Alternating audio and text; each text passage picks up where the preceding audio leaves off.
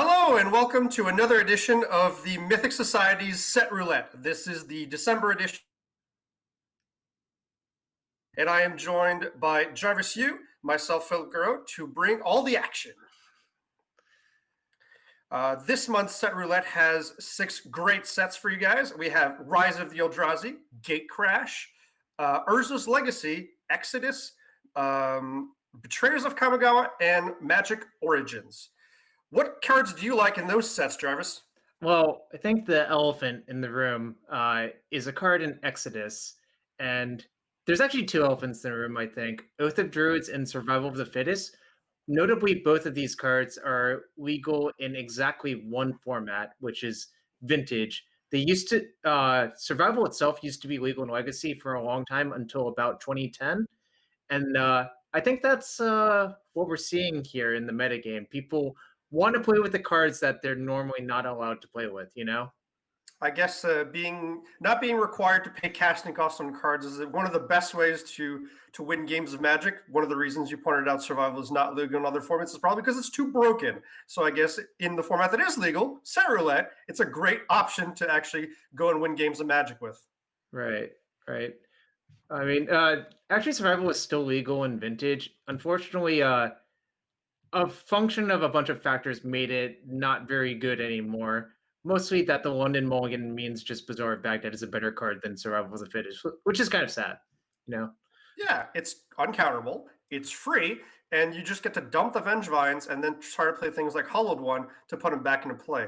Unfortunately, Hollowed One is not a legal card in this format this weekend, so we have other things like Hangerback Walker that you get to play for free to bring those lovely elementals back. Yeah, and speaking of which, Vengevine is also legal in, I want to say, Rise of the Eldrazi as well, right? Yes, it's from Rise of the Eldrazi. Yeah. And that's why, so we see a lot of Goryo's Vengeance as well for Emrakul the Aeon Storm, which is, I'm sure you've tinkered with that in Modern as well. I have. It's kind of sweet. Deal your opponent 15, make them sacrifice 6 permanents. But what are you thinking about metagame wise, or what do you have registered? I guess is a better way of putting it. If you had played this tournament, if I had to play this event, I would definitely sleeve with some survivals. I have been known to do that back in 2010 when it was the best deck in the format, whether it be a control deck, a combo deck, or an aggro deck. You could cast things like Circular Logic to counter opponent stuff. Maybe Laurel Tanner was something you could do to bring back everything. But everything revolved around Survival of the Fittest itself and cards like Lion's Eye Diamond to like turbo out these insane 4/3s back then. Yeah, I also played quite a bit of Survival. Necrotic Ooze was a element to combo kill your opponent with Triskelion and Phyrexian Devourer.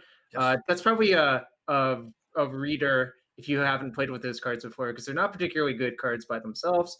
But here we're going to see a lot of Vengevine Survival today, and I believe that is the deck of the tournament. There's in fact 20 decks out of the 65 we have are just dedicated to being Vengevine Survival aggro decks. And this deck came first on the scene back in 2010 when Caleb Durrell made top 8 of a Grand Prix. Sorry, there's some buzzing. Some emergency. Come here. Sorry, there's an emergency in my house. I'll be right back. Can you take over real quick? Sure. Well, among the other decks that are legal, we have Splinter Twin out of Rise of the Eldrazi. That is actually a potential combo with Bounding Krasis, a Magic Originals All-Star that will let you untap itself via making copies with Splinter Twin. So that is probably the third thing that people are going to try to do. Another interesting fact about Bounding Krasis itself is it locks down an opposing Emrakul if it tries to attack you out of the Goryo's Vengeance itself.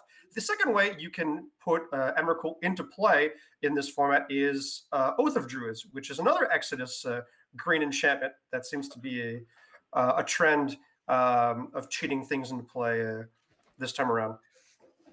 Apologies about that, everyone. I was not expecting that. But I was just telling everyone about Splinter Twin and how Oath of Druids cheats Emrakul into play. Oh, yeah. That is also sweet. Really, would you say this format is the combo format? I think it's one of the most combo-oriented formats I have had the chance to cast recently. If you guys remember back in last month's edition, Mana was just as bad as this one, but probably even worse. However, a lot of people were playing a lot of more fair Magic, playing Anywhere Else on turn one, and 3 mana, 3 colored things from Dominaria. Teferi was a heavy hitter, and Chameleon Colossus was the one of the big things that kept you in the game when you were playing against all the black decks that had all the removals such as Fatal Push and Phyrexian Obliterator. But the main reason why he was so good was everyone had access to Dismember. Yep. But I think this time around, it's actually we see a very different story. Their interaction, I think, is mostly not great, and the combo enablers are really good. And there's not actually a lot of like good like mid-game smoothing elements. There's no like preordain or ponder. Instead the card selection you have is stuff like Sea Beyond and Frantic Search, which are decent cards. Frantic Search especially is a very good card, but they cost a lot of mana up front as well, which is the issue. So I mean that's why we're seeing Goryo's Vengeance, because that combo is so natural with Frantic Search, right?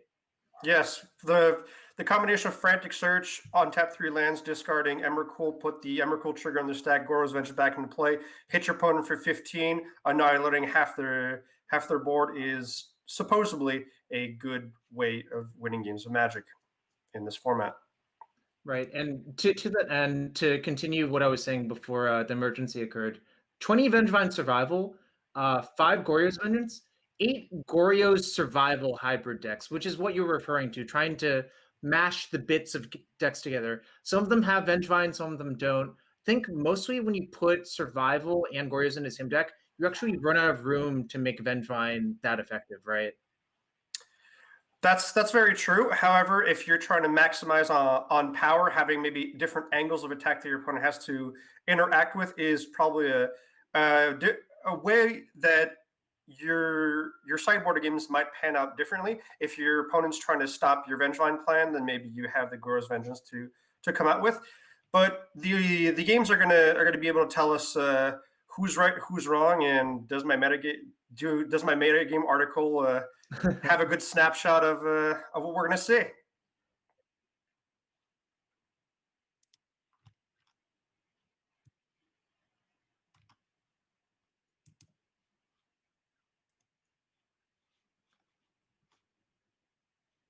And Here we're going to move to a match where we will see Splinter Twin up against a black-white deck, controlling shell. Hopefully, we will see things like Sickening Shoal that stops Splinter Twin, or maybe Blind Obedience. Well, actually, what's going on here is this is a Shiro's Caretaker deck. So I don't know if you've played with Shiri before, but you can set up a Fog Lock with Kami of False Hope. Okay. Well, feature 10 would have, or the feature match that Pascal previous told us would have had that deck, but instead we're going to watch something else instead. Okay.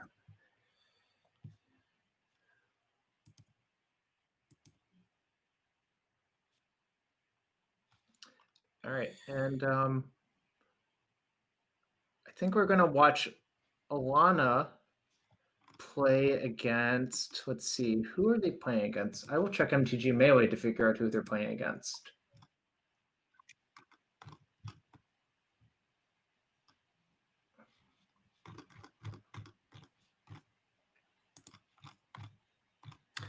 Hopefully, there will not be a Vengevine mirror match, because I feel that if this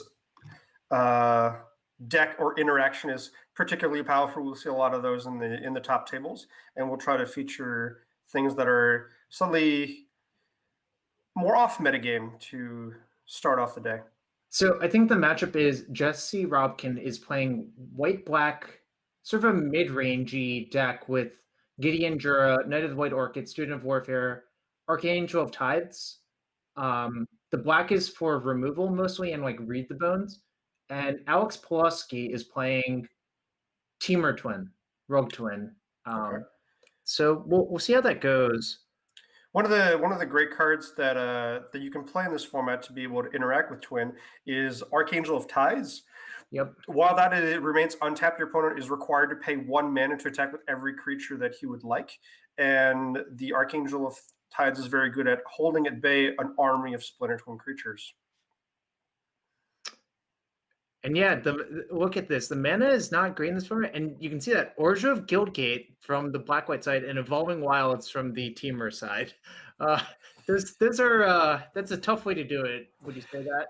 I guess you don't get Ketria Triome in every format, so Evolving Wilds is the thing you have to lean back on to get all the 3 colors you're trying to accomplish to get the Splinter Twin combo off. I guess it's a reasonable feat since Evolving Wilds is a trial end in that matter.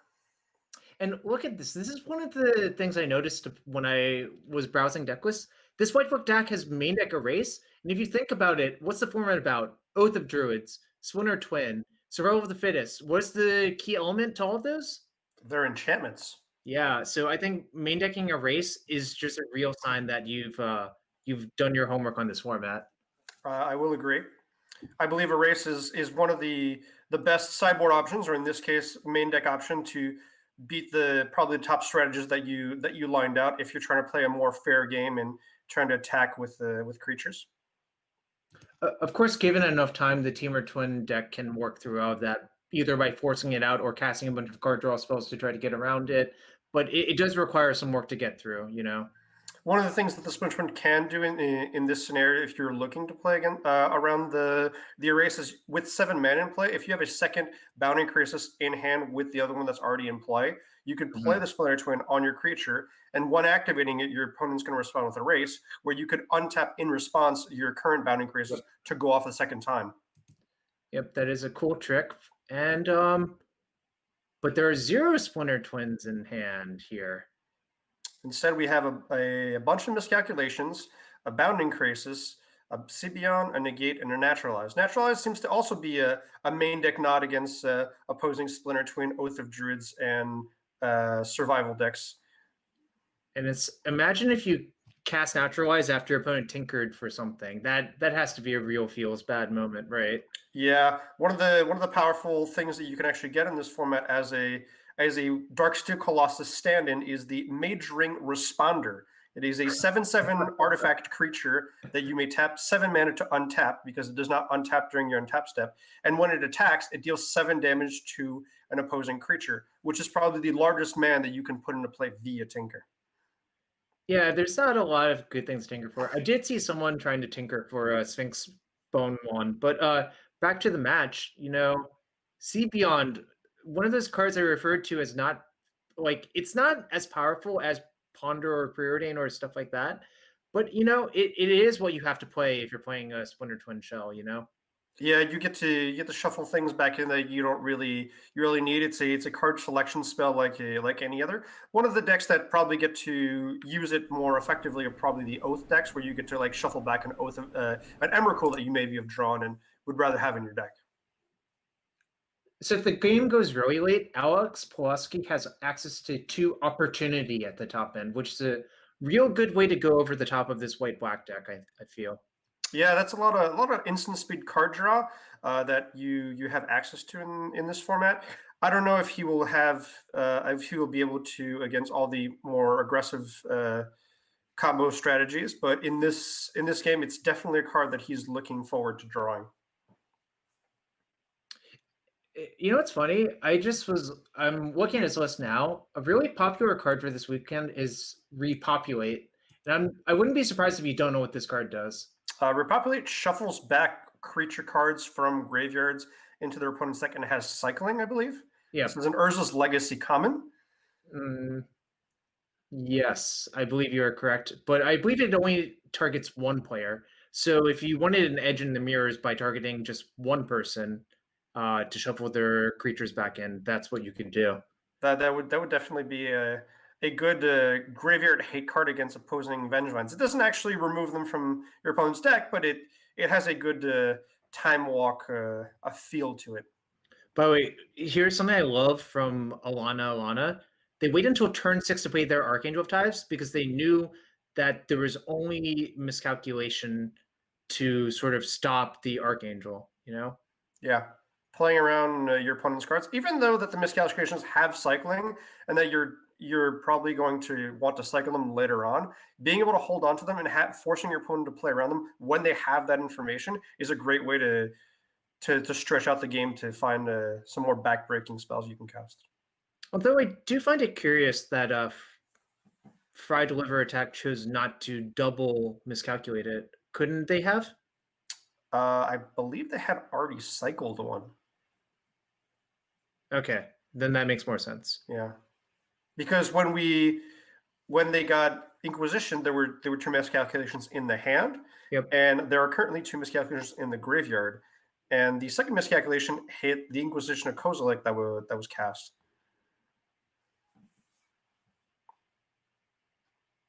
All right, that makes sense. Here we have the beatdown plan of the white creatures in Knight of the White Orchid and Archangel of Tides trying to come together to close out this game against Splinter Twin that is currently dirtling around, trying to find ways to set up their combo. But even still, the problem is this erase is, I feel like, sort of face up. I mean, Oof, not that's a 100% good face draw. up, but it was always GT. That's another great way of stopping the twin combo. If there's a bunch of counters on that, they can't really kill you. Well, you do need to get 3, which is not the easiest ask, but You also need it to resolve. yeah. And here you actually see a problem with the rug shard or wedge, whatever you call it. It is a wedge. 3/5 for 4. I don't think it's the easiest for them to deal with cleanly, right? No, they one of the biggest damage spells that you have as a red player is access to Flame Slash, which is a 1 red mana sorcery that deals 4 damage to a creature. But I think that 5 damage is quite of a hurdle for them to get through with barring an X spell. Yeah, and we just see this Archangel of Tides going to town. How many 3 damage hits do you need before your opponent's dead? Probably 7. But if there's Isn't that how only mono red 6. works in Yeah. increments of 3? We're just taking the slow way around. Angel beats 3 at a time, you know? Yep. I mean, if you've got the combo covered with erase in hand, and your opponent just keeps refusing to put guys on the field, and the only things that are happening is your Knights of the White Orchid dying through to Fire Impulse. I mean, eventually it's going to get there. You don't have factor fictions in this format to like dig really deep. No, Opportunity is a card that you outlined that would be great here, but only having 2 copies in the main deck, sometimes you don't draw it. And yeah, I think we're gonna see the sad death. One thing about Archangel of Ties that I'd forgotten, you can tap it with Bound Increases end step to get around the clause on it. Yes, you can also do it at the end of the combo. Yep.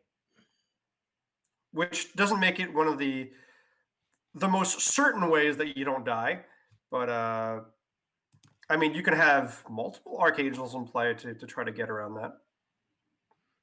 I think the other nice thing about Archangel is that if you cast it before they have their survival set up, you can potentially stop getting hit for 16 damage that one turn, right?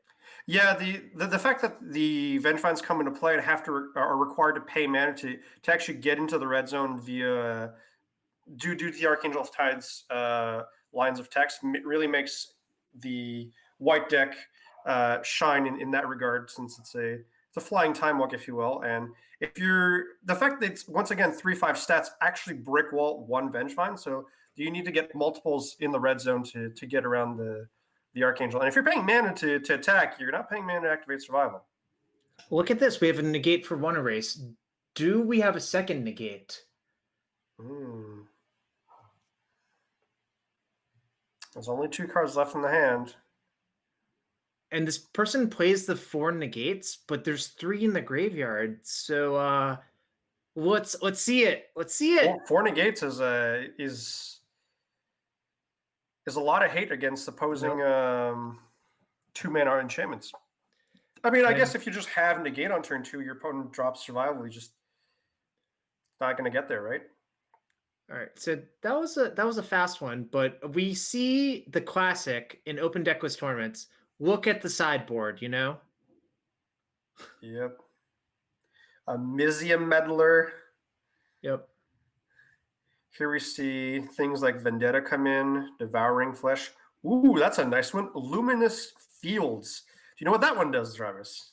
White Minefield? I Yes. can't say off the top of my head, but I'm looking at it right now. It deals damage to attacking creatures equal to the number of attacking creatures. I see. So it's Yeah. really hard to kill someone with Splinter Twin if you can only attack with 2 of them. The 2 bound increases. It's funny. I feel like this person definitely has a lot of tools versus the most popular decks, but they're reconsidering these light minefields as well. Because I think between 4 Erase, a Vendetta, and a Devour Flesh, that's a lot, right? Yeah. And in fact, we see the GTAs hit the bench, which is kind of interesting because you do need to connect 2 times with the GTA to play around getting Splinter Twinned. Student for Warfare is a card you see in the main deck that has 3 power of First Strike, which actually holds down Vengevine. You see Boros Reckoner to do the same thing to Vengevines. You have Gideon Jura that makes sure that you don't die to an onslaught of elementals, and it also gives you a Time Walk style effect against a Splinter Twin opponent if you need to untap and play a removal spell. In fact, this person actually jokingly named their deck White Black First Strike Tribal, which I kind of appreciate. I mean, there's a grand total of 12 first striking creatures in their main deck, so. Gideon Jura also good versus the twin combo because it forces all of the copies to attack the Gideon Jura. That is correct. And no matter what, if you have a second Gideon Jura, the one that has Splinter Twin will be tapped regardless, either from attacking or having made another copy, you know? I'm surprised that this player did not choose to play Blind Obedience, because that's another way of stopping the Splinter Twin combo. And it's a slow death when you just keep casting spells and being able to extort your opponent. It also has the great interaction of, since their creatures come and play tap, Gideon Jura can just kill them on the spot with this -2. Yeah, it's kind of interesting. I guess looking at most of the Rug Twin lists or Teamer Twin lists in this field, they don't have. I mean, they play Naturalize, of course, because everyone's playing Naturalize because it's pretty obvious. But besides that, like, if you do land a Blind Obedience, that is another hoop you have to get through, right? Yep. So I don't know if you remember this. Brad Nelson famously once said, "Knight of the White Orchid is literally the best card to have on the draw." One of the times that I played a Knight of the White Orchid was back when border posts were a thing in Standard. Yep. And I really like the interaction of turn 1 border post, turn 2 Knight of the White Orchid. But in general, I really don't like that card. But that's just from a personal preference.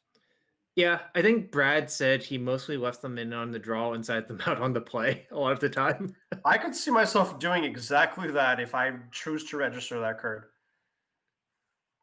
One of the cool things that Knight of the White Orchid can do in this format is, since you have access to, since it searches your library for a planes, it can actually find Godless Shrine and Sacred Foundry. This deck does not have Sacred Foundry, but it's a way of mana fixing in white in this format.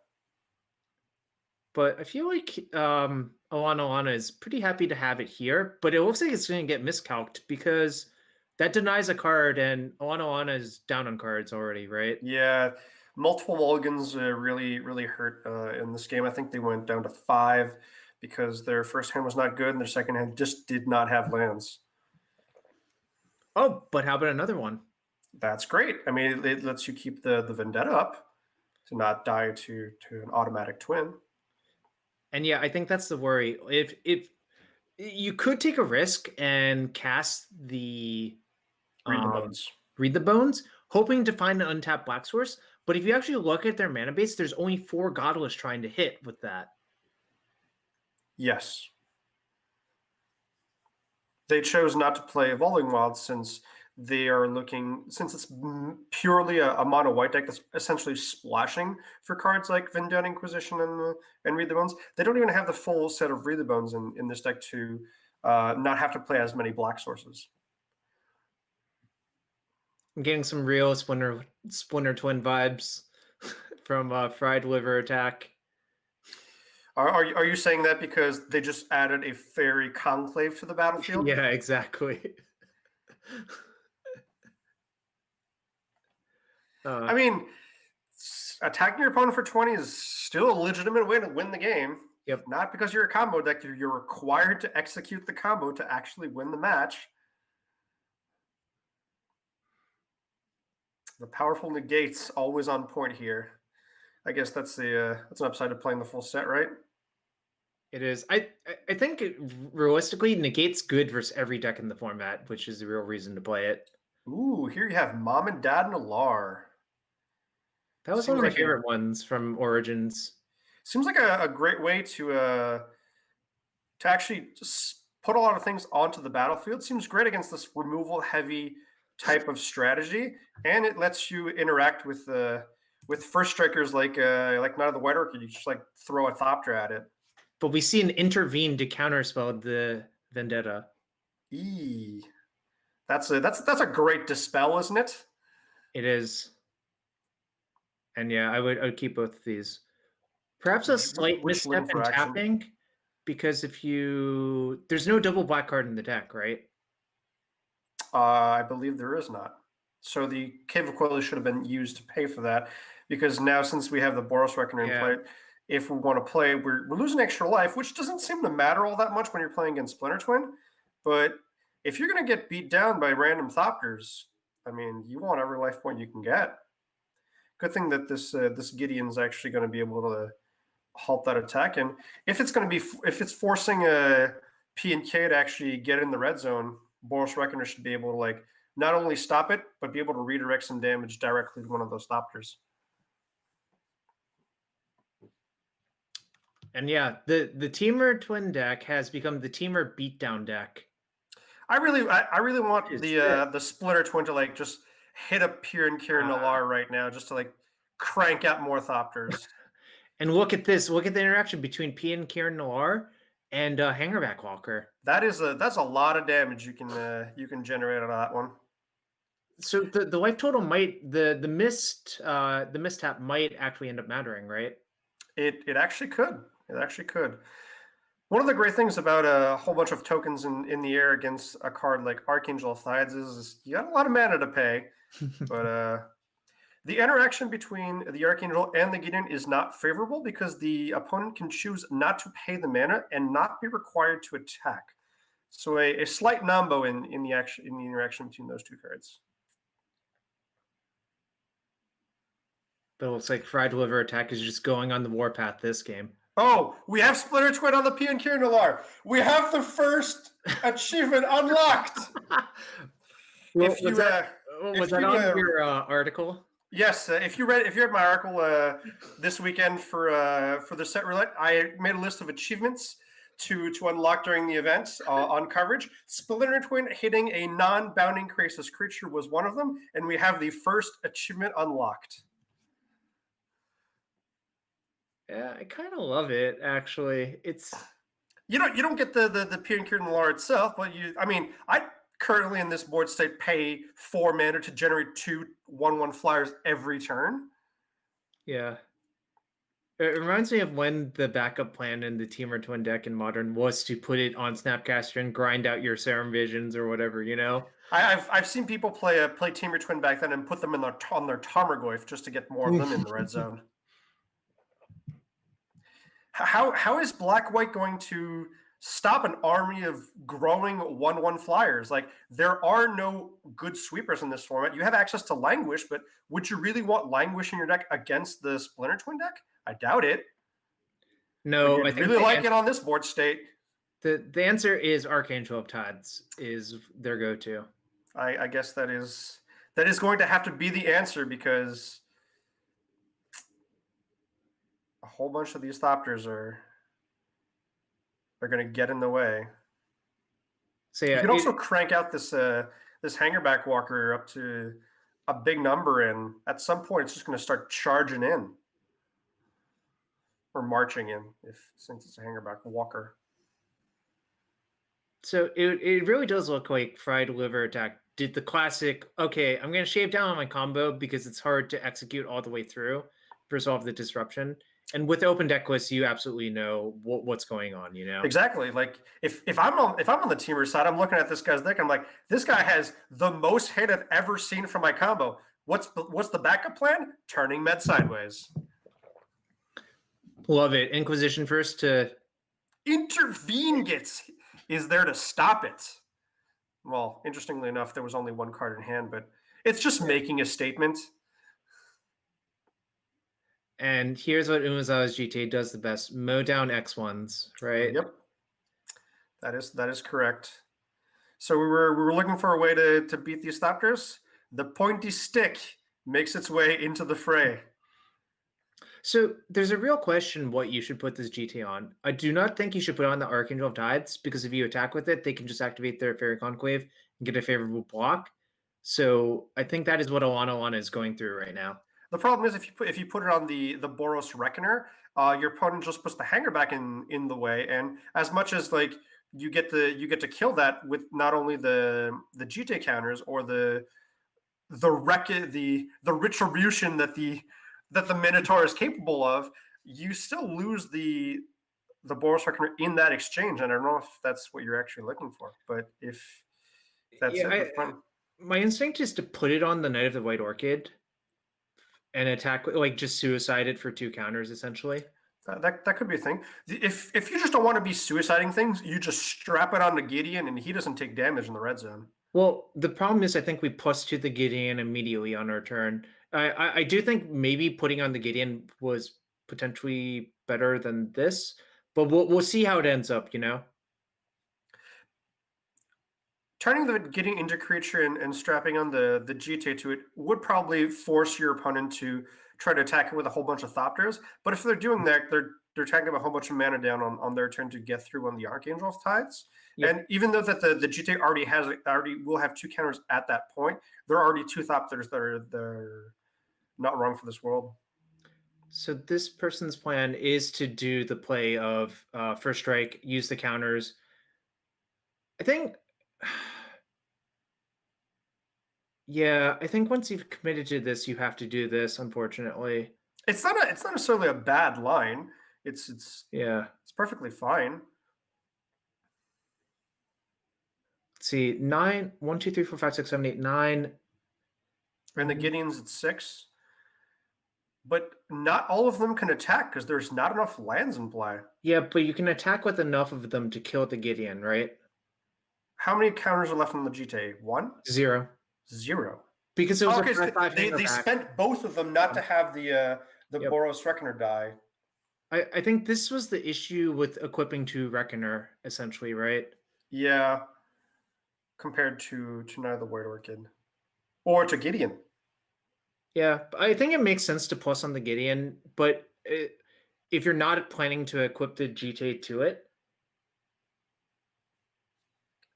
I don't know. GTA is a really complicated card, and a lot of weird things can happen like this, like especially versus an opposing hangerback, right? This is a lot more interaction than I actually thought was going to happen in the first match that we are actually casting. We saw the first game, just like some Wall of Omens came down, an Archangel of Tides just got frisky, and the opposing Splinter Twin deck just couldn't get off through all the erases that Alana had in hand at that point.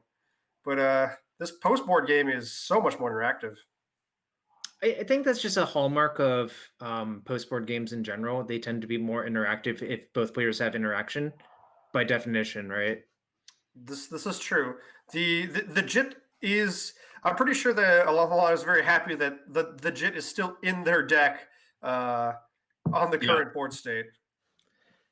And yeah, this game's gonna get GTA versus small creatures always is like kind of a massacre one way or the other.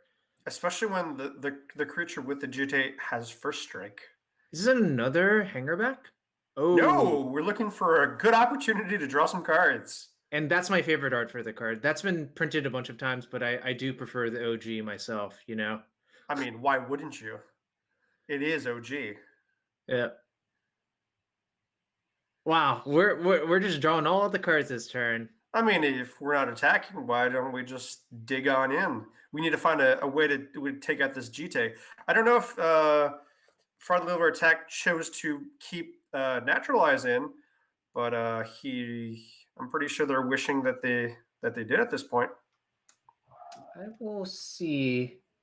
Wow, that's a lot of attack you. One of the great things about this attack, your opponent can't block. Why is that? Because Archangel of Thines is in the red zone, and the opponent is going to have to, Oh, wait. unfortunately, Hold on. read the card correctly or concede the Oh! match, and that's exactly what just So, happened. Lana knew exactly what was going on. They could not attack fast enough. Yep, Right? that is 100% correct. Your opponent's like, So there's like, I'm going to draw a bunch of cards, play this opportunity, maybe see some Beyonds. I'm going to set up. Opponent's like, untap, activate Gideon, alpha you. What just happened? Well, I'm going to block. No, you cannot. This Archangel Thigh says you do not. Well, I just die then. That is correct. All right. Well, so that is the match. Hopefully we can get another match for y'all. We're going to be moving over to another feature match. And I think here we're going to see a Vengevine Survival deck face off a Vengevine Survival deck. I generally feel that the person playing the survival deck that has a survival in play is advantaged here. But there are dueling GTAs on the ground, and the survival is going to be fairly menacing. Hold on. If the opponent has nothing, isn't this just lethal? So 1, 2, 3 damage from flyers, 8 more from the GTA activations. There's 4 counters on the GTA. So that's 11 damage, right? I don't know. I just came into this game. There's a red zone coming into play, and apparently Ramp did the math and seems to agree with you.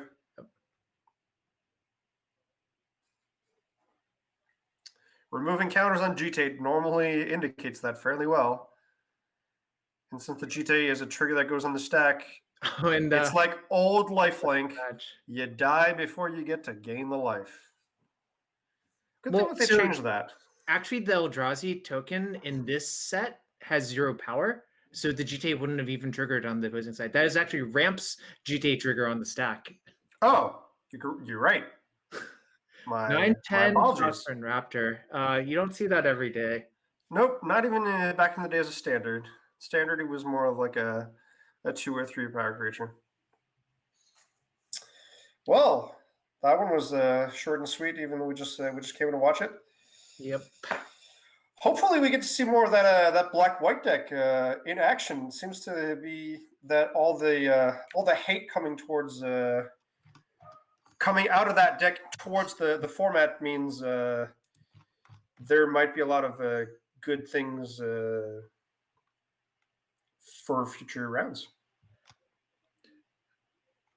Can we get another match potentially? Question mark. Hopefully, there's more Magic to see.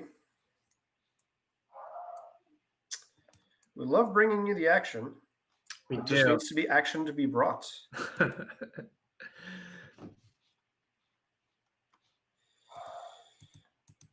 Apparently, there are no matches left in our features that we can bring you. All right. So, Philippe, why don't you tell us about the game, the mini game you wrote about in your article? Yes, the mini game. It is I'll say it's a Christmas tradition. When I was young, I would watch Christmas movies with my parents and have eggnog. And during these movies, there were certain scenes there are certain things in certain movies that would happen that would trigger us to drink said eggnog. I attempted to replicate this family tradition in the December set roulette, and I decided to make a checklist of these things in our format. Would you like to read them off? You should read them off. It's your invention, your brainchild. I will go to the Mythic Society's website to find this list.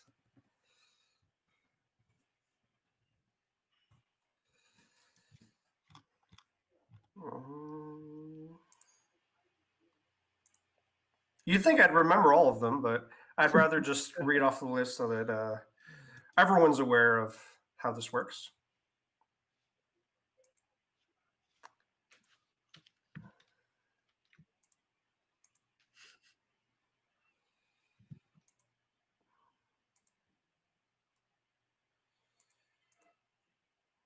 Seems like having an issue getting to the article.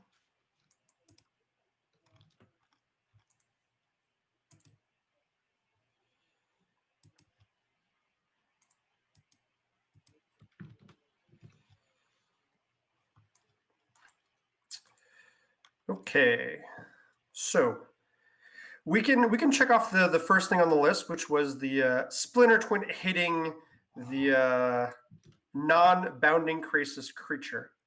Love it so much. Another one of these things is whenever a creature is brought back with Gordo's Vengeance and it is tapped down via an opposing abounding Krasis. Oh, I see. Drink some eggnog. If some Vengevines come back into play and get exiled via Hallowed Moonlight, please drink some eggnog.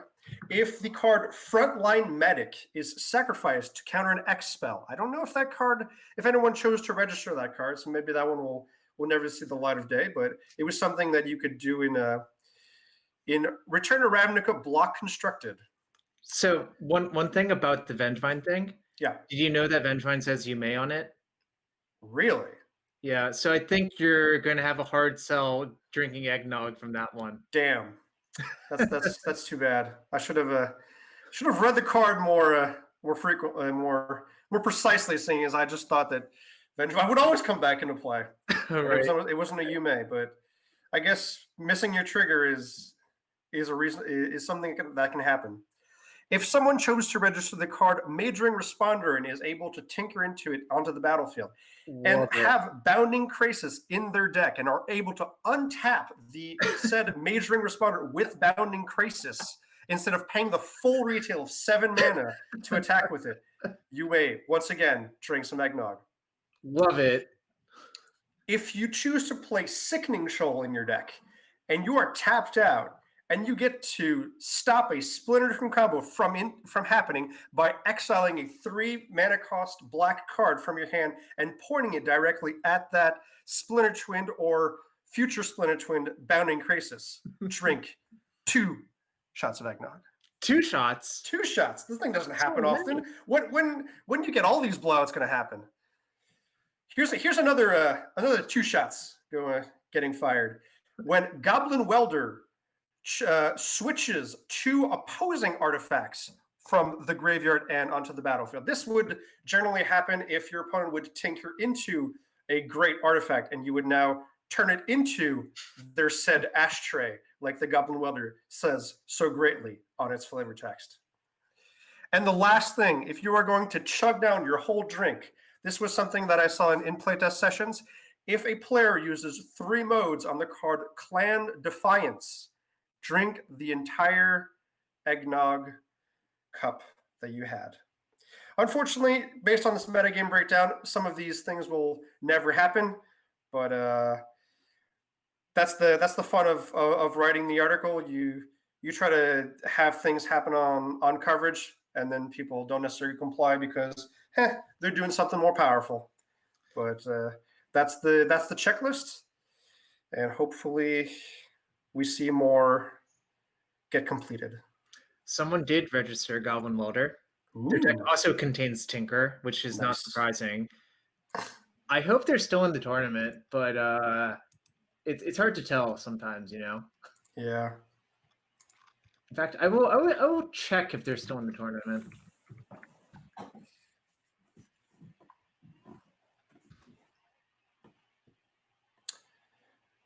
Are they still in the event, Jarvis, or are we just going to take a break here? I'm trying to track it down real quick.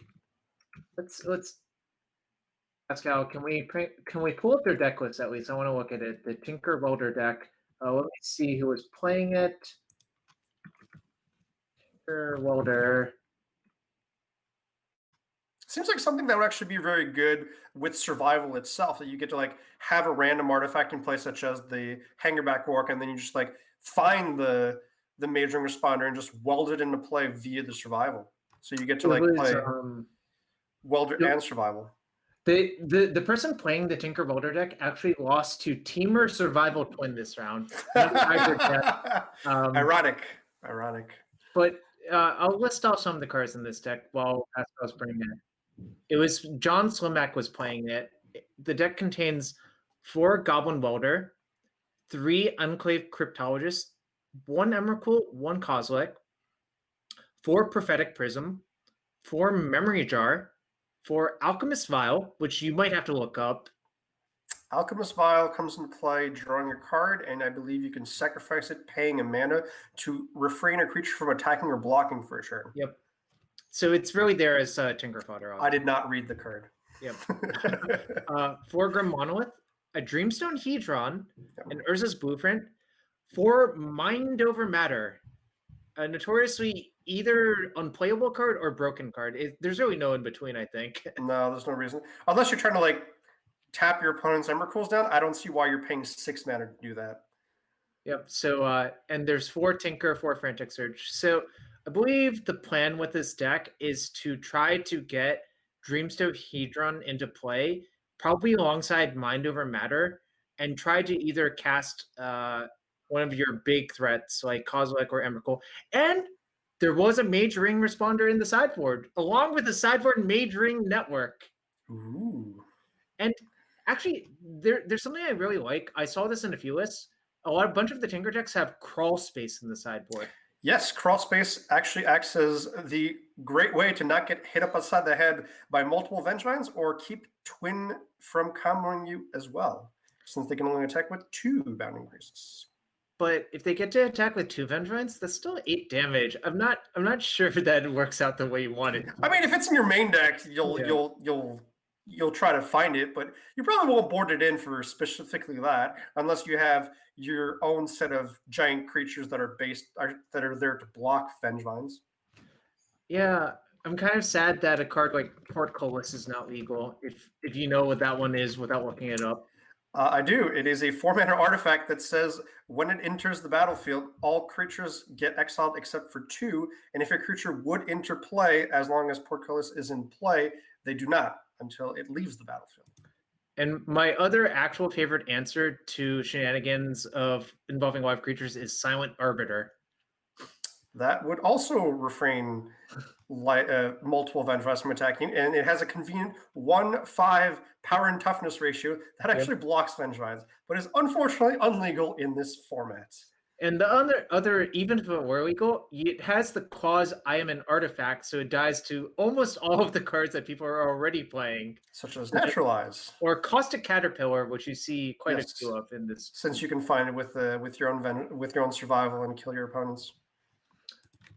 But that's a lot of nonsense that is not occurring, and with that, I feel like we should take a brief break before the next round. And but one last thing actually before the break is, if you all like playing tournaments, I believe there will be an Arena Community Cup run by the Mythic Society next weekend, and the format will be historic. Same amount of prizes. It's a great format. And, I'm sure a lot of people, including you, Philippe, probably playtested Historic for this past weekend. I didn't actually play the Historic format, but I did play some Historic Cube. Oh, okay. So fair enough. Anyways, that's what I want to mention, and let's take a quick break. See.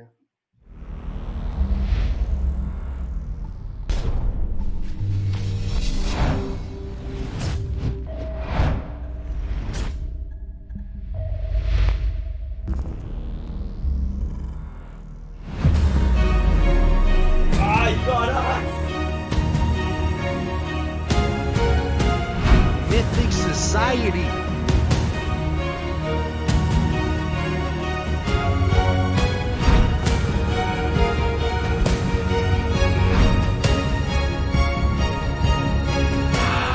Waste that oil promo. It's a real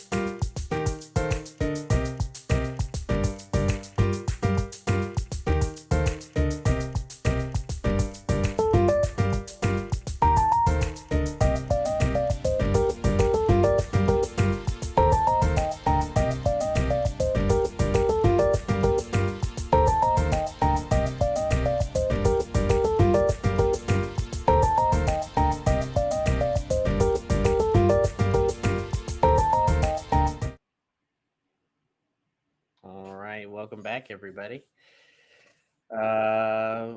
We're in round 5 now. We've seen a lot of interesting decks.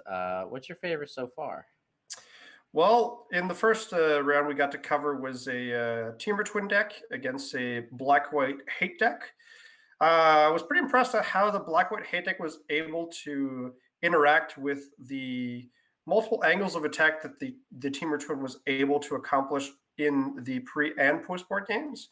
So Archangel of Tides was a pretty big, heavy lifter in that regard. But I'm actually hoping to see people die to Vengevine.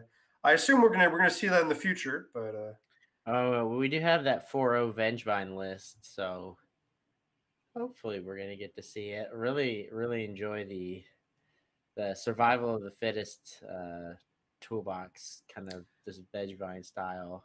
Yeah, one of the things that we get to specially showcased are these old ban cards that are just too strong for normal Magic formats. But here at the Mythic Society, we don't care about all that stuff, and we just jam them all in. Yeah, and it's a one-day event, so it's okay. It doesn't matter. There's no format. There's no metagame. It's just like, can you be the best at what you can do on this very day? Because it doesn't matter any other time. Yeah, and it's great. Just what you get to see, and how many times have we got to see Splinter Twin on a Bounding Krasis normally, or in a survival deck, or just so many options. Survival and Bounding Krasis and Twin together, maybe not, but Bounding Krasis and Splinter Twin have seen the light of day in Modern when those cards were legal in that format. Long time ago now. At least I believe it was 2016 where the Splinter Twin card got banned alongside my favorite Birthing Pod. I was a foiled out pod player, so I know a little bit of that pain. It's my favorite deck of all time. I still think about it sometimes. Definitely one of the cards I enjoy a lot as well. It's part of the cards I play in Cube, my personal Cube, but it is a great way to teach normal players and Wizards of the Coast what happens when you get a reoccurring toolbox style search effect. Yeah, we had that new pod spoiled, but that one doesn't really untap. No, because since you're required to get a card of the same creature type, I don't think that Exarch Tribal is a thing. Yeah, I think they learned their lesson.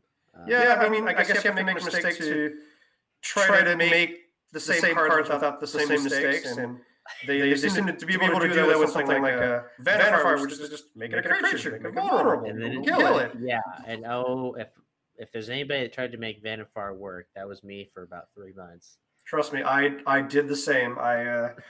There is probably some clip on the internet somewhere with me in a walrus suit at Grand Prix Toronto playing Vanifar in a pod deck.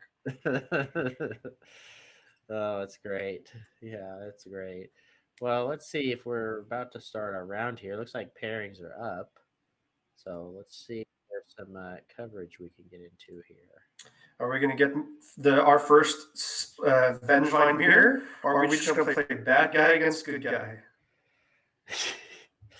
I'd like to see a couple of these survival mirrors. Have we seen any yet so far? I mean, the one that we tried to tune into as our first match concluded, we tuned in a player survival play. Each player had a chain play, and there was an attack stack. There wasn't much magic. There wasn't much magic in that one. To talk about it, lands in play, creatures, lands in play, highlighted in red, and turn sideways. Oh, absolutely. And it looks like just getting to play with GTAs, card's real good, they say. To be honest, in modern nowadays, that card could be legal, and people probably wouldn't die to it. Of course, in the first 3 months, we're going to be like, GTA is awesome, and then you wouldn't say creature deck. But it's really hard to justify playing things like Paradise and Noble Heart when in 6 is a magic card. Mhm. Well, GTA tends to do the same thing. If those creatures don't exist, then GTA isn't that much better. Like, what's your GTA going to do against Uro and Omnath? What is Yeah, GT going to do? Why me my type in format like these hard days. hard? I think you could unban GT at this point. Like we started by unbanning Stoneforge Mystic, Sure. and then we already had Batterskull, so that was a thing. Are we going to get to the full Caw-Blade era of Legacy Stoneblade, where you get GTA, Batterskull, Jay's the Mind Sculptor? We technically have Force of Will and Force of Negation, I guess. Path to Exile's your Sword Flasher. We're But, very maybe in close. 2020, Caw-Blade's not a thing. I don't know.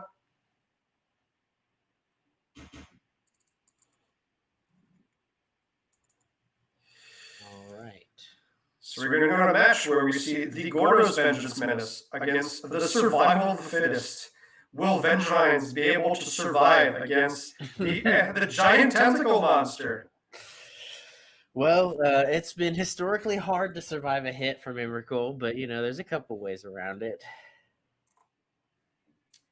Putting 4 Vengevines in play, since their recurring permanence might be a good way of going about it. Yeah, that would be one. That would be one way.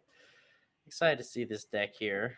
Here we see we're probably going to see the full power of survival, since we're going to be able to have it in play on turn 2, and we even have a Vengevine to discard to it. Maxing out on blue-green dual lands, we have a Guildgates in this list.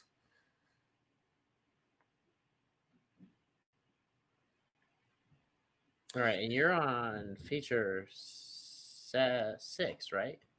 Oh, my bad.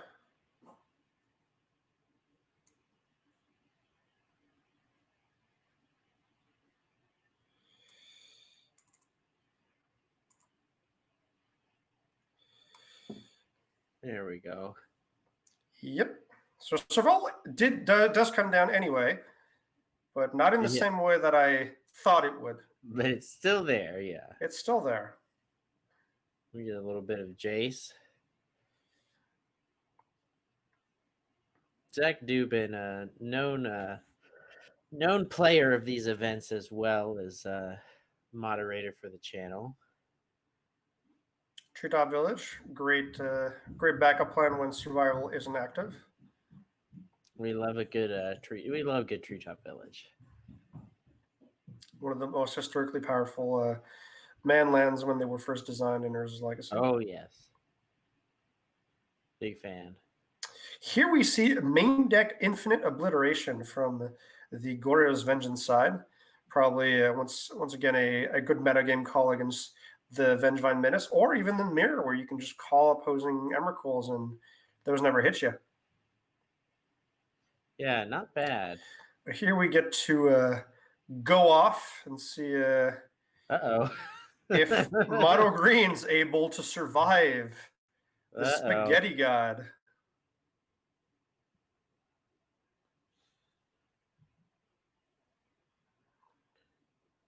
Well, we're going to stock up the graveyard with Vengevines, so we don't have to draw those, because we're going to need a higher density of Forced in our deck if we're going to pick ourselves back up from this impending Emrakul hit. Zach might be in a little bit of a pickle here, to say the least. Yep. As a clean turn 3, I would say win. Yep. One of the advantages that exist from when you're on the receiving side of the Emrakul hit, it's 15 is not 20, and Jace, Vryn's Prodigy, does not have power and only has toughness. Which is quite a big deal, honestly, because you could just finish off with the Jace hits, but unfortunately, that's not going to be the case. Here, Infinite Obliteration is probably going to still name Vengevine. Absolutely. We see Vengevine being named, being removed from the graveyard, from the main deck. So those won't happen. A card that I would generally see play in Goryo's Vengeance style decks are things like Fairy Conclave to just finish out the hit. Mm-hmm. I like that. something that is legal in this current format. Just that little bit extra after you've basically locked up the game on turn 3. Yeah, I'm pretty sure like if there was a fair conclave in play, that the survival player would have just conceded. But having a Sure. backup survival, having the lands to be able to play it, means Yeah. that they're not down and out. Sure, Vengevines are no longer a thing, and we're gonna have to go on fair mode with survival. But blue black Not- seems to be currently floundering around, drawing cards and not attacking. You don't hear fair and survival in the same sentence very often. No, but before Vengevine was printed, survival used to be quote unquote fair because it did exist back when Tinker and Grim Monolith and other shenanigans of that nature that are actually legal in this format were just better than it. But in this set roulette, survival hits the future and gets the buddy Vengevine in there.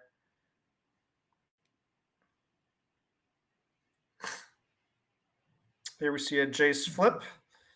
Hopefully being able to continue drawing cards by flashing back the Artificer's Empathy, maybe in future turns.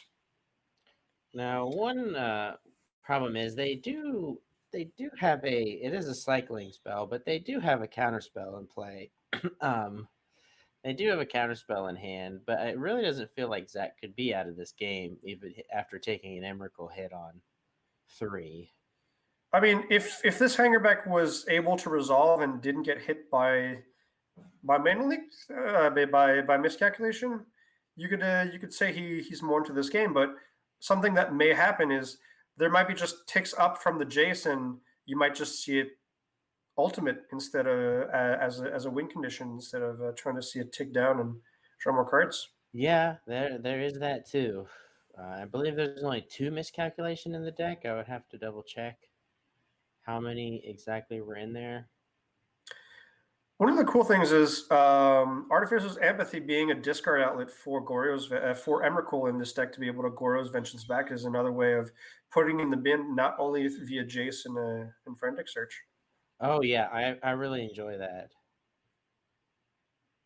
Let's see if they decide to just dig here.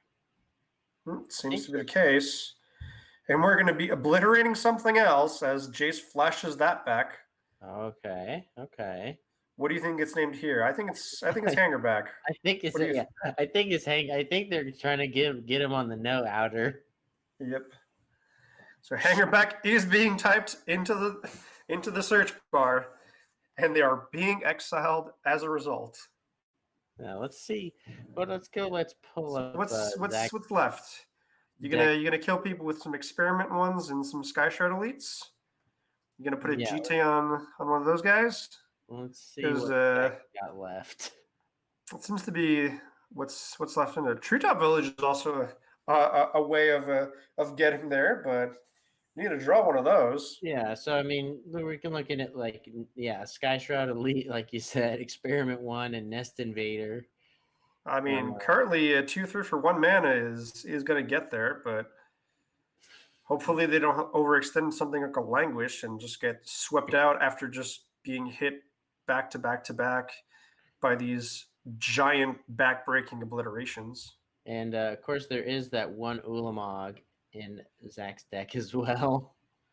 I doubt that you're gonna get to Ulamog after you got the permanents you put into play into the first 3 turns wiped out via the Annihilator mechanic. I don't think so either, but it is in there.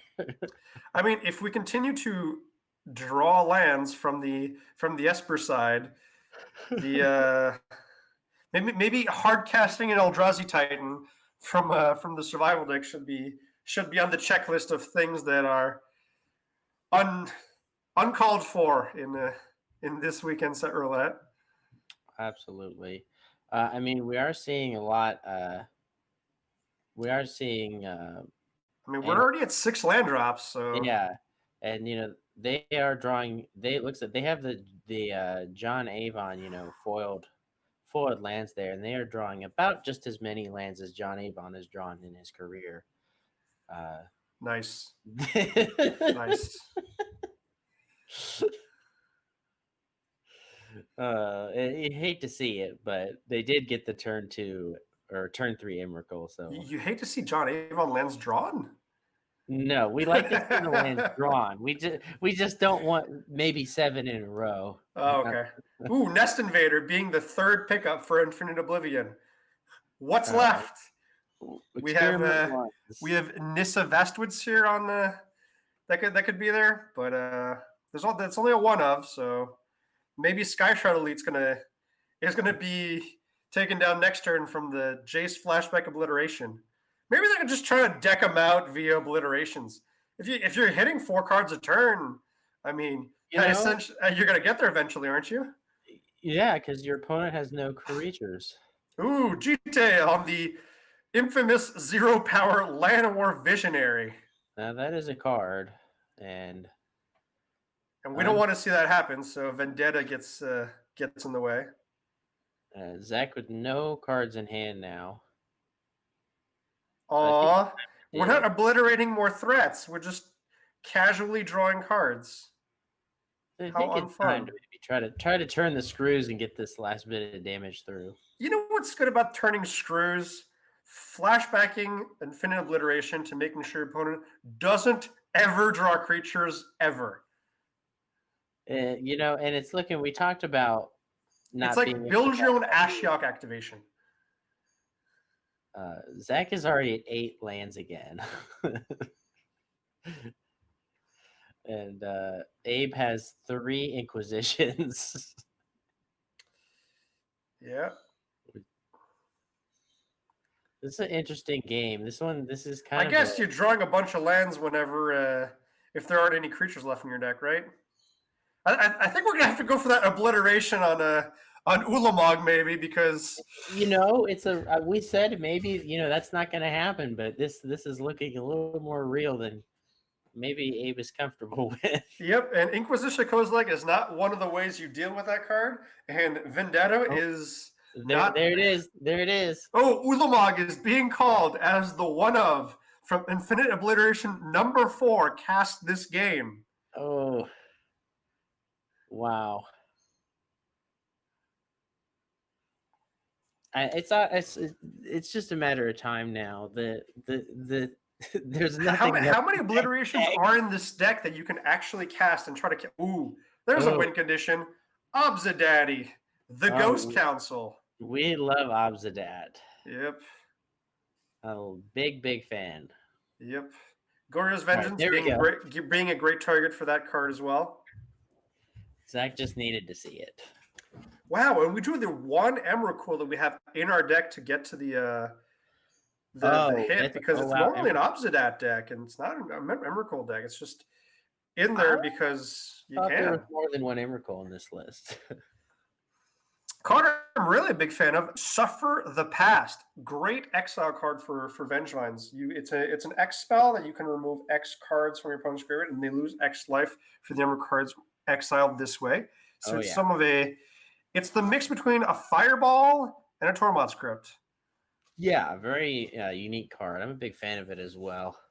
And we see copies in the main deck as well as additional in the sideboard. So they came prepared.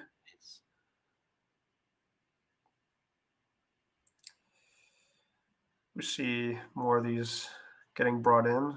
Yes, the Alms Beast. The Alms Beast as a beatdown mode. I assume that Alms Beast might be in there as a backup win condition whenever you get obliterated from the opponent's side.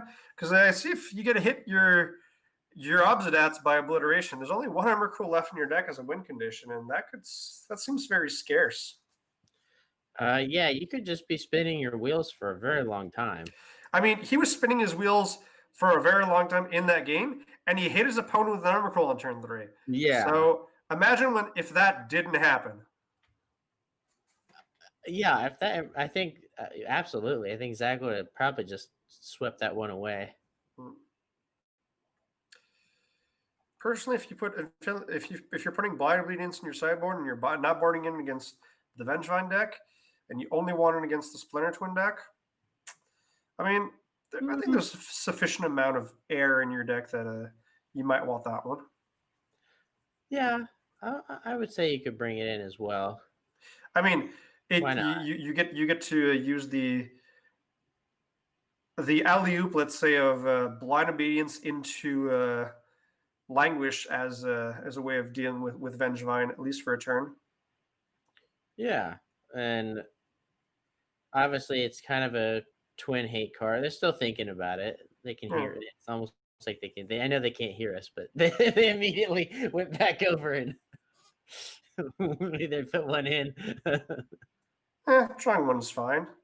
Yeah, I think it's We'll see. definitely okay. I guess they decided against it, and maybe it's worse than I think it is. It is at its best against Splinter Twin, to be fair, but if sometimes you get that one turn to be able to languish their board and then obliterate them without getting hit, who knows?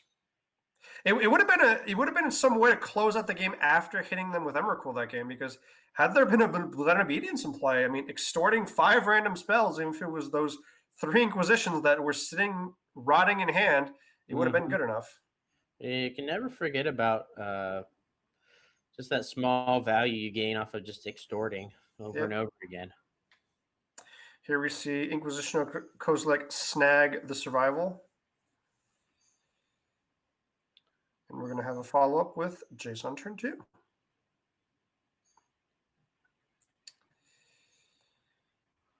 think we're going to see Nissa be maybe a fair route to victory this game. And I believe, is that the only Nissa in Zach's deck? I believe from seeing their deck list multiple times due to Infinite Obliteration, we gathered that there was only one Nissa in the main deck. And, interesting choice to pitch the Fairy Conclave, the card that was probably could have ended that other game very soon. Yes. But here we are trying to cast the card Infinite Obliteration, once again attempting to name Vengevine, seeing as you can only hit creatures with that card. You cannot hit cards like Survival of the Fittest. It is sad to see, but I believe that is the correct pitch. Because you need this Evolving Wilds, and I don't know if you're going to be hard casting Obsidian anytime soon with this mana. I mean, that's why you play Evolving Wilds, right? It's the format. It's the format Triland. It's you got to do what you got to do. I mean, Trilands were invented like this year. Evolving Wilds has been hoeing that road all by itself for so long.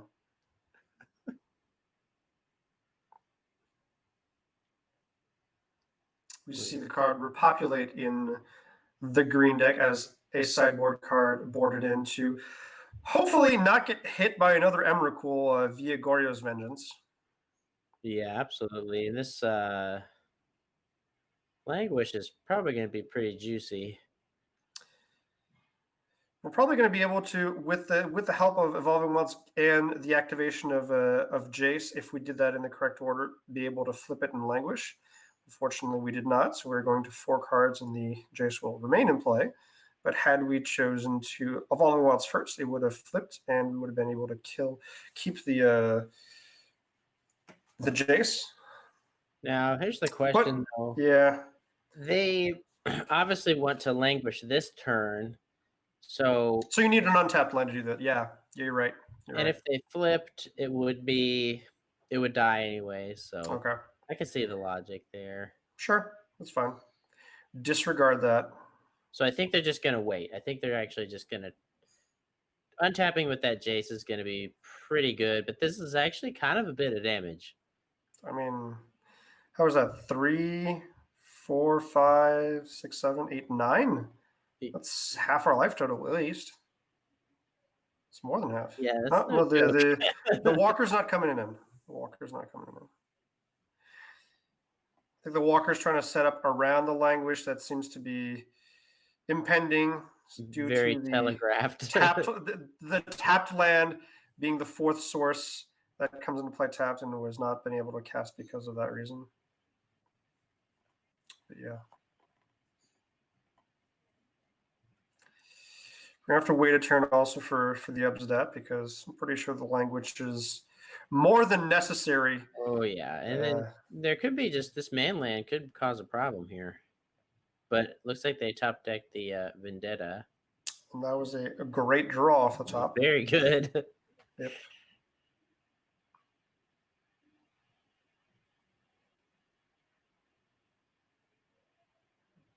Okay. Don't know if you need the second one, but actually, what Uh, might happen here is you might want to Vendetta the Hangerback Walker before casting the Languish, since you get to kill the Thopter tokens inside the Languish, and you probably want to keep the second one around mhm. to be able to kill that treetop village. So what do you think is the pitch here? Because you want your caves, right? You want your languish, and you want to flip your Jace, so you I can't. actually think the pitch might just be Emrakul. Like, sure, you get the flip Jason, you don't have a graveyard anymore, but you're gonna probably be like trying to get back to the Vendetta or the Language in future turns. Interesting. They actually just went for the opposite at. Hmm. So pitching a Vendetta and just going opposite at. Interesting. So here you go. You plus on probably the Sky Shard Elite because the Nissus probably just won't come in because it's gonna probably flip in a turn or two. Plussing on the Hangerback Walker. I mean, plussing on whatever creature in this scenario doesn't really change anything. Because I think you can't remove the opposite up, because if you do, I mean, they just get in with a team. Whereas here, you just have like a 5/5, which is a big enough brick wall to keep the knuckleheads at bay. Yeah, I think you definitely just want to put that wall up here. It's great that the Languish and Obsidat scale well together in the fact that Languish does not kill your own Obsidat. Yeah, this play actually the more I look at it, the longer like I like this play of because if you untap with it, it's very strong instead of kind of panicking, like doing a panic languish. I mean, if you do a Panic Languish, they get to untap and they get to like put guys on the battlefield first. Whereas in this scenario, you get to languish them anyway, but the opposite is already in play. Yeah. So I believe that their line actually pans out better Yeah, than the line I that like we this play. suggested earlier. And then you've got just cleanup crew with that vendetta as well. Mm-hmm.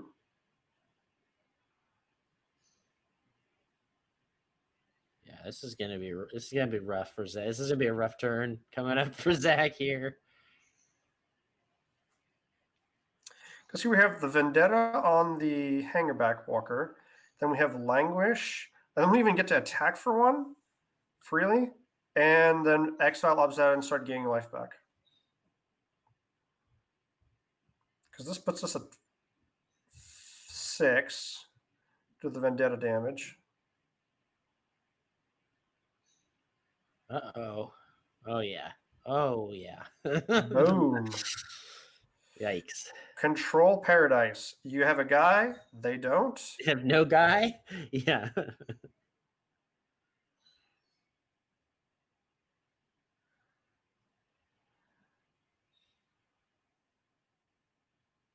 And this is interesting because this is all happening without. I wouldn't say. I thought It's the fair. Obstinate was going to get exiled for a drain too, because the only haste creature that is in the green deck is Vengevine, and those already got obliterated. They were Didn't worried they? about Treetop Village Oh, I see. because that's a be an uncomfortable life total if something happens and Sure. Treetop Village in this case is the good is is the haste creature. yeah, and so it makes sense that they're very Abe is very patient, and it's They're kind of also much more aware of the board state than I apparently am. They're also much better at math because 3 is greater than 2, the 2 life that you'd be gaining. but this deck is not. They've not really. It's kind of been fair magic from Abe's side. I wouldn't say anything happening here is quite broken, which is just good old classic removal spells and a finisher. Yep. So far, we've seen a survival deck and a twin deck fall to the more controlling, more hateful variants of the swamps and the plains. Yeah, and so it kind of I like how this deck has a OTK, but also it's just kind of a control deck.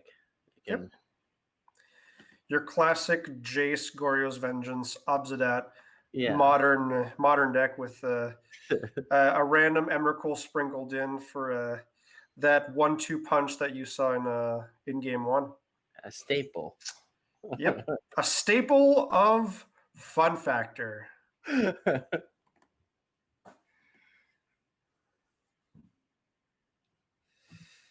Wow. All right, let's see who else we've got coming up here. Be great to see maybe a survival deck or a twin win, because so far it's all this hate magic is getting the better of them. All right, we're coming into feature 3, and I see a similar situation here. We got the brothers Jace, some counter spells, and the opponent with a single creature.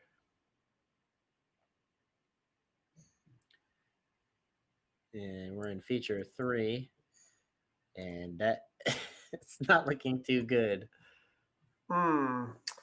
You think that Emrakul had something to do with this? I think there was an Emrakul at some point. I would if I was a betting person, I would probably take that bet. And we get a Jace emblem now, and I believe another flipped Jace. Yeah, but see, the Jace emblem is just superfluous. The objective is to get more Jace value. But it's hard to people want to, getting a Planeswalker emblem is just always very tempting. No, it's a question of value here, clearly. Multiple. So we have Jace emblem, Jace creature. Because there's no way that this game can be won without this Jace emblem, right? Yeah, it's much needed, and we also see that Goryo's Obsidat interaction here. Yep. Love to see it. Great way of bending the rules in your favor, being able to correctly stack the Goryo's Vengeance and Obsidat triggers in a fashion that you get to exile your own Obsidat with it. And that might have been it. Oh wow, that was a tail end of that one there. Yep. Emrakul got a taste of the red zone once again, and the plains fell, and the Obsidat was victorious. Let's see how many people we have left in pairings. We have 3. Looks like 3 left, and that one just finished up. So about 2 pairings left. Okay. Might be out of coverage here. Kind of a quick round. Yeah. Interestingly enough, the Vengevines did not get into play this time because Infinite Obliteration out of the Obsidat deck was able to always get them on turn 3. And apparently Survival is a fast card, but it's not fast enough for Infinite Obliteration. On 3, yeah, that kind of put the brakes on his decks. I mean, maybe he was just like a destruction flavor word deck. He's got the Annihilator mechanic. He's got obliterations. Yeah, all the removal and apparently there's one last game that we get to right. showcase to you guys this time around. Okay, we are coming in on a board state here. We are Mythic Society only right here, everybody. Oof. We're coming in with a Borborygmos, a Jite, a Kira on the field. An Oath of Druids. An Oath of Druids. And some Painlands. What a way to come into a match. Wow. Well, I love it. Wow.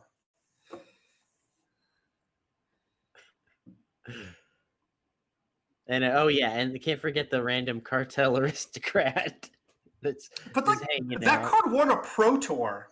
I mean, Yeah, that's I fine. played But the you could same. say, oh, but maybe so did Oath of Druids and so did Umezawa's Jite. But So did Cartel so Aristocrat. did Cartel Aristocrat.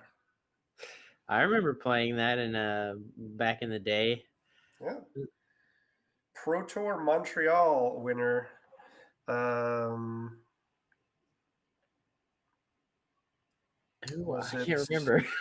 I'm supposed to remember. Like the Aristocrat deck was the winner of that. It was Tom Martell. It was Tom Martell that won that Pro Tour with the Cartel Aristocrat. Yeah, Sacrifice deck. yeah. Tom Martell with the cartel. It was a Sand Black special, if I recall correctly.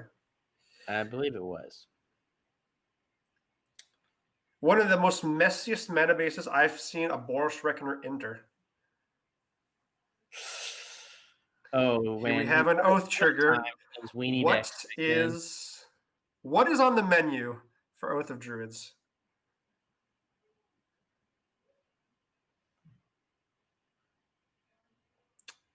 The answer is Emrakul. Well, you can stop Emrakul from dealing damage to you with Kami the False Hope. Unfortunately, the Annihilator mechanic is not something that you can fog. No, unfortunately. Fortunately not.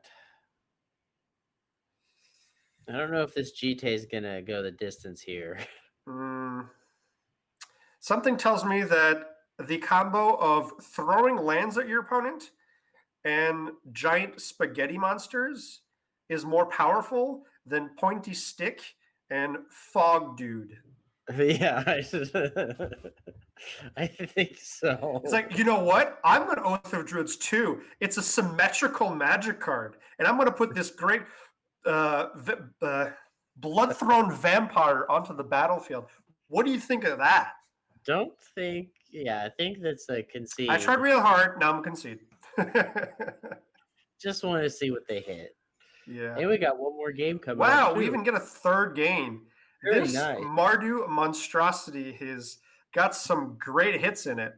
This is like a wow. It's a constructed we see Beckoning Apparition make it into this deck.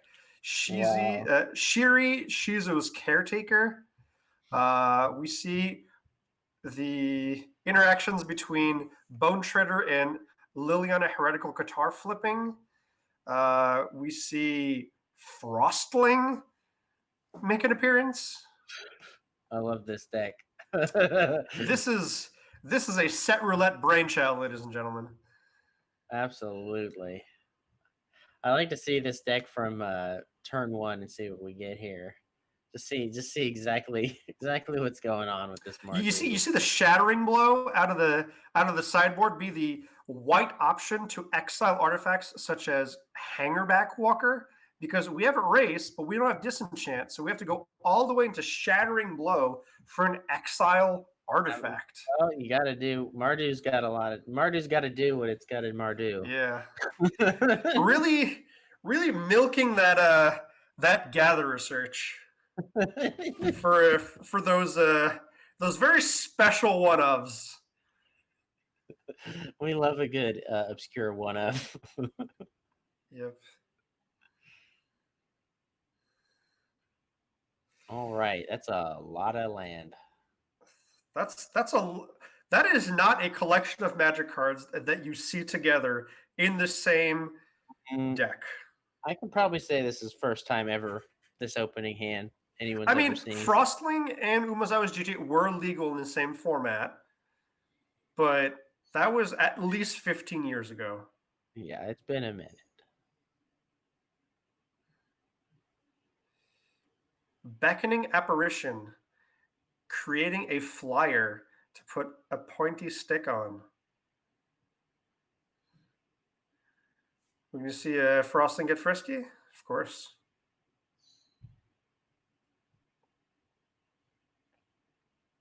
Now, is there a reason to play?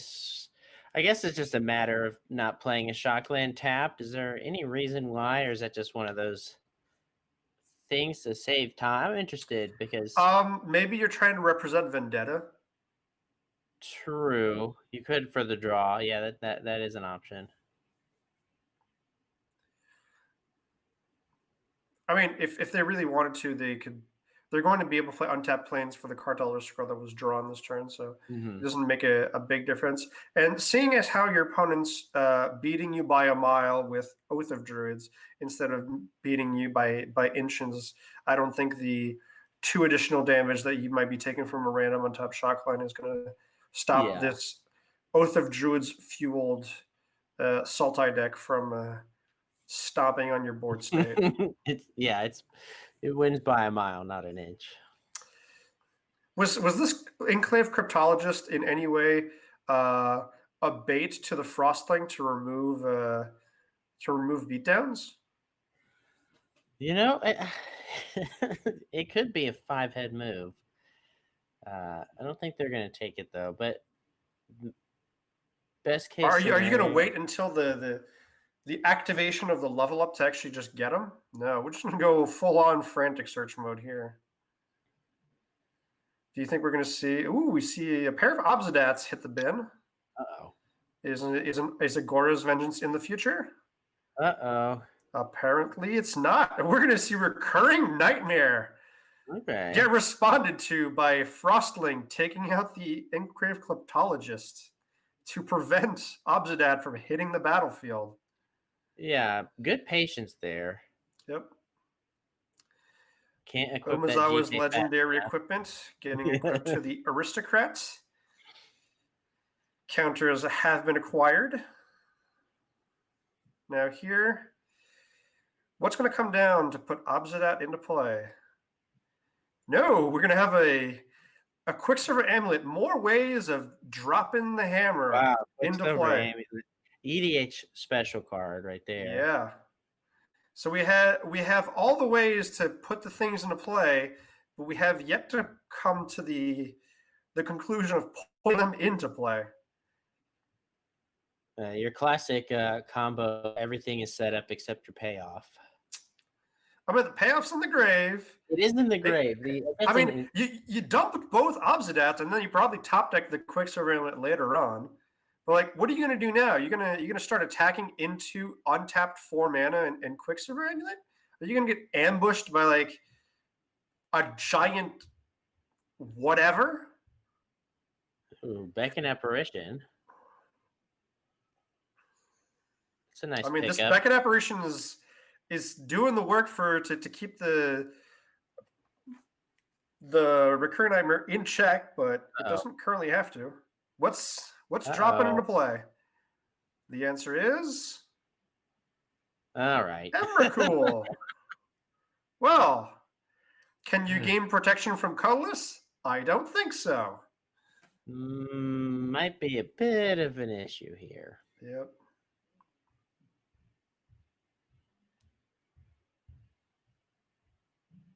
How many set roulettes have we had where cheating Eldrazi in has been a thing? Because this is definitely not the first. To have Eldrazi be cheated in, you need the card. You need the set to be legal. Rise of the Eldrazi. So with a master sets removed from the equation, I think the answer is not very much. Mm-hmm. Here, what's going to happen? You're going to lose 6 lands because the Emrakul stays in play. It has not been Gorya's Vengeance into play. It was just plopped into play by the Urza's Legacy All-Star Quicksilver Amulet. Ooh. Here we have the Beckon Apparition on deck for the Gorya's Vengeance. This is no, I wouldn't.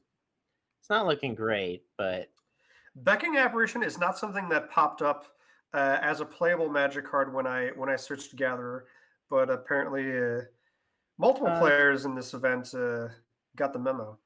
I can see it putting in work for sure. The fact that it's a black-white hybrid card is very good since you can slot into multiple different shells. The White Weenie deck could get it. This Mardu thing, like I say, it's an abomination. I'm just saying it's a thing. So Now, Coffin Purge is not a thing, but apparently Beckoning Apparition is. this is not looking so hot. With Yep. it. From the Mardu side, I just feel that like you're gonna get hit by this tentacle monster real hard, and pack them up and just hope your opponent does not have anything else to be doing, because our only plan is to remove the counters from the GT and try to swing for lethal. But I think that's that's our last stand. 8, 10, 12. I mean, in theory, if there's no creature in hand. Yeah, I mean you could always bring something back with the recurring nightmare, but that creature will have a specific color. And since no, it's not a cartel aristocrat, it's a No, priest Cartel. of Penist. Cartel died, unfortunately. There's actually hope if there's no creature in hand. Yeah. You There could was go all in. I just saw a 2-mana black white creature, and I just thought it was cartel aristocrat and not the priest of Fair Penist. enough. My apologies. I was gonna go do. I'm like, we have a chance. It can be protection from a color. I'm like, no, just read the card again. I'm excited. Everything banks on this. All in with this GT here. Yep.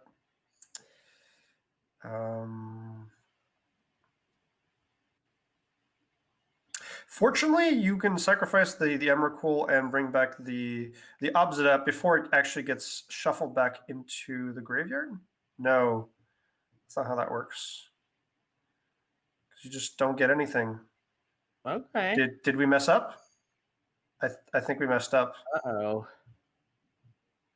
Oof. Oh, wow. The shame scoop. Wow. We messed up. Oh my goodness. Wow, that was a unexpected turn. I did not think that the ambushing Emrakul from the Quicksilver Amulet for a block on the Cartel Aristocrat, that was the only color that you could not name, would actually fail to win this game, but the GT counters were able to pump up the penance to lethal damage. That was amazing. That was only at Set Roulette, everybody. Only at Set Roulette. Yep. All right, and that Okay. was the last match. So I think we're going to take a quick break here and bring you into round 6. Can't wait to see it.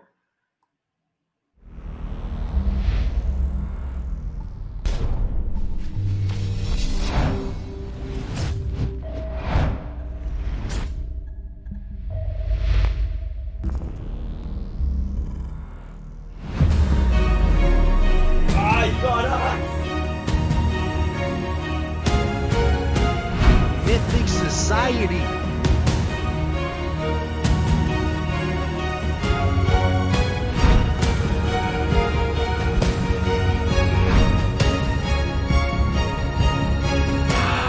Waste that oil promo. It's a real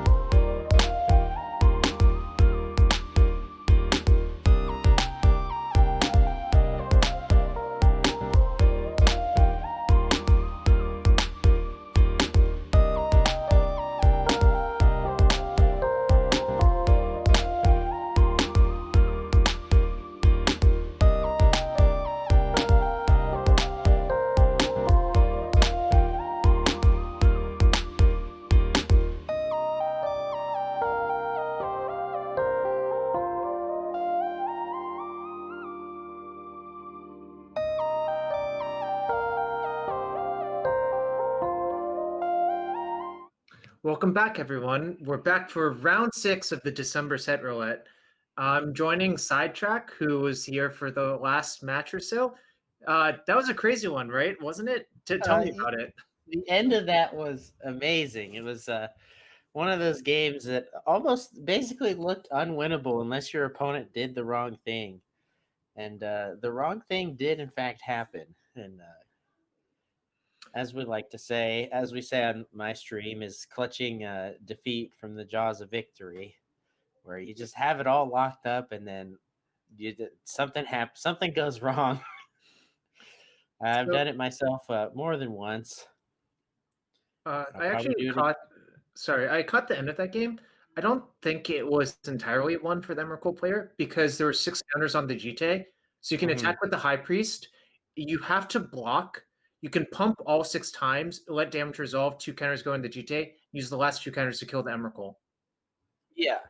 So I actually think the Emrakul player was actually in a bad spot, even if they didn't have a creature or anything, really. So it's a really weird game.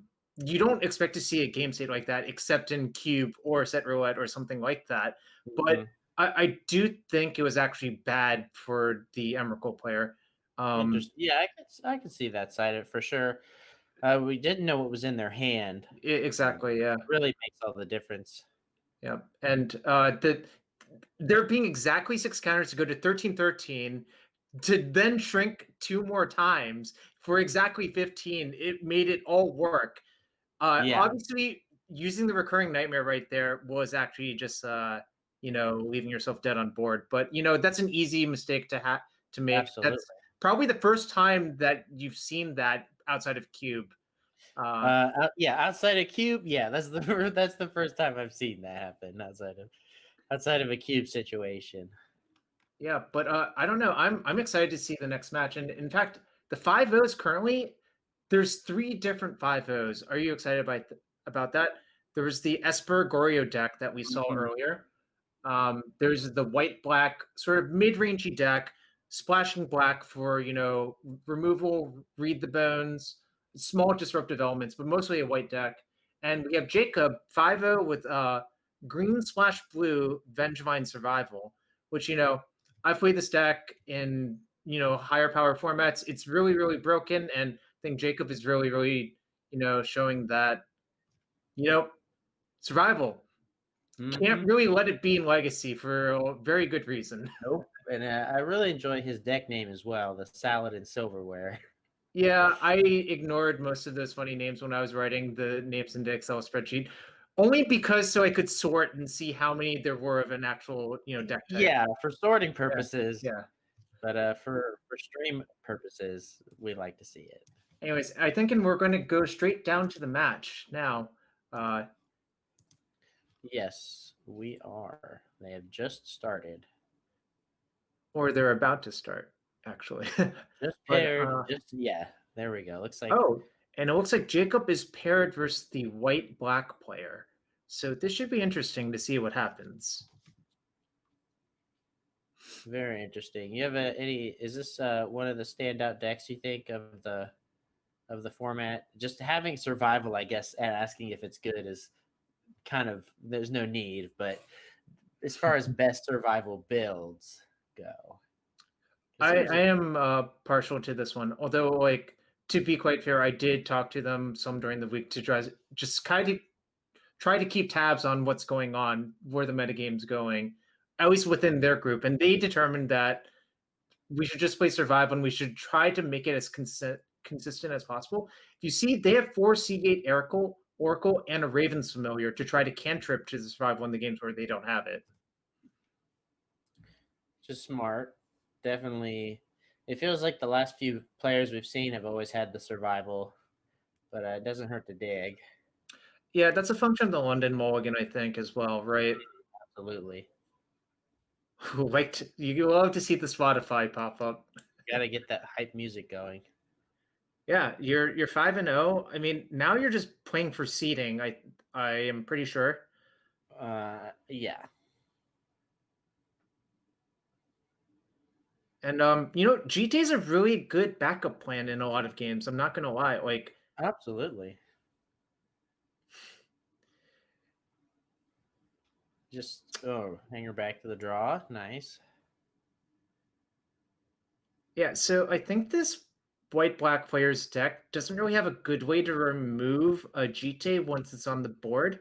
So we might see Jacob steal some tempo by saying go, leaving up the Krasis and seeing what they do on this turn.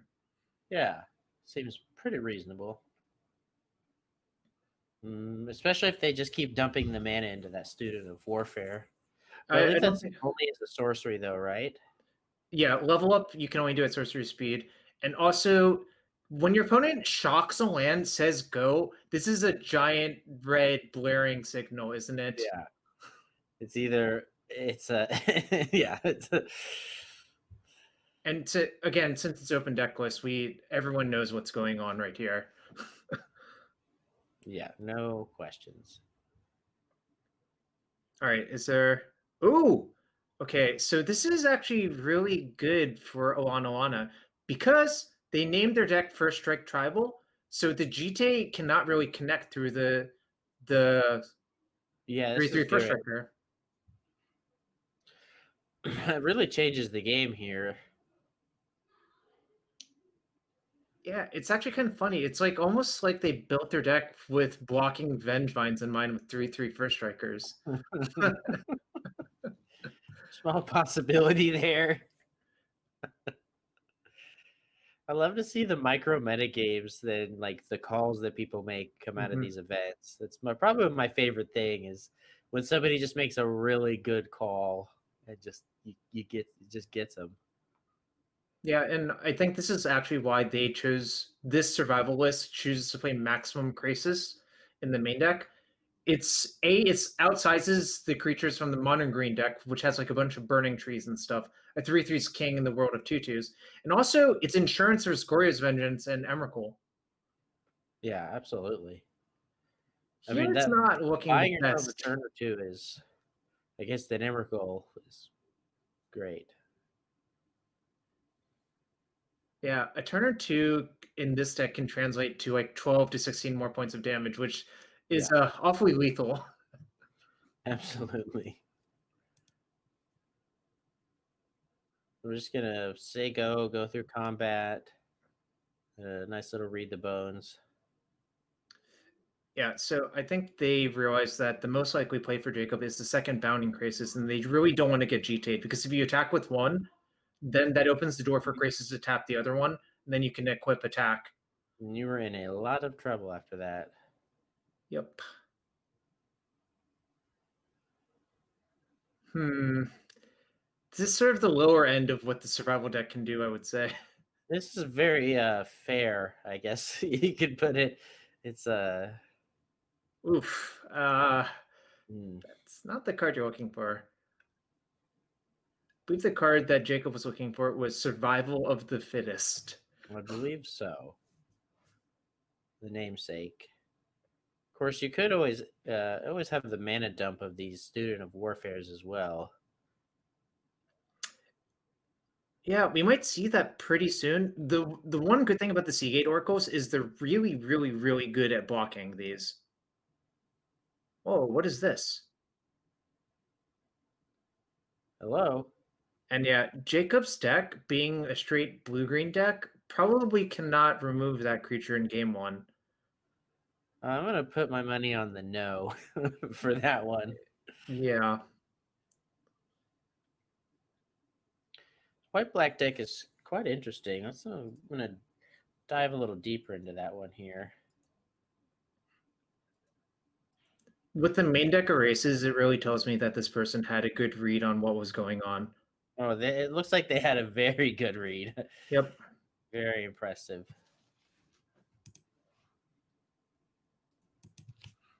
And yeah, we're really seeing maybe an exploit versus the survival decks. Although, like, obviously Jacob's draw was not ideal, but these Student of Warfares are super, super problematic. And here's the thing: Gideon can force suicide or like attacks that are really, really bad for Jacob this coming turn.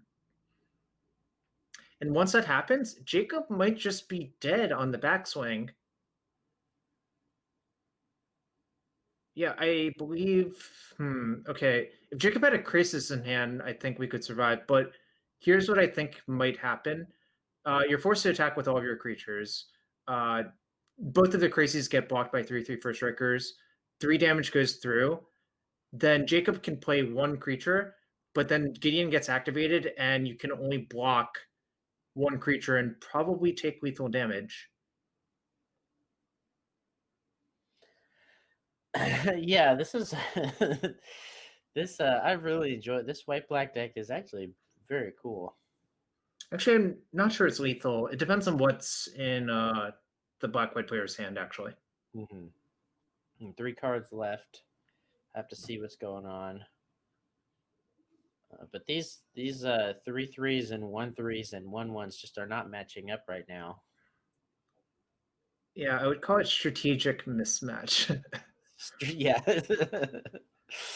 Yeah, and Jacob's going deep into tank, trying to figure out if there's something he can draw off Seagate Oracle, or what the blocks are going to look like, or how he could potentially survive the turn. Yeah, it's tough.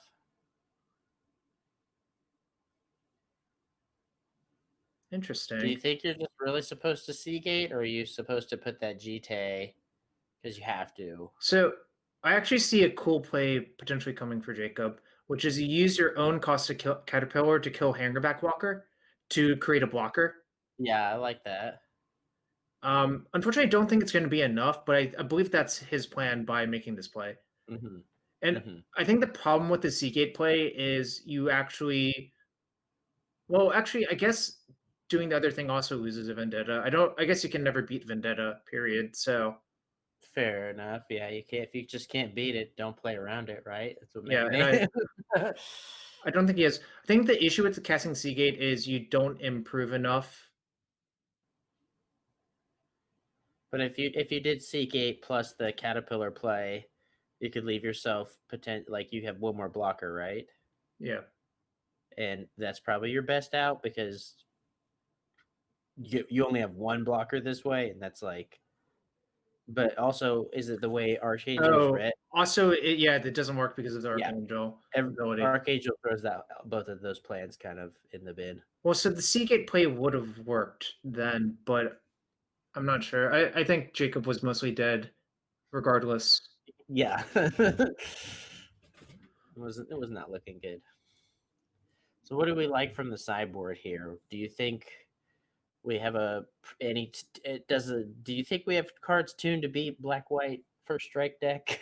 Well, so I think maybe generic counter spells are actually good here, because the theory is you get on board ahead of them, and you get to side out some of your lower impact cards, say like Teardrop Kami, Cloudfin Raptor, Caustic Caterpillar. But instead, he's not going for that route, it looks like so far. He just wants to side a Nissa Vastwood Seer, generically good card, and Concrete Naturalist, also a reasonably generically good card.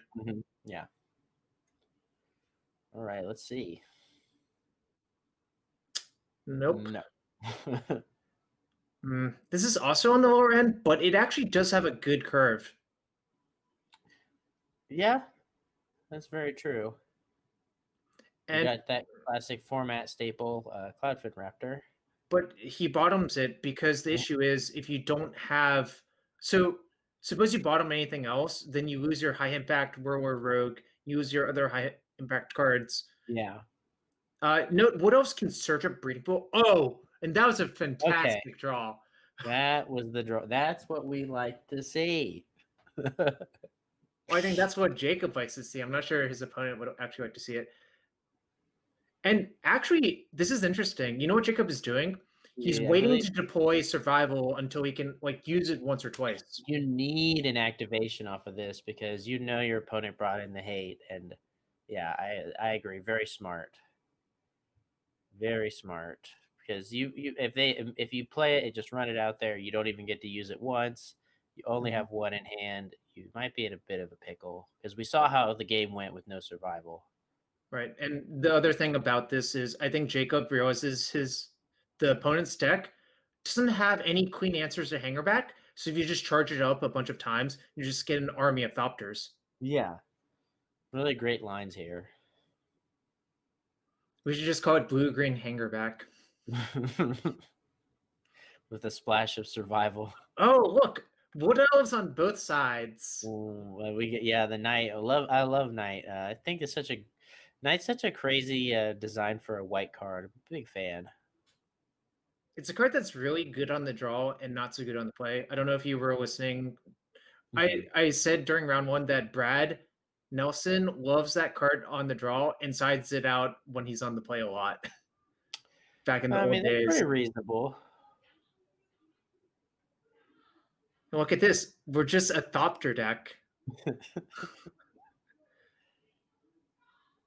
Unblockable Wood Elves coming in for 1 point of damage. You love to see it. One.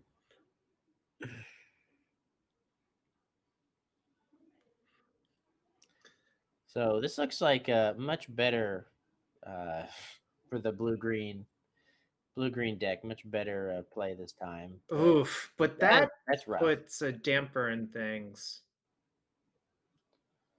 Yeah, especially with the ability of just this deck it can't get rid of it, right? You just kind of. I do not believe it can. So is this the turn we deploy the survival? I think it must be, right. You play it, you get 2 pitches, or do you think saving hangerback is just more important? No, I think he's gonna go for it here. So you can activate. Interesting. So I think what's going to end up happening is he's going to sit and try to hope his opponent commits, but I don't think his opponent can ever commit to an attack now unless if it's actually for almost lethal damage. Absolutely.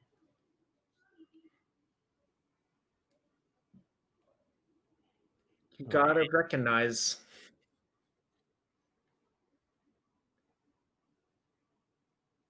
Wow. Okay.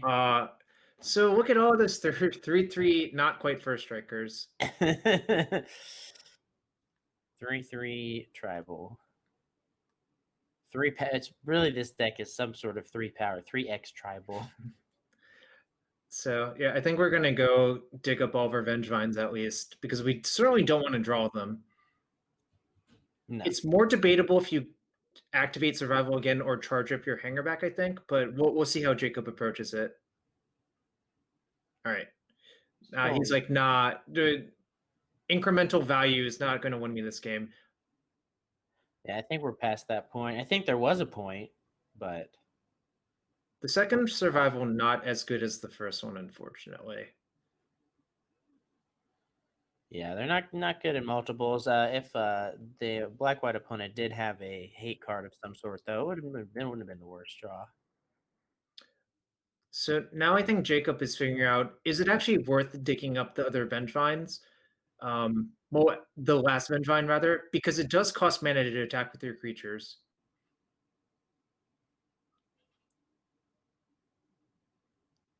Just taking a look. Here's a trick you can use. You can use Bound Increases to tap the Archangel to shut off that untapped ability. Yeah, you think they're going to try to save up for just one large Hail Mary attack? Or because incremental advantage has kind of gone out the window for Jacob. Yep.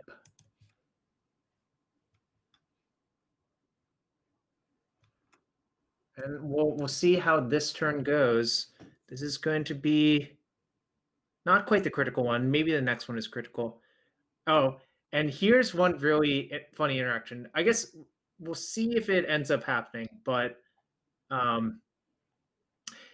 we're going to see a 4/5 Cloudfin Raptor at the end of this, which is 20 damage, right? I totally forgot that I'm aware of this, but I have not seen it before. And actually, this is one of the unique cards I don't think the other survival decks played, especially for Mono Green. Obviously, you can't play it, but even I think the other blue survival decks did not choose to include that. But look at how good it is right here. Yeah, it's insane. It's a 4/5 for 1 mana. 4/5 flyer for 1 mana. Yeah, you can't say no to a 4/5 flyer for 1. That's insane. You're crazy. So yeah, I love how Jacob played this game. Now he's just hoping to draw a creature so he can tutor up the Krasis down the Archangel and get in a big hit. Hopefully that's the plan from his side. Absolutely. Oh, brutal. no. Oh no. That I think is that is brutal. That was very brutal. I mean, because the first one, okay, I can deal with it in alpha, but And he drew the creature. So I think now the plan is you EOT, discard it, search up Krasis down 1, hope to draw another creature, discard it, tap it. But is that even a lethal attack? Who can say? it's 1 mana short, right? Well, No, you EOT one of them. oh yeah, okay. No, Right. it's Flash. so I think what's actually going to happen is we're going to sneak in a hit with one of our Vengevine using the Warlord Rogue. Or maybe not. Actually, that's a lot of that costs 2. Yeah, maybe you can't do that actually. This game got really clogged up all of a sudden. Yeah, this is quite the board state. Normally, your opponent is not living very long if you have four vines and usually it's over. But this is it's the blue-green deck just really can't deal with that Archangel. This is a good exploit on the format. I think in general the removal is not great to kill Archangel. He was looking for the Teardrop Kami, which also does the same thing as Krasis, except it costs 1/3 as much. Except you have to sacrifice your creature, of course. Yeah, a little bit of a tight spot. Just sitting here in the tank a little bit. Well, survival gives you access to a large portion of your deck, so it's like kind of complicated, right? Yeah, absolutely.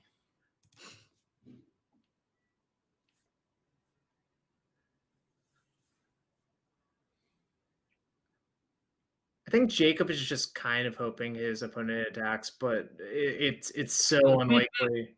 I don't know. I don't think they're going to. Maybe they'll keep swinging with the Boros Reckoner. So this is why Jacob sided in Conclave Naturalists. Uh-huh. Yep. Wow, this is almost like a First Strike Prison style Yep. build right now. Great call. This is such a good call in the meta. This deck is kind of beautifully made. I think perhaps that deck doesn't actually want to play against, say, Goryo's, but all of the Goryo's decks got beaten pretty bad by the survival decks, it feels like. This could be just the largest 5-head meta call we've seen in a minute. Yeah, I mean, I agree with you. It looks really well constructed in this matchup. Like the Archangel of Tides are huge problems. The Boros Reckoner is like a relatively big problem, not the end of the world, but you know what? Jacob had to discard Conclave Naturalist to start the chain. Oh yeah, that's right. Oh no. So what are we hoping for here? Well, there's still a Caustic Caterpillar in the deck.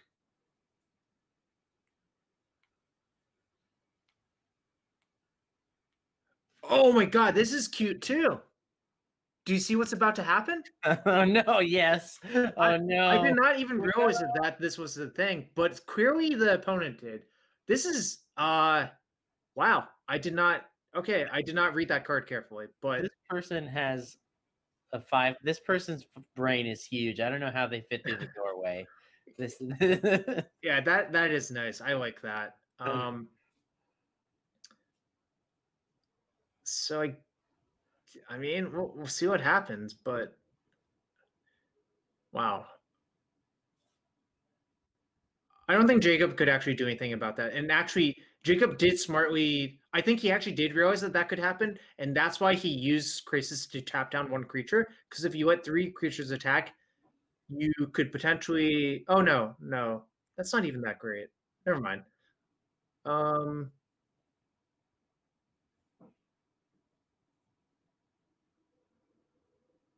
I'm not sure. I think potentially if you let them attack, you're not allowed to block because of the Archangel, or you're only allowed to block 1. Maybe what's going on here. Mm-hmm. So now there are 2 4 damage Reckoner triggers that go in the stack.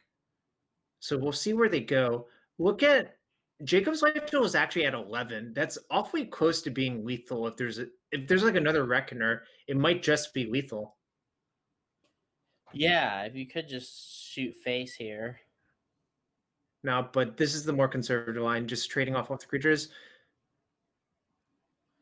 And we'll see what the follow-up is. Okay, well, There's the other Reckoner that I referred to.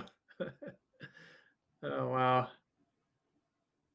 okay. Third survival is not it, Chiefy. I think Jacob wanted to draw a creature there because he could go get a Krasis and tap down the Archangel. But yeah, as it stands, you have to sit and hope to. What's your best case scenario out here? I'm trying to figure that out. I think it's not lost yet because you have a lot of turns you can chump block. Yeah, absolutely. I think what you actually might see happen is Vengevine start chump blocking on the theory that you can get them back at any point. Yeah, I like that. And if the Student of Warfare attacks, you can actually triple block it with your Vengevines to take it down.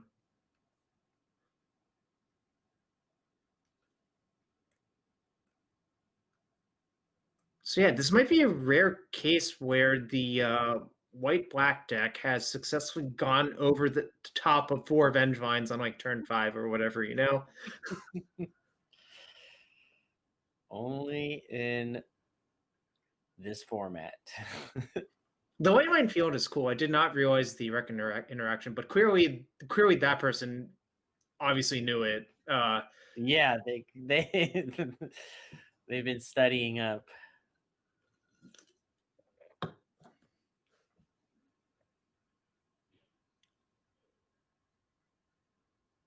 Wow. So I guess. Wait, no. What? I'm so confused. I think this attack's a little too conservative, right? Oh no, I think it's too aggressive because the result is it trades with a Vengevine. Oh, you think it's so? You think they're just supposed to sit? Do you sit because you just can't lose from the current position unless something crazy happens? Wait, isn't that? Yeah, this does not seem like a good exchange, right? No.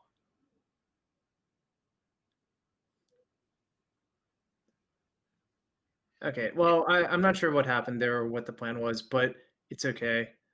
And now Jacob is just deploying another one because it uses the mana in case one of them does get erased. And we saw erases in. Yeah. There's 4 erases in the 75, I think.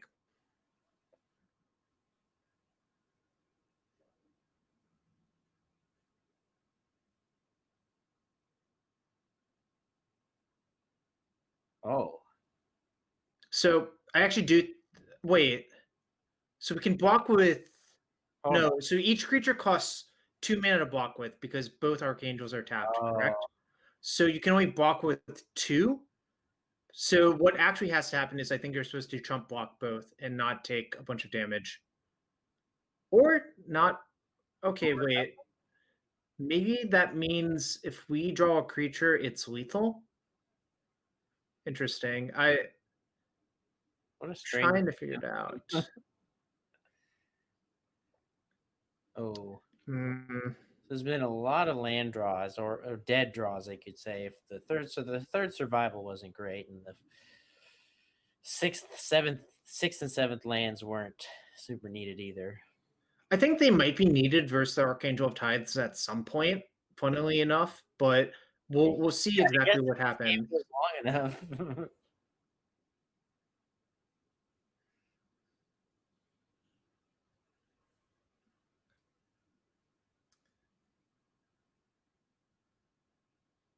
That light minefield is pretty annoying. So like basically for Jacob to make forward progress at aim point when attacking, he has to attack with less than 3 creatures and only with Vengevines.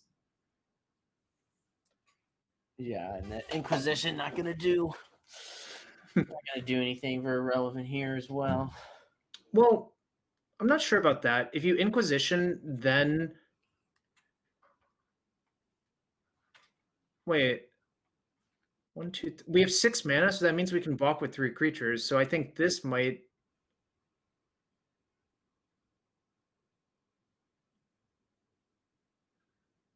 Yeah. So yeah, this is what I expect. So you pay all of your mana to block with 3 creatures and try to kill it. If they have a vendetta, so be it. You can't really beat that card by this point, I think.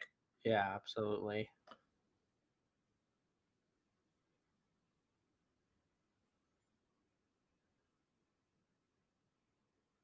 Does Arcane of Tides? Wait, what?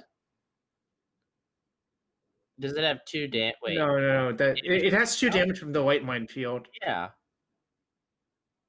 Okay. Yeah. So basically, Jacob was trying to figure out if he was allowed to block with those on that, and the answer is no, you can't.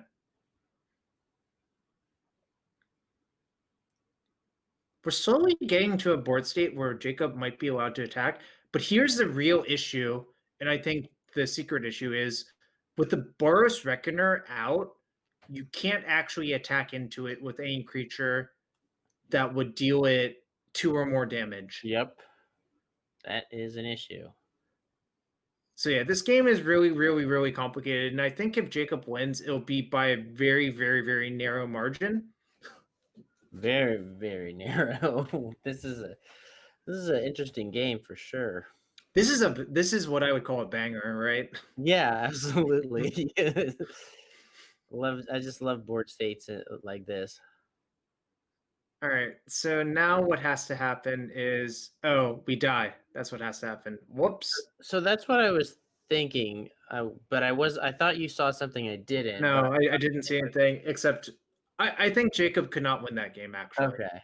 That's what actually happened. And actually that explains why the opponent attacked the turn before, because it forced through 3 damage, which put Jacob at 2, which meant he would die to Light Mine field. Yeah, I thought that I was missing the interaction in the wrong way because I was like, oh, they just swing with Boros Reckoner and they auto die. Well, if Jacob had drawn Caustic Caterpillar that turn, I think you can avoid it.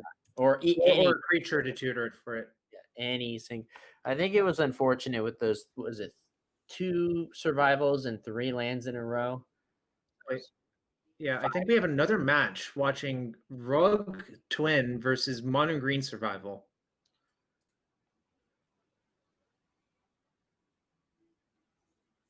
So I think we're watching from the Twin side from Alex Poloski. I'm not sure how to pronounce that precisely, but I did my best. And we see Jace Vern's Prodigy scoring off for Survival of the Fittest. Seen quite a few of those. Yep. And we're going to see quite a few more.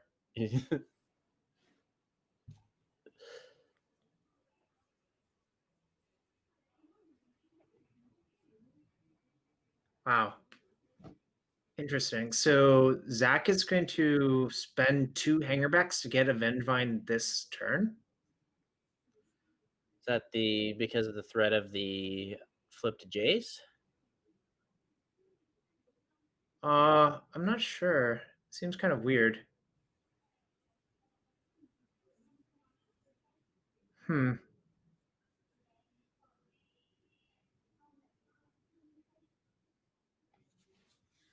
I guess he does care about the flip Jace. And yeah, if you do this, you cannot save your Jace. But the thing is, there's just another Jace in play, right? Yeah. So it's interesting. And we also have a Fiery Impulse in hand, which is that going to... You would have to... The Impulse cannot kill the Vengevine. I think you just let your Jace die. And yeah, because you have another one. Yeah. Like, who cares? And not that they know it, but there's another Jace Vern's Prodigy in hand, right? Zach does not know that, clearly. Flame Slash. Okay. Interesting.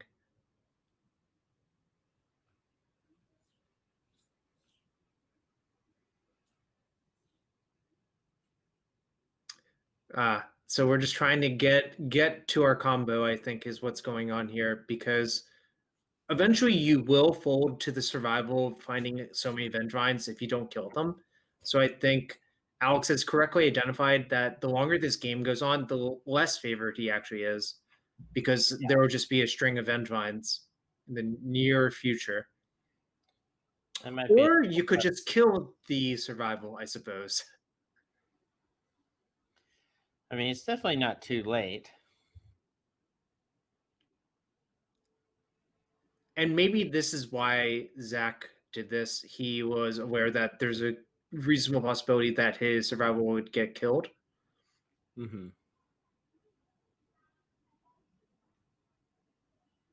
Okay, well, staring down a veg vine. I keep flubbing up the word for some reason. A very, very small misstep in tapping mana. You could have tapped Breeding Pool and Shivan Reef to cast Naturalize, and then Stomping Ground Island to cast Jace and take no damage. Yeah. And I think every point matters, especially when you're facing off versus Vengevines. And we get a a pit fight. Pit fight. Haven't seen that one since Gate Crash Limited. Nope. the good old pit fight.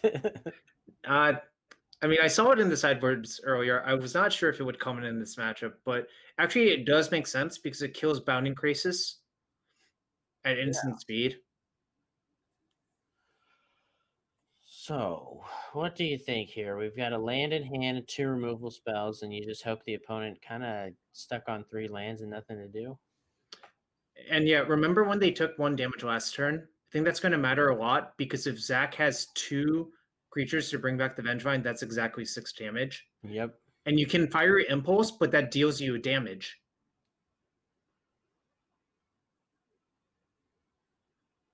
Yeah, very unfortunate, actually. That 1 point, I think, is going to come back. Yep. Wow. Zach has what appears to be no play. We don't know that for sure, obviously, because they could very easily just play a 3-drop creature post-combat.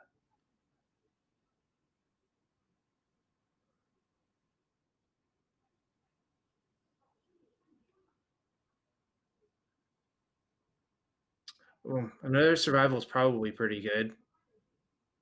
It's been considered strong. Stuck on 3 lands. Well, I'm sorry. Would you say that is not what Alex is looking for? Yeah, I would say. That That's not it, Chief. That's a brutal one. Yeah.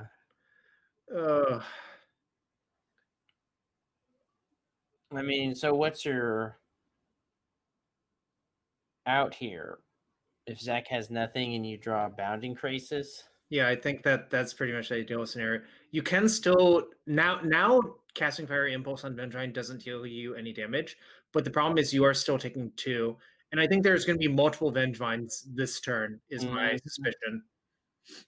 Sneaking suspicion. I think the Fried Liver attack might be fried by some Vengevines.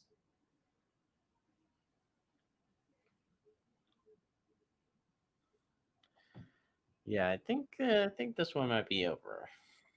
Well, we'll see. It's hard to see. The first survival activation actually searched up a Vengevine.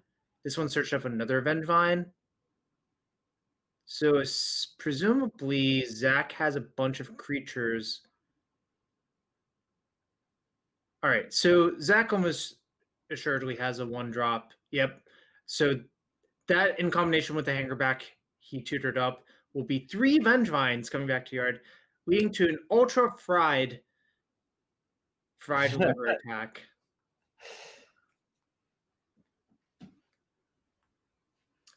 And there we go. Zach Dobin wins. I'm not sure in how many games because it's hard to tell, but that is a good one to pick up, because I think there's going to be a bunch of 5-1s or so that make it in. And apparently that was the last match as well. So Congratulations to Zach. So we're gonna go into round 7 here after we take a quick break. Pretty good last match. Definitely a lot of interesting magic we've seen here. Say the least.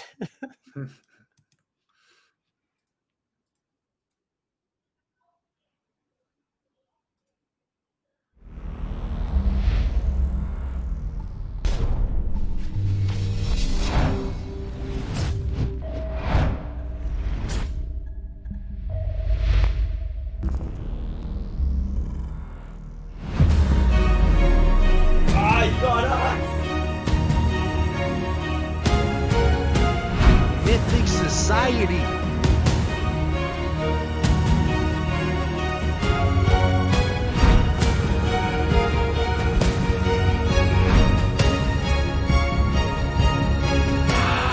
Reset oil promo. It's a real.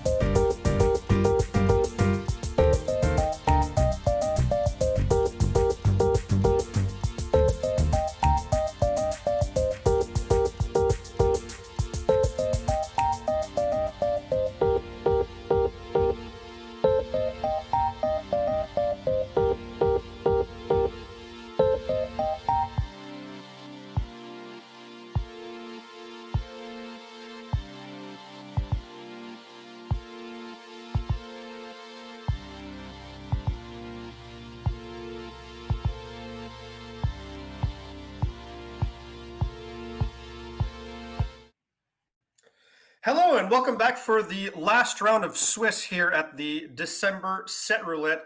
The Mythic Society is providing this great coverage for such a great event.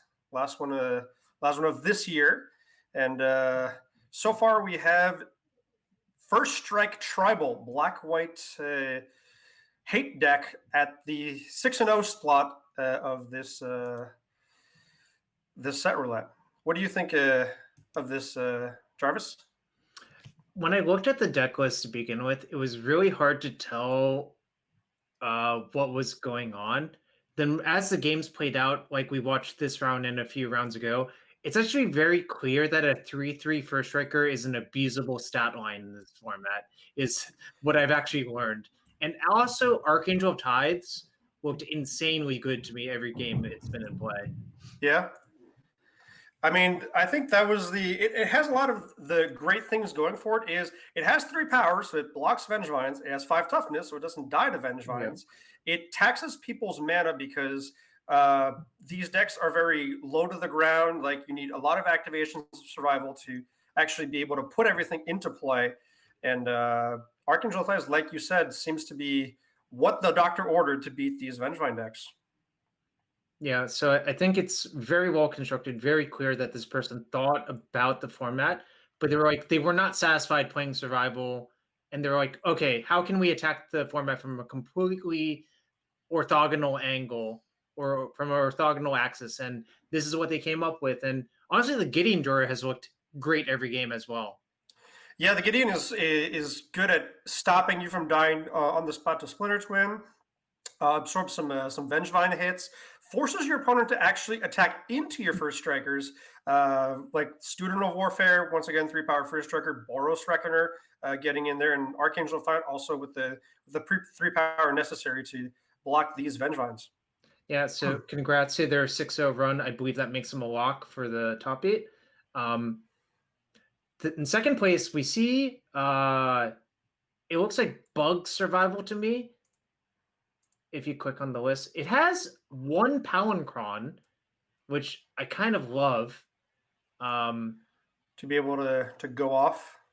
I believe if you have, let's see, you would need 7 lands to profit mana from 2 Nightmare. So you Nightmare a Palancron to play it. No, well, because he has only 1. Yes, if you had 2, you'd only need 3 mana. No, but there's only 1 in the deck. But if you have, you need 7 lands then to actually. You can do it with Cloud of Fairies. Cloud of Fairies looping. Oh, I see. Then you could do it with like just 4 mana. It actually just works with 4 mana. Actually, then yeah, all you need is Palancron plus Cloud of Fairies. One of them in play and one in the yard, and you can go generate a ton of mana, assuming you have. You need 5 lands. 5 lands? Does 5 lands work? 5. So 1 Nightmare costs 3. 1 Nightmare costs. You need to pay 6 to pay the Nightmare loop. So you'd be able to generate 7. So you need 5 lands to play for the Palancron's going to tap 5 of them, whereas Cloud Fairies are going to tap 2, and you get to keep going through that loop by generating those mana. That's really cool. I don't think most of the other lists are capable of doing that, and I think that might lead to some board states where that deck can actually beat Archangel of Tithes because of there's the Fleshbag Marauder in the list where you can start looping the Fleshbag with the Cloud of Fairies as well, or something like that. I don't know. You would have to use your 5-head brain by that point to figure out how to optimally play by that point, right? I mean, I think you'd want a Bone Trader to be able to target efficiently the Archangel's tune, and this doesn't seem like it has one. Yeah, I think a lot of people didn't have Archangel of Tithes on their radar, which is fine. You know, I had 4 in the White Weenie deck. Okay. You did. You were smarter than me, obviously. I had no idea. And obviously this person maybe read your article or maybe not, who can say, but both of you had the same idea, right? Attack the survival deck with Archangel of Tithes, right? Yeah. I even went as far as play main deck Blind Obedience in that White Weenie deck just to not die to Emrakul hits. Sure. And enough about that list. In third place, we see Jacob. We saw him play a few times, and I know he made the top 8 of the last set roulette with Green Stompy with Chameleon Colossus. And that's correct. Honestly, I mean, 4-mana green creatures seem to be speaking to Jacob, is all I can say, right? I mean, the last one you have to pay 4. This one's free. This one is haste. Sure. The other one, when it dies, doesn't come back. This one does. But, I mean, maybe he's just a big fan of playing mana dorks, and there's also 4 Draga Tree Speakers in this deck. Yeah, I'm not sure. Anyways, yeah, Tree Speaker, obviously great with Teardrop Kami as a one of, which can lead to some really explosive turns out of nowhere. I wanted to note the Tajaru Preserver in the sideboard that is there to make sure that Emrakul does not annihilate your board, because it prevents your opponent from making you sack permanents by spells and abilities that they control. It also counters Allah's Dust. Yes. And I don't know if you remember back in the day, it countered Living End in Modern. Because it sacrifices your Yes. permanents. Yes. That's true. Anyways, I can't say I've played that against Living End in Yeah. Modern. But... I think a few of the other survivalists had it in the main deck, but they chose to sideboard it. It's fine as long as you have it somewhere, I think, is the real answer. The fourth place list, I think this is one of the better Goryo's lists I see, because it's not all in on Emrakul. It's actually an Obsidat deck first, and an Emrakul deck second. Yes. I think that's the key to being able to play a more controlling deck. Yeah. You get access to things like main deck Infinite Obliteration if you're looking to stop Vengevines from hitting you, and the fact that you can just play the Obsidian for 5 mana and just block opposing Vengevines if they're in play. Makes it really powerful. It's also really good with your sweeper, which is Languish, and the fact that it only gets -4/-4 keeps your Obzat in play. So I think this is my favorite version of the Goryo's decks I've seen so far, or it seems to be at least the one that's doing the best based on record, you know? Yeah.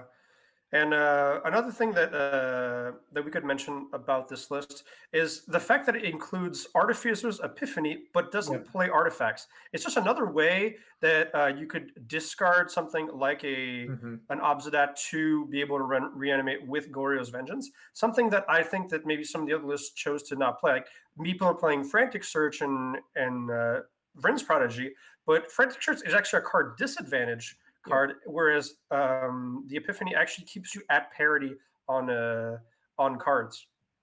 Do you remember Catalog? Catalog is a card from Urza's Saga, which does exactly the same thing as that, except it doesn't give you the option of not discarding cards if you have an artifact in play, and it's also a sorcery. No, it's not. Really? Yeah, really.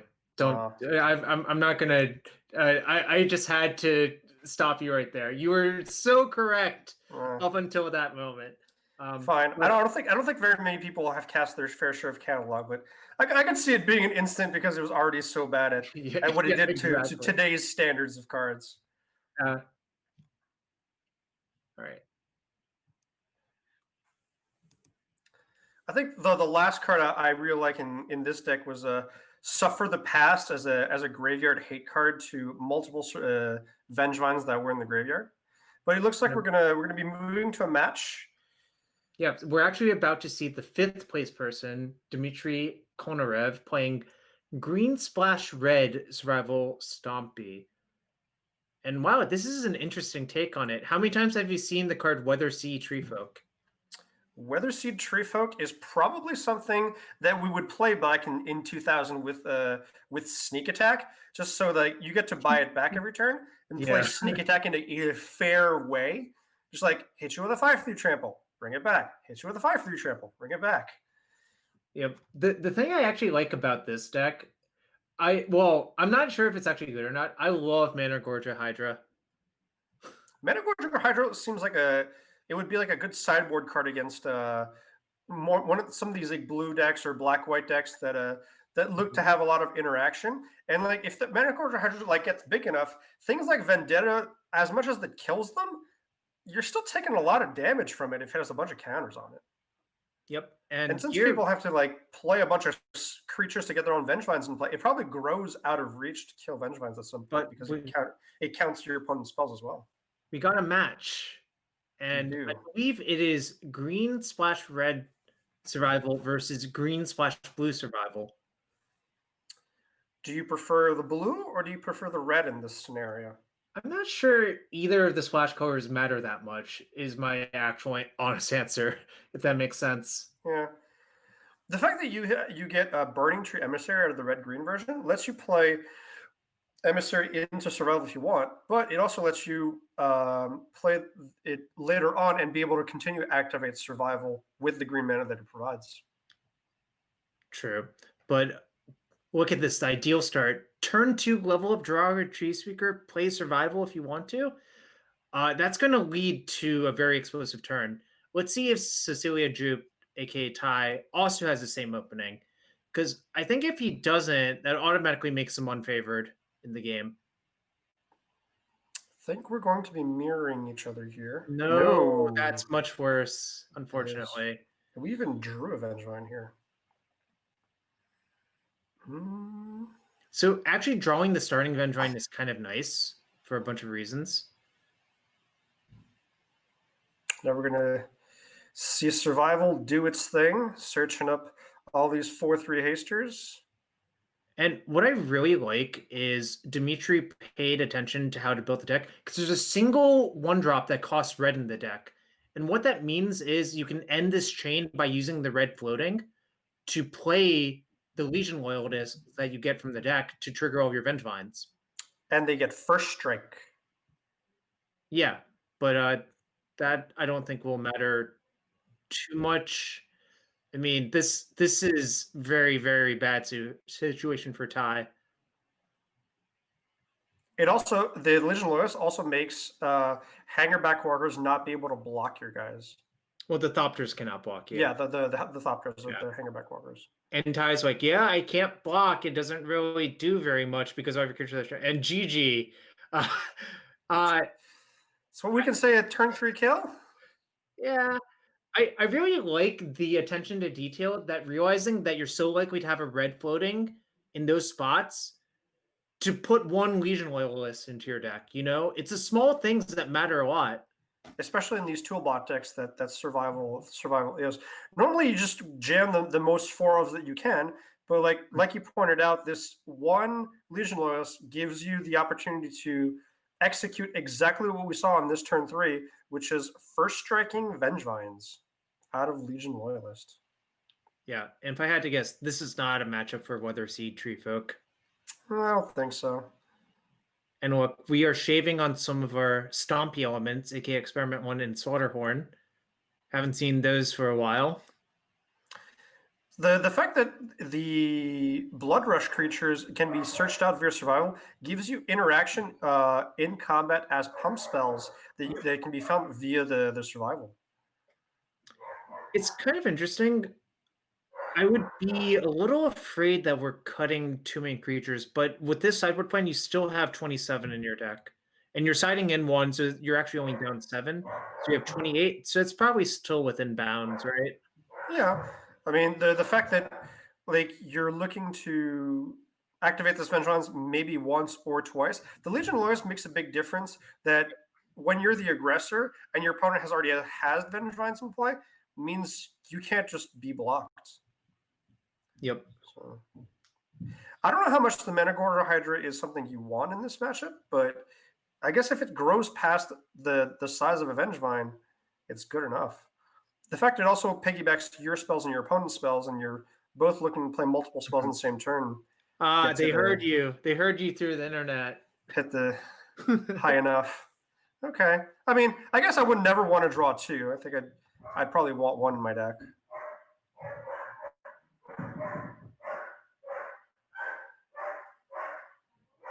No, hold on.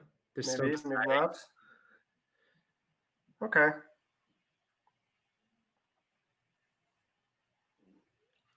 All right. So now the most important thing for Ty is to have that draw that Dimitri had on the play. But he can't because Burning Tree Emissary isn't a card in his deck. Oh, no, but he can have the Tree Speaker, level up Tree Speaker survival draw. Sure. Caustic Caterpillar might shut that down, though. Looks to be that way. Well, Tree there it is. Speaker is there. Would you run out the Caterpillar on turn 1? I guess you have to. I think you have to. Ah, Tree Speaker's Oh. there. Is it better? Is Tree So- Speaker better? Okay, here's the thing. I guess you can gamble on your opponent not having survival. In all of the times where they don't have survival, it's a lot better to run out Tree Speaker. But if they do have survival, it's much, much, much better to play the Caterpillar. So yeah, I think this as a hedge versus your opponent having survival is kind of smart.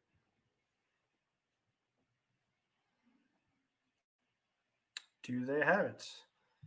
Well, I'm not Tree sure Speaker. that they would run it out into a Caterpillar. Hmm. Huh. This is kind of underwhelming. I mean, I guess you're playing around the Caterpillar. Now there's a Caterpillar on the other side, and you can't really run out yours. So are you going to try to bait with the GT first? The other thing is, Do you just what if play Nest Ty- Invaders? Well, I'm also thinking about what if Ty is just trying to connect with GT and wipe out the Caterpillar so his own survival is turned back on. I mean, the GT is never going to connect if there's a Caterpillar on the other side, Right. unless they tap out and he gets to play the GT and activate it in the same turn. I think you might see a weird GT sub game this game. In fact, yeah, look at this. Brilliant. You play Nest Invader because this plays around GT from the other side. Because you can block with the spawn, sacrifice it before damage resolves to prevent the GT from triggering. And all of the games where your opponent doesn't have GT, you're still developing your mana ever so slightly as well, right? Yes.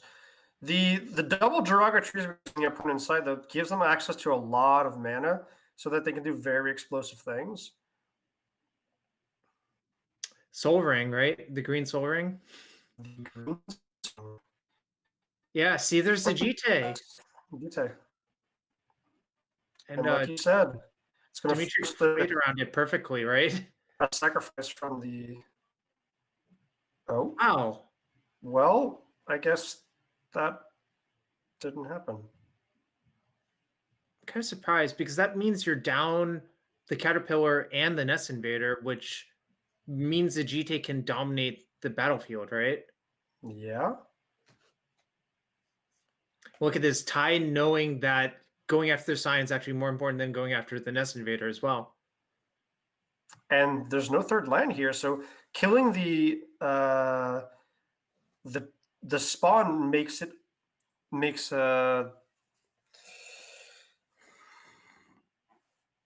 red green unable to develop. And you might see a weird game where GT actually outpaces survival, which is hypothetically possible. And I think that's the reason why Jacob, Ty, and Will Lowry chose to play 4 main deck GT, saying it's the best backup plan, essentially. Oh, but wow, look at this. More Caterpillars come in to eat the enchantment.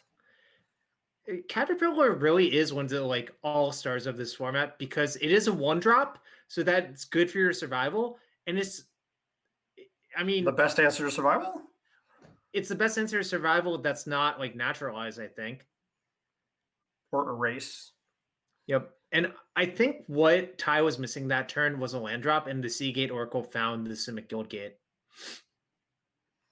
And now it's 2 mana versus 7. And as much as there was a top deck naturalize here for the GT on the other side, I don't know how he's going to be able to manage to develop anything without future land drops.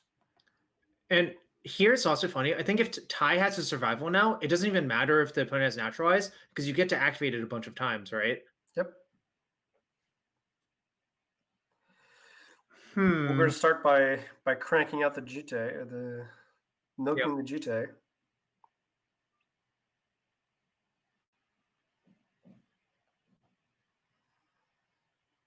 I just feel that if there was a survival, maybe that he would have tried to do it pre-combat to be able to like put all the Vengevines into play.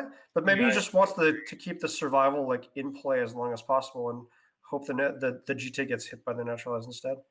No, I think it's a little bit. Oh, Just This a actually backup makes sense. GT. No, that actually makes sense. I don't think Ty has a survival in hand. No. And look at this. All these Really? mana gorger hydras. Dimitri's not having a good time of it this game. No. I mean, this might be an old Screw versus Flood game, except there's also the GTA factor added in, right? Yep. And Flood in Ooh. this sense makes it better because you Okay. get to spend the mana on the GT, Yep. which the Bounding Crisis seems to be like it's going to be picking up this time around, and people are going to be coming in the red zone. Here we have a Okay. Raven familiar. Yeah, that's big the for the- Seagate Oracle. It's the. You think this card is better or worse than Seagate Oracle? Worse, probably, because it has Echo. Yeah. In this case, you're actually pretty happy to pay the Echo and just have a flyer Yep. instead. Yeah. That's funny here that like it here. I think you have so much mana that's clearly an upgrade, but generally speaking, I would believe Seagate Oracle is better, and they also agreed. That's why they played 4 Seagate Oracle and 1 Raven Familiar. Because you need 5 apparently.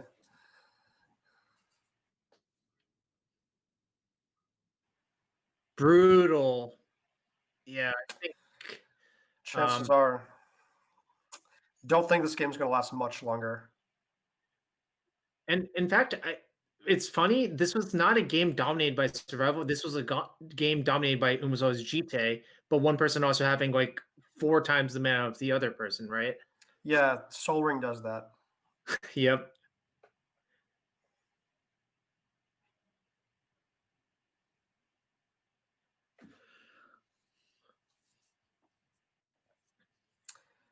And even if the block would have been made with the Eldrazi Scion earlier on for the GT not to activate, the fact that Red Green Survival was unable to find a third land ever made it that it wouldn't have ended up mattering.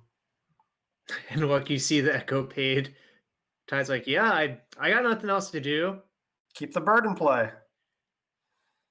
You can strap a GT to the bird if you want. Just get the damage through. I think we might see that because we do have 5 extra mana. So all of the times where Ty doesn't draw a creature exactly right here, he'll probably do that. And even if he drew a creature, I think he'll probably still do that and just spend 3 mana end step to tutor up a bunch of Vengevines. And close out the game the turn after. Yeah, exactly. Because by equipping it to the Raven Familiar, you remove the option on the table of blocking with the spawn, or you could just take it out first, and that's fine as well. I know for a fact that Ty is also an MTG boomer.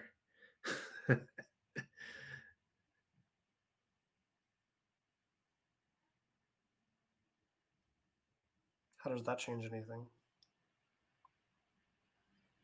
So he wanted to attack with the 3/3, I guess is what was going on here. Okay.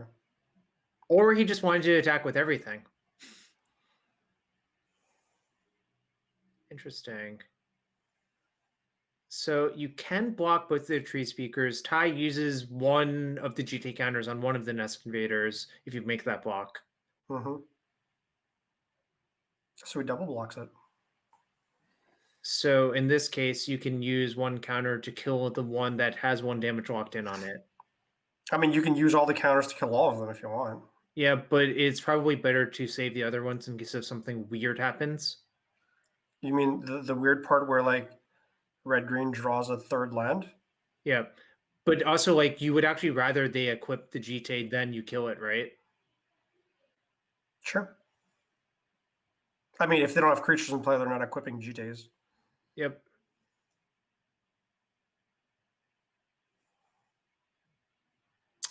Tough way to do it. Probably not going to be good enough. GT counter is also very good against 1/1 mana gorger hydras. Yep. I think we're going to get a game 3. I think so too, and it's exciting because this game was not a typical survival game, I would say, right? No, we saw what happens in game one when the plan goes unimpeded, Yep. and this time it was a GTA brawl.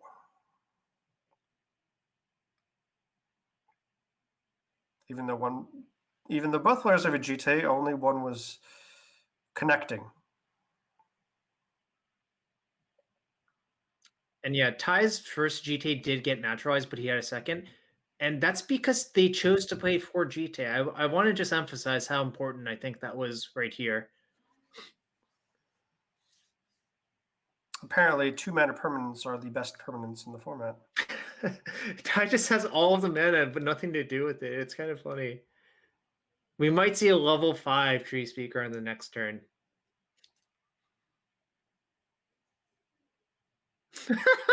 See, 4 of a yeah, kind. They you traveled should have boarded one out, man. Should have boarded one out. Yeah, I think that game was lost even if you Yeah, lost. I know. Do you think they're gonna cut the 4th Hydra for the 4th Naturalize because of that game? Yeah, it's clearly that's what would have changed it, right? Clearly.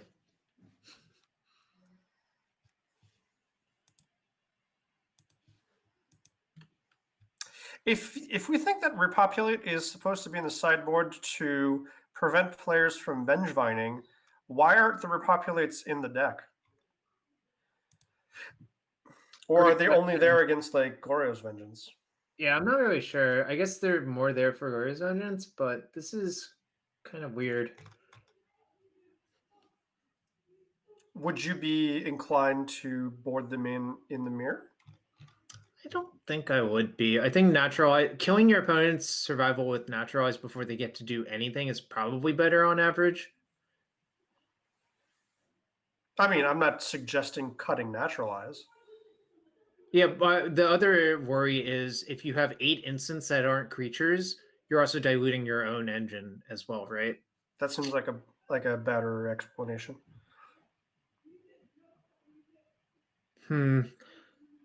This is like Too fair? Yeah, I was thinking that. It's also like you don't have the best card in the deck in your hand as well. You don't have a survival, you don't have a tree speaker, you're lacking a 3rd mana. Vengevine is essentially a blank. Yeah, well, we'll see what Dimitri chooses to do. I don't think that turn 3 Mana Gorger Hydra, turn 4 Umazo's GTA is going to be good enough. This hand is better. I mean, it has an answer for an opposing survival. Yeah. I think you reluctantly keep, even though this is also on the low end, right? Yeah. I would be more tempted probably to put back the pit fight than the land, but that's actually what I was thinking too, because the creatures you have to pit fight with are not good at pit fighting. Yeah, you need to the only good pit fight here is like burning Tremissary into pit fight the Jarga Tree Speaker. And as I say that, it might happen. It's definitely happening now. Now Dimitri looks much smarter than we do, right? I mean, I guess that's why he's at the top of the standings and we're casting, right? No, that's not even that's going to happen. GT gets on the board. Huh. What's the worst that they can do? Just activate the Tree Speaker and put a survival into play, and then you have the answer for both of them? You called it, Caster's Curse. Yep. Now, the question is how Dimitri's going to resolve this situation, because you can only do 1 2-minute thing, right? Yep. And I would believe killing the enchantment is probably priority number 1. Probably, because I think if you let it stick, there's too good of a chance that you just get swarmed by Vengevines next turn, and that's like irrecoverable for a GTA. Yep. Ty did keep 7 on the draw, so maybe he just has another backup card that's like pretty good. How about Conclave Naturalist killing GTA? Boom! Oh, that was really, really, really good for Ty, because it's also a big creature right here, right? Which is brick walling the rest of the stuff. So the GT is no longer a factor. The pit fight in his hand doesn't do anything. The Legion Lawyers doesn't do anything. If there is a GT on the other side, a survival on the other side, or just a hard cast Vengevine, there's a lot of damage coming in the red zone. I think it's just going to be the 4-all, play my Vengevine the fair way, and put him in the red zone. This is attacking for 8 on turn 4. I mean, the deck's trying to do that anyway, right? Yeah. We're just paying mana to do it. Would you have cast Pit Fight on the Tree Speaker on your turn? I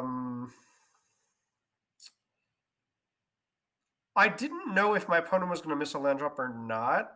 In this case, it might happen. If you had, I mean, there wouldn't be a Vengevine in play attacking you. Yeah, that's the only thought I had. That I think is a major decision you had that turn. Not only that, if you didn't put Pit Fight back into your deck and you chose to keep it over a land that you put in the bottom, and then you're not using the Pit Fight, then what is it there for? So Ty is really just going on the beatdown funnel. Look at all of these big creatures. And here, unfortunately, again, the red-green player is missing their 4th land, which is a key point, because I think Vengevine would actually be a really good blocker for an opposing Vengevine, obviously. Yeah. What happens if GT just comes down, gets equipped, and... It's a disaster. I mean, the GT just gets blown up by the Caterpillar, but no, we're just going to cast more Vengevines and, yeah, do it the good old-fashioned way. Yeah, who needs survival? You can kill my survival. As long as you don't have a GT and I have a survival, I'm fine with this. Yeah. And I have a bunch of 4-power creatures attacking you. Yep. It's kind of funny. We never actually saw Ty do the broken survival thing because he never got a chance to, but he's still getting the job done. I mean, his endgame plan is to put Vengevines into play. He did, just not the way that is unintended, let's say. I'm not really sure how Richard Garfield intended for Vengevine to be put into play. It's kind of unclear, I think, right? I mean, if you want it to come back from the graveyard, you don't give it a casting cost. Oh, like Bridge from Below? Bridge from Below has a casting cost. It doesn't really have a casting cost. Get out of here with that. You know that. I know, but they still added one. I mean, it was in Time Spiral where they made cards that didn't have casting costs. It could have not had a casting cost. They had that option. It's true. You can't suspend it, nothing. It's like, it's in your hand. You can't cast it. You can't put it into play. It doesn't do anything when you put it into play. I think that would have been like even cooler, because then it would be like a colorless enchantment. Maybe they just make it turn into an artifact at that point. But it's kind of funny. Oh gosh, I forgot what I was going to say. Why? Because blocks started to happen? No. Oh, sorry. Now I remember what I was going to say. Time Spiral was not actually the first time that a card like that existed. Do you remember Evermind? Evermind is a card from Saviors of Kamigawa that also has no casting cost, and they can only be spliced into Arcane on the card that on an Arcane card. Yeah.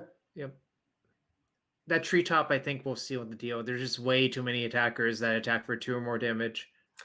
Pretty sure that Treetop was unnecessary.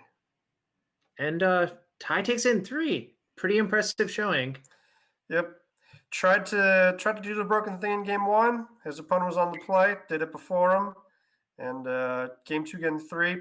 No player got the survival activated, but no, none were necessary to put Vengevines into play this game. Correct. Well, we predicted Vengevines being at the top of the standings. We saw a bunch of Vengevines in that match because maybe Plains and Swamps were not a part of it, and that's why it was one of our first winners, because as the future match has been proving, Plains were the superior card choice for winning matches of Magic on coverage. That's true.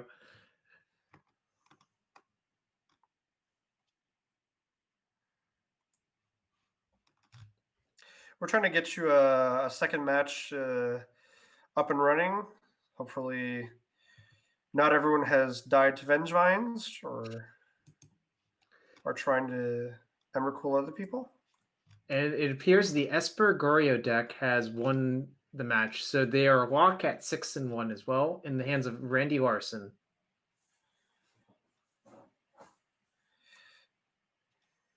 Well, the format Righteous Crusaders are currently dominating the top of the standings, apparently.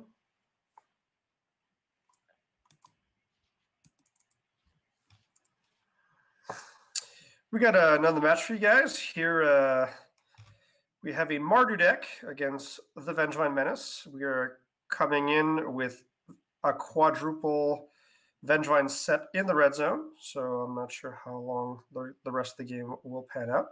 There's even a GT equipped to one of them, so... There's Shiri in the Yeah. graveyard.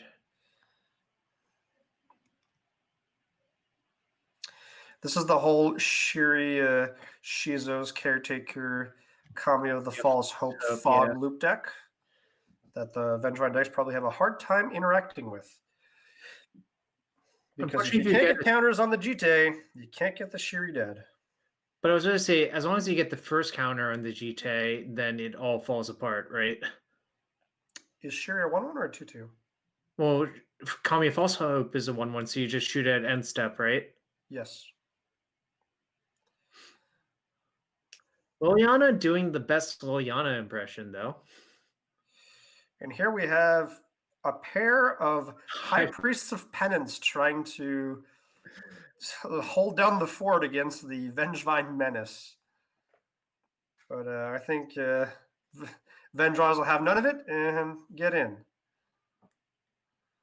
Yeah, the problem with Vengevine versus any removal spell is the Vengevines just come back, right? So just removing them without exiling them is not really good enough. Nope.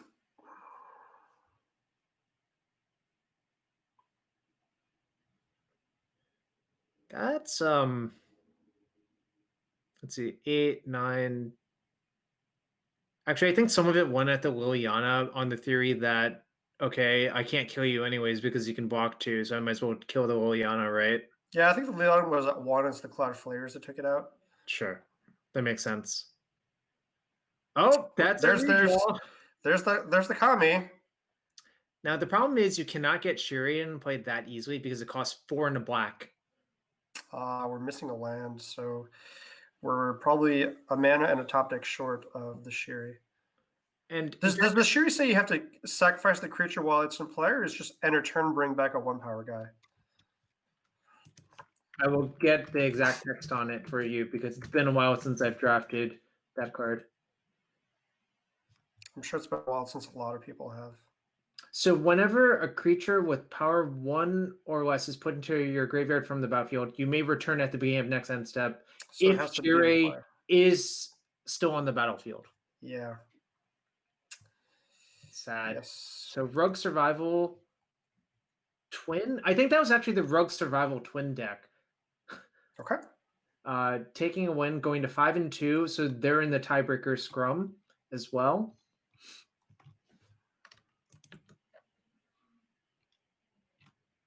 And let's see if we can get another match. So apparently there's no other match for us to showcase to you guys, but we're going to... Well, I actually think Alex P is playing a match still. Really? Yeah. In feature match 2. So let's take a look there. Yeah, I'm doing the tough work to make sure, but I think now there's about to be no other matches. Yep, and I was correct. And as we tune in, the game is ended. All right, I will check one more. We just gotta make sure we gotta max it out for the viewers. For the viewers, you know, I'm doing my best, right? Yep. It appears.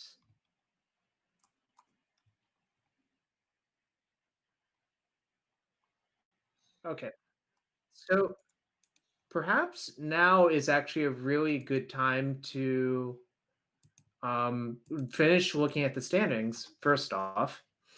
which seems to have a bunch of survival decks under these black white decks that have been built to crush them. Apparently, Yeah. The white black deck a little bit more successful than the Mardu Fog deck, it seems like. yeah. First strike, better keyword. Yep. So we stopped at Dimitri. They were in fifth at 5-1. I think there's a reasonable chance they still make it in, but I'm not going to claim to do the math. Ties in because they won. They defeated Dimitri to go 6-1. Zach's match is still up in the air, I believe. He's playing Mono Green Survival. And is Will's match still up in there? Will's match is also still up in there. Oh, and they're playing a mirror as well. Mono Green versus Blue Green. And I think maybe Alex P can sneak in because they have the best breakers at 5-2. And they're on the Splinter Twin deck with Disrupting Shoal. Yeah, you don't see that one too often. Nope. Last time I saw Disrupting Shoal was 2009, the first modern Pro Tour. Well, not to be the boomer, there was no modern in 2009. 2010 then? 2011 probably, the Pro Tour Philadelphia. I mean, that was the Pro Tour I was trying to refer to. I just wasn't sure of the year. Oh, sure. Yeah, 2009, people still played extended PTs, I want to say. I should have just said Philadelphia and chose trying to find it. Yeah. Fair enough. So yeah, the last few slots still being crimped or being fought for, but a lot of survival has made it in, it looks like, which is seeing as how it was half the field, it kind of makes sense. Yeah, it was a large portion of the field, and honestly, it's posting a dominating performance, I would say, which is not surprising because like if you're not prepared for that deck, or if you're slightly prepared in the wrong way, it's still very easy for it to steamroll you, right? Yep.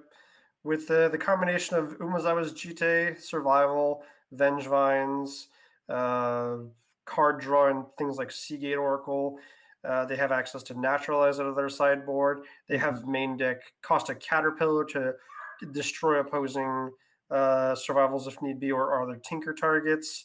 It even keeps Splinter Twin off the board. So Yeah, so seems like they have all the tools. Well,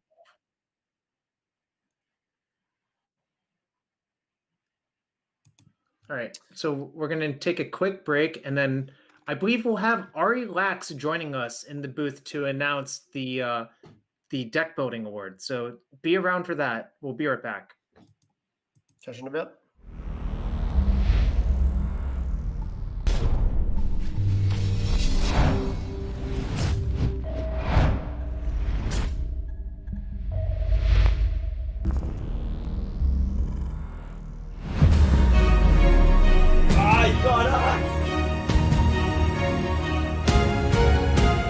Mythic Society.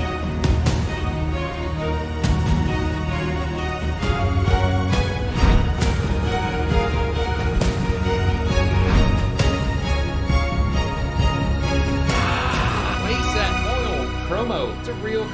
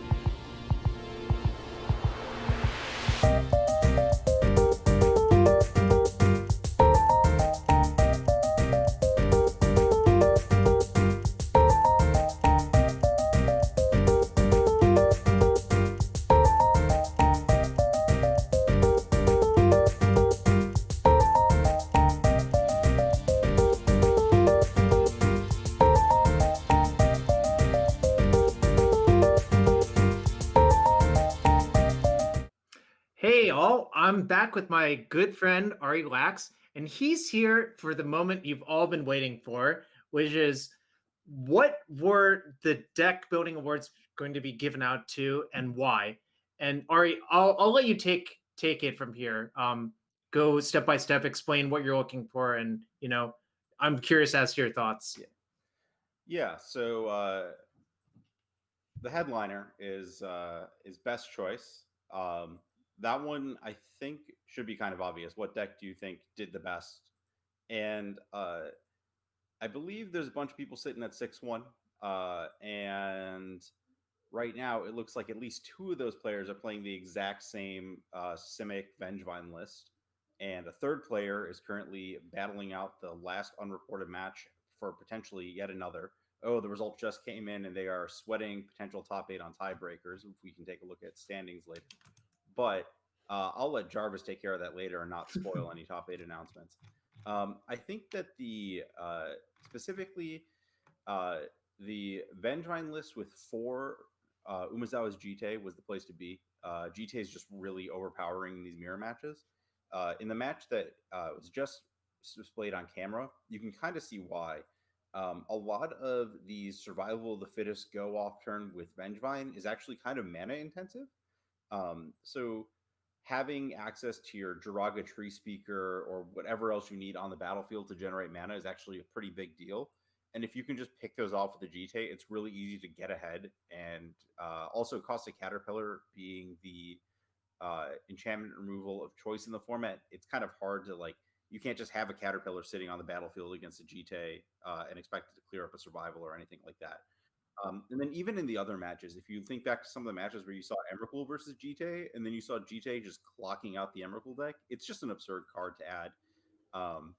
And then the Vengevine Shell is just the best thing to be doing in this format. I think the way I just put it when we were chatting a second ago was there's 3 really powerful combos in this format. You can Goryo's Vengeance and Emrakul. You can Splinter Twin a Grounding Krasis, and you can survival some Vengevines. One of these combos is banned in Legacy. That's probably the best one. One of these combos is banned in Modern, and then the other is just kind of legal in Modern. So you can kind of see the rankings there. So yeah, of the 3 people playing the identical list, I think the tiebreaker has to go to Will Lowry for the best deck name.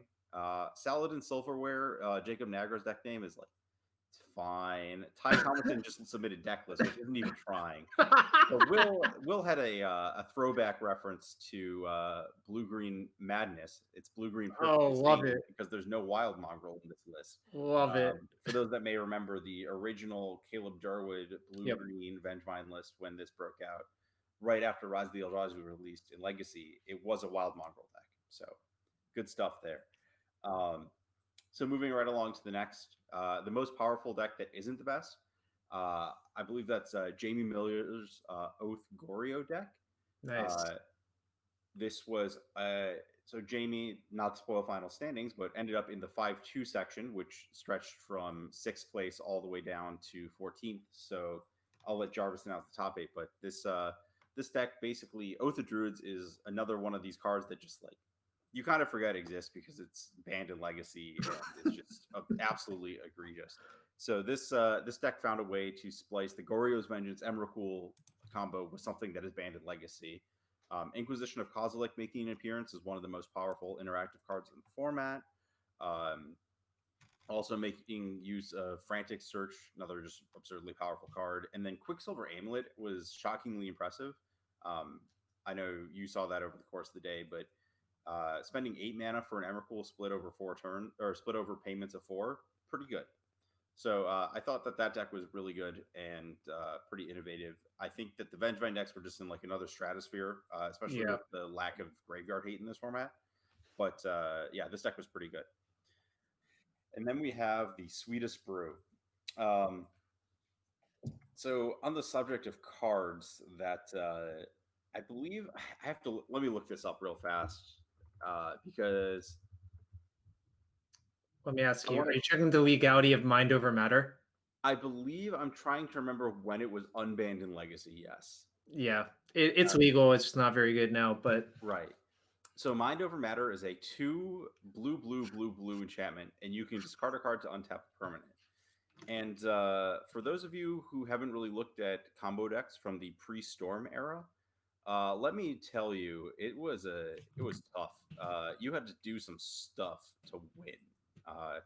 You had to make your opponent draw their deck by playing Stroke of Genius targeting them. And there were, I've heard urban legends of people showing up to events with 600 card decks because that was above the physical limit of mana the deck could produce. And it didn't matter, you couldn't academy someone with 600 cards. This is Mikhail Deminetto Plummer. Showed up with quite a nice Mind Over Matter deck. So this abused another one of the egregiously banned cards, Memory Jar.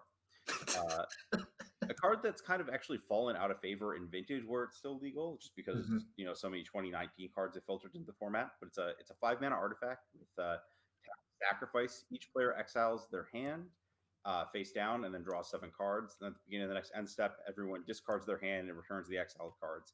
So in practice, what happens is that you get 7 cards and your opponent doesn't get to do anything.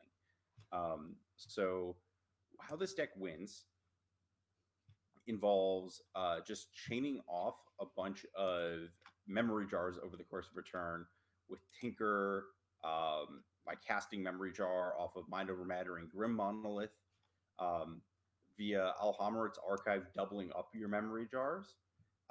But this list, so there was a list that had Goblin Welder, where you could untap the Goblin Welder and play any artifact and then tap the Goblin Welder to weld that into a jar.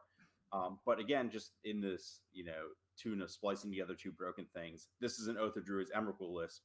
And the Emrakuls end up being an important part of the kill condition because Memory Jar, for those who have not played with multiple Memory Jars, which is basically everyone at this point, one of the ways you win the game once you start going off with Memory Jar is that if you just keep looping them, eventually your opponent runs out of cards. But you would too, except for the part where if you discard Emrakul to Mind Over Matter, you reshuffle your graveyard into your deck. So the way you win is you just Memory Jar your opponent out and you're reshuffling your graveyard, which is just frankly absurd. And I just can really appreciate some, late 90s combo win conditions. When things these days are, your combo deck's win condition is look at the cards. The Moto reminder on a Balustrade Spy, removing your entire deck and putting it in your graveyard. So yeah, those are the 3 best, most powerful, and coolest decks of the week or month. Yeah, so that's awesome. If just one quick question, unrelated to that. If you had played this tournament, do you think you would have played Jacob's deck? I think I would have had to have shown up with Vengevine. I think that the best deck in retrospect was probably a mono green list that played all the GTAs. I think that the Bounding Crises were a really good angle against Emrakul and opposing Bounding Crisis for Splinter Twin. But it turns out that I think the best thing to do in this format was try to beat the Vengevine Mirror, and I don't think you need the blue cards for that. Fair enough. Although one thing that they told me that was key was playing the Cloudflint Raptor, because it became a 4/5 flyer once all of your Vengevines came into play, and no one could actually beat that if they were playing mono green. Yeah, 3/3 first strike and 4/5 flying, notably unstoppable in this format. You saw that too. The 3/3 first strikes were actually unbeatable for Jacob in that one game. Yeah.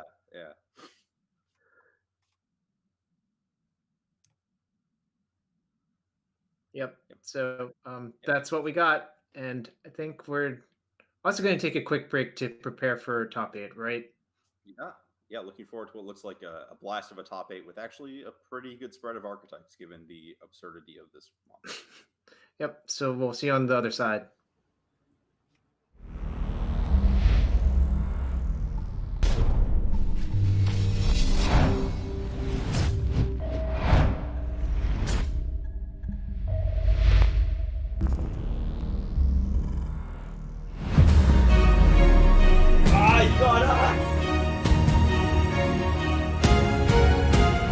Mythic Society.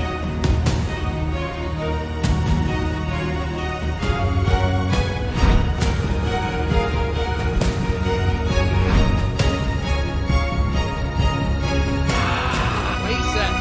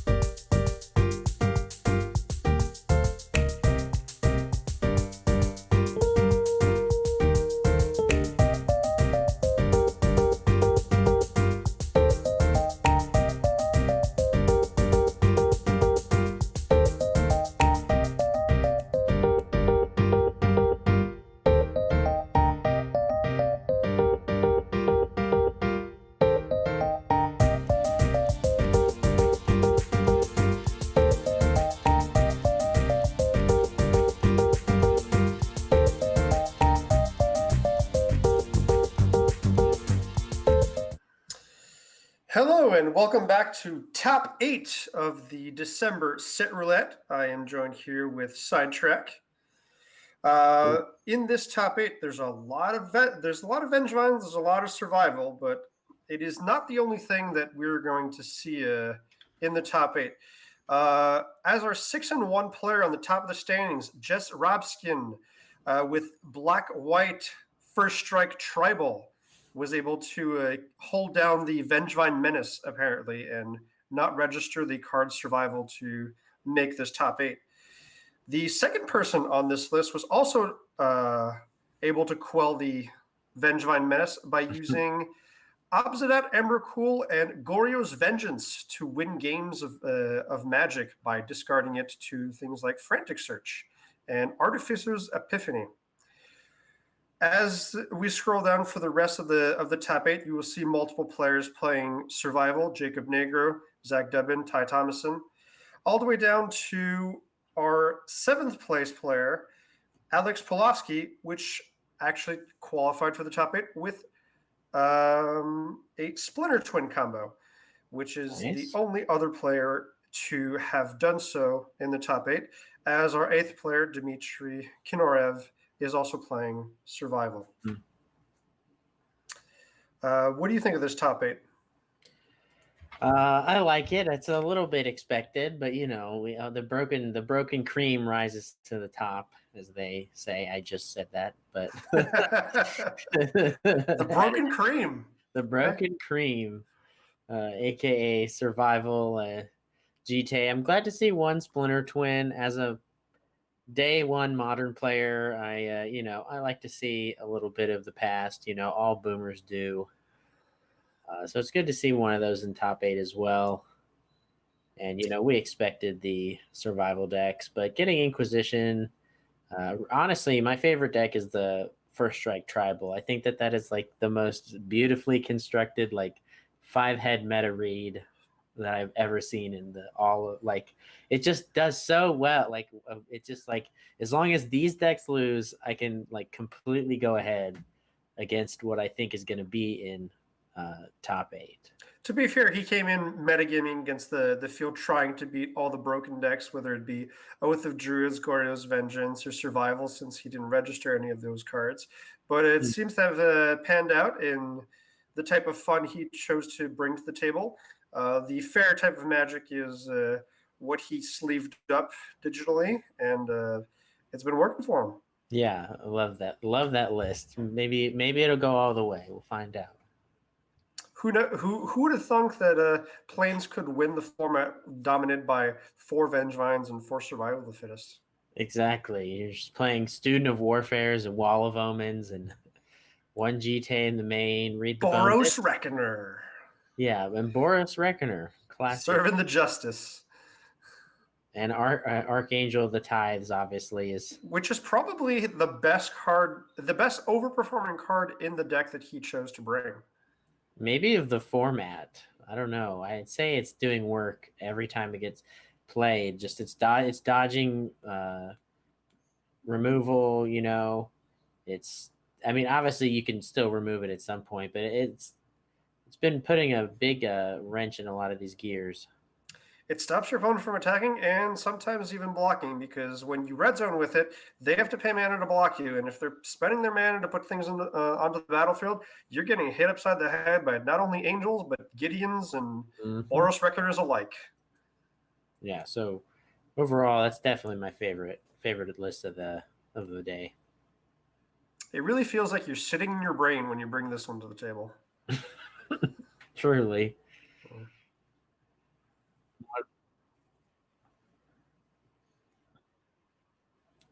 We're trying to sort out this top 8 to see which one of these matches we want to feature the first time around.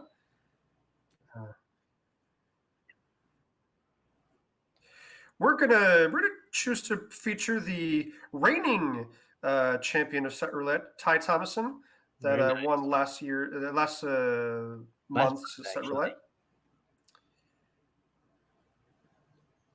Yeah, let's go ahead and try to hop on in there.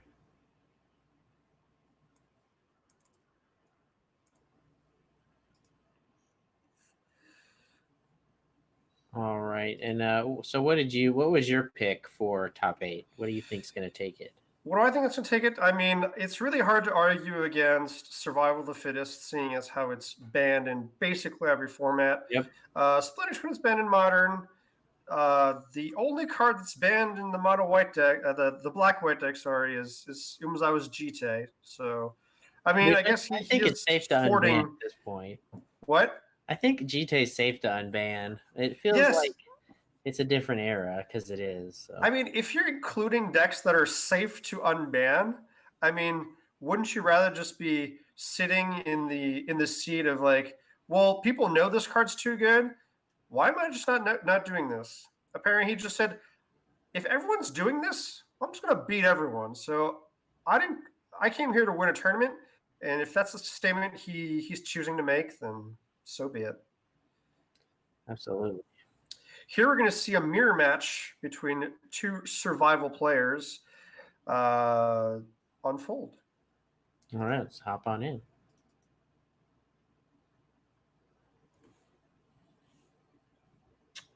The Droga Tree Speaker as the one drop is very crucial to revving the engine of the survival itself, and the fact that the green Soul Ring is able to power out a bunch of Vengevines by turn 3.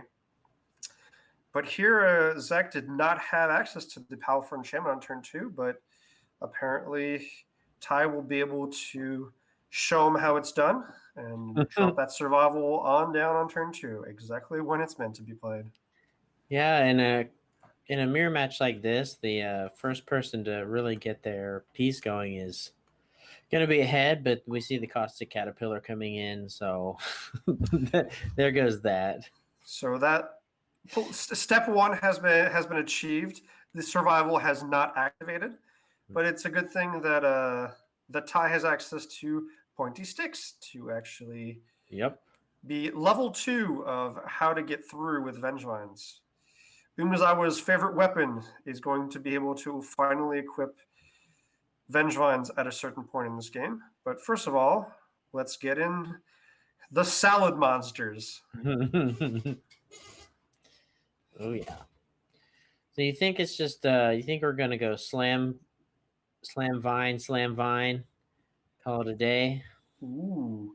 Well, currently you can't slam the Jite because not only does the Eldrazi spawn token stop you from getting that, but the freshly cast Evolutionary Leap is also a way to foil the Jite triggered ability.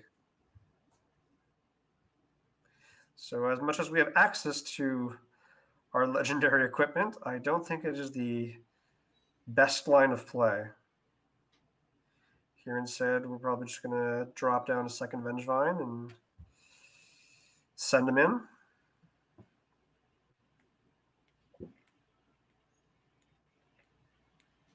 You will probably see a post-combat Jite just hit the battlefield. Yeah, most likely. See what we get off of Leap. Our reveal was the Experiment 1. Experiment 1. I was going to say Evolving 1, but that's Evolving is what he does. Yep. And then post-combat Jite, just gonna sit back and I don't know, maybe just some maybe Point just the way to victory. We'll get there. Well, Evolutionary Leap is probably the third best 2-mana green enchantment in this format. So behind Survival and Oath of Druids. Yes. So I guess it gets the nod since it's of the best cards. Couldn't get enough survivals in there. Had to also get the leap going. Squeaking that Kmart Survival of the Fittest there. I mean, he clearly got it at Dollarama. Yeah, the Dollarama Survival. Yep, the best impression. I mean, you're losing a resource. You're paying a green mana. It's kind of the same thing. It's the Magic Origins equivalent of survivaling to be the fittest. You are taking a leap into evolution to do so.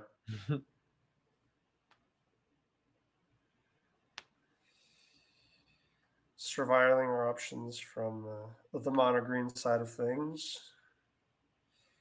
Staring down multiple Vengevines in a Numenous Iris GT, not necessarily where you want to be. Yeah, I've been in a more comfortable position before. But we seem to have options to get out of this, seeing as how the leap is something that you can sacrifice your creatures to prevent the GT from actually gaining counters. And since you're getting creatures every single time, at some point you'll find what you're looking for and be able to execute it. Yeah, so still, is this still in the tank here, I think, or is our stream froze? I mean, the stream hasn't frozen since you can see the counter still Oh, whittling the down. timer is going. There it goes. Yeah. Okay, it actually did freeze for a second for me. Just they call that the Shamu, the Sea World, just in the tank for a long time. Which, it's money on the line here. A lot of store credit. Tournament lives. Yeah. And Hangerback Walker being a very nice card to combine with the evolutionary thing. Not only does it let you sacrifice it on demand, it also lets you pop out all the Thopters at instant speed without having your creatures exiled. Here we have the enchantment we are looking for, Survival of the Fittest, start doing its dirty work, putting all the Vengevines into the bin. That row. And if we have a hangerback, we have a second hangerback, and all you have to do is discard 2 cards in the hangerbacks for 0, and the Vengevine team is going to be on the battlefield. Comes the team.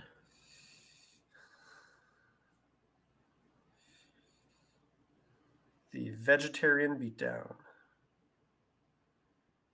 Now, Vengevines, yep, and just go in. that's what we call exexies. That's a pretty quick one. Yeah. Interestingly enough, it was not the person that played the first survival that won that game. No, it was maybe the problem there is running out your survival and assuming it lives and not even getting 1 activation.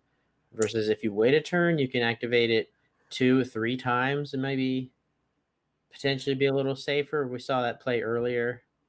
The more conservative line of kind of holding it back till you can actually get some use. And I think I would consider that a max punish. Yep.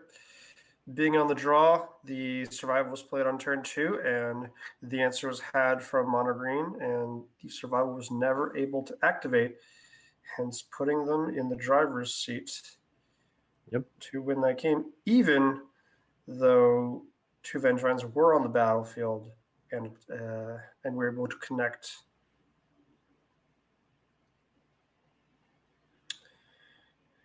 Here we see Conclave Naturalist coming into the fray. One of the cool sideboard cards that I want to notice right now is the Teardrop Kami that seemed to be there as a way to stop Emrakul from coming back with Goryo's Vengeance without having to put the whole 3 mana's worth into a Bounding Creases. Yeah, I actually like that. It's nice tech. So pretty slow hand. That's exactly what I was going to say. I don't know if you're allowed to keep that in the mirror. This one has the survival, has the Tree Speaker. Doesn't have a 3rd land, but good. I mean, potentially. If you don't get that 3rd land, you are not looking good. But it's hard to go to 5 when you have the best cards. Yeah, I think the upside of this is very high. Right on time comes the Forest. Yep. Let's try this again. Turn to survival. Off Turaga Tree Speaker. Does it live? Or would it get hit by a Naturalize? Okay. The answer is okay. Well, if there was Naturalize, it would have gotten played. So was because that runner land with everything you need? Not bad. I mean that's why you play this deck, isn't it? Yeah. You're playing the best cards to draw them, and when you're playing the best cards and you draw them, well, your opponent loses. Things go well. You've already done your part in adding to your deck the best cards possible. It's just like fitting that you get a little lucky. You've already made so many good decisions.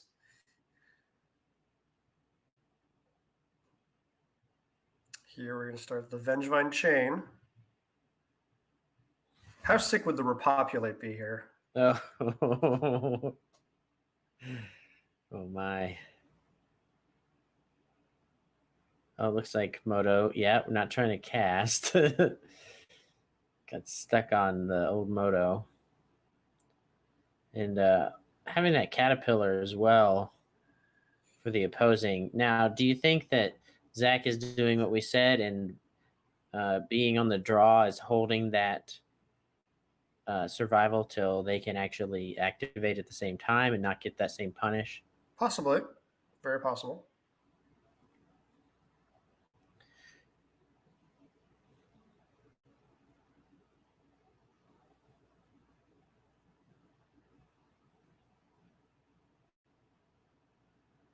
I think we're going to find a Hangerback Walker here. Then we're going to pay a man and put the Dragon Tree Speaker into play. No?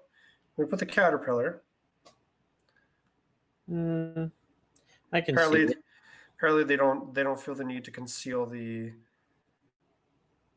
they have an answer to opposing survival since there's already Vengevines into play. Repopulate is exactly what just happened. Ooh. The setup was there, and instead of having the naturalize for the survival, repopulate was the instant cast to stop the Vengevines from coming into play and costing a bunch of resources from the blue-green version. You said it, and I didn't think they had it. I thought maybe just I thought they didn't have it. Turns out they did. Naturalize for the survival too. That would be backbreaking. Oh, just a nest invader. Just a casual nest invader. Oh. Oh, but we did the math correctly. We even have sacrificed the everything coming up mono green here. Everything coming up Dubin. Wow. But a tough decked Umezawa's GT might change that. I gotta say that was a pretty rough turn. Getting Yep. repopulated into losing your stuff. Yep. And here, a nest invader for a caterpillar. This is where having the tree speaker in play would have been better than the caterpillar, since you wanted that GJ to be active, and the only way to do so was to put it on the caterpillar.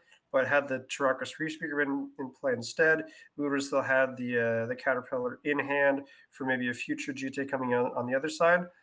Yep. Whereas now we still have our own GJ, and the opponent doesn't. But all right, Vastwood Seer coming in for the crucial fourth land drop to maybe start dropping some Vengevines the good old-fashioned way. We can assume there's probably at least one in Zach's hand.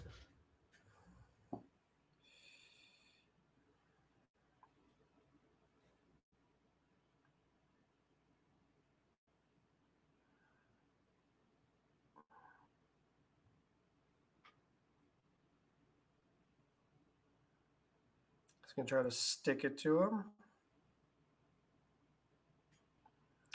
This gets in the way, and it's probably going to die for its trouble. Pretty interesting. It doesn't seem quite a runaway as the last game here. Kind of a bit of a resource battle. Well, there's 4 lands on top now from mono green. So either a Vengevine comes down, or maybe we have a 5th one, and the Conclave Naturalist just blows up the GT.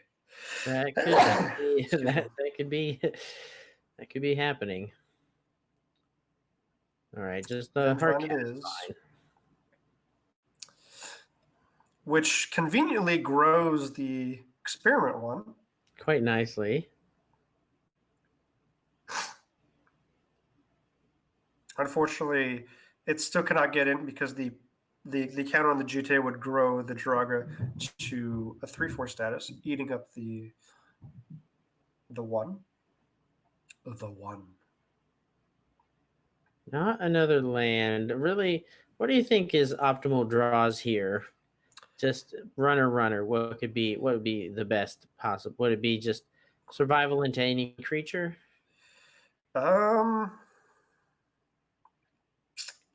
Like, how do you get out of this? I guess that would be a thing, but survival without a creature is pretty slow. But it's still the best card in your deck. You still want to be drawing it. On mono green side, I'll just take another Vengevine and get in. Sure. Well, that works. GT All right. on deck, on Vine, in red zone. Yeah, this one's not looking too hot. Nested Invader is definitely a cool card that I like that people added to this survival deck as a, and 3 lands in a row is not going to get there, and that is the match. Slightly anticlimactic, but Magic is sometimes how the cards are drawn, and runner on lands is too bad, so sad. But Zach Dubbin moves on to the semifinals. All right, and let's see, do we have anybody else in these quarters? Looks like we do. Let's see if we can get some of that coverage going for you.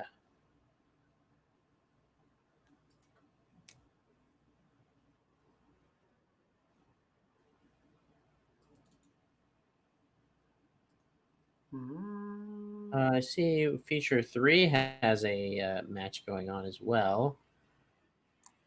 All right. And this seems to be a match also with multiple Vengevines in it. Surprise, surprise, surprise. Yeah, it's almost like it's half the top 8. The interesting card currently on the battlefield is actually Cloudfin Raptor being a giant 4/5 flyer.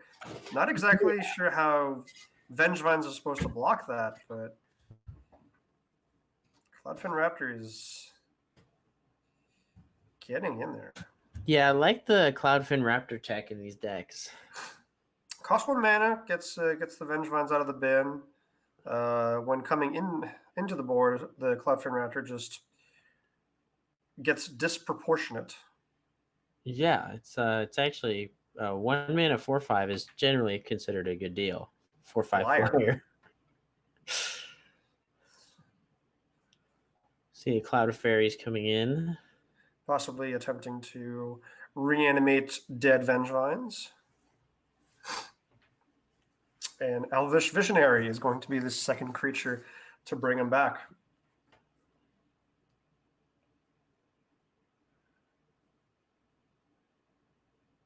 Elvish Visionary seems to be like a card that you actually want in your deck to be able to keep the juice flowing when you're discarding things to survival, just to have triggers happen with to have Vengevines come back in. If you're playing Burning Tremissary, it's also something you can cast off those. They block fine. Cloud of Fairies and Elvish Visionary seems to be a great sequence off 2 mana that just puts the Vengevines back into play. Definitely a fan.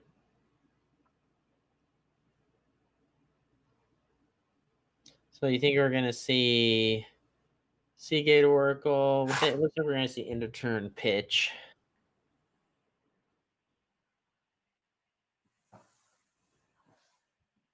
Let's see And what here we the get. evolutionary leap, turning, let's say, old Vengevine fodder into new ones.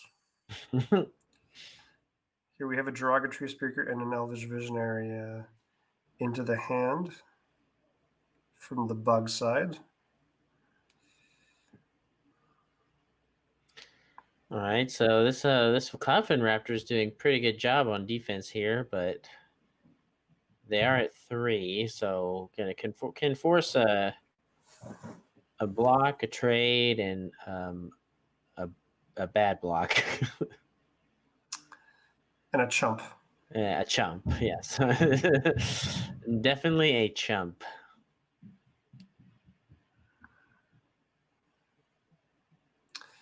So here on the following turn, we're hoping that Seagate Oracle will yield another creature to be able to throw to the survival to bring back the menacing Vengevines. But once again, Vengevines come into play for bug.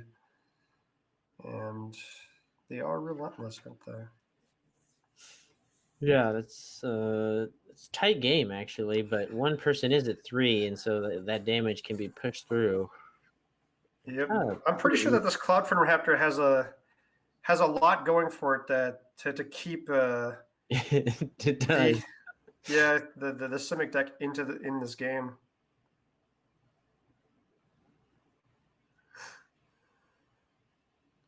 Okay, Whirler Rogue. That's a lot of warm bodies. Yeah, true. Okay. So all the Vengevines come back, and if you really want to get through, you can make them unblockable. Hello. Well, you can make one of them unblockable. Okay. Not bad. Not a bad turn. Total of 20 power, put into 7 play. mana and a lot of power. Yep.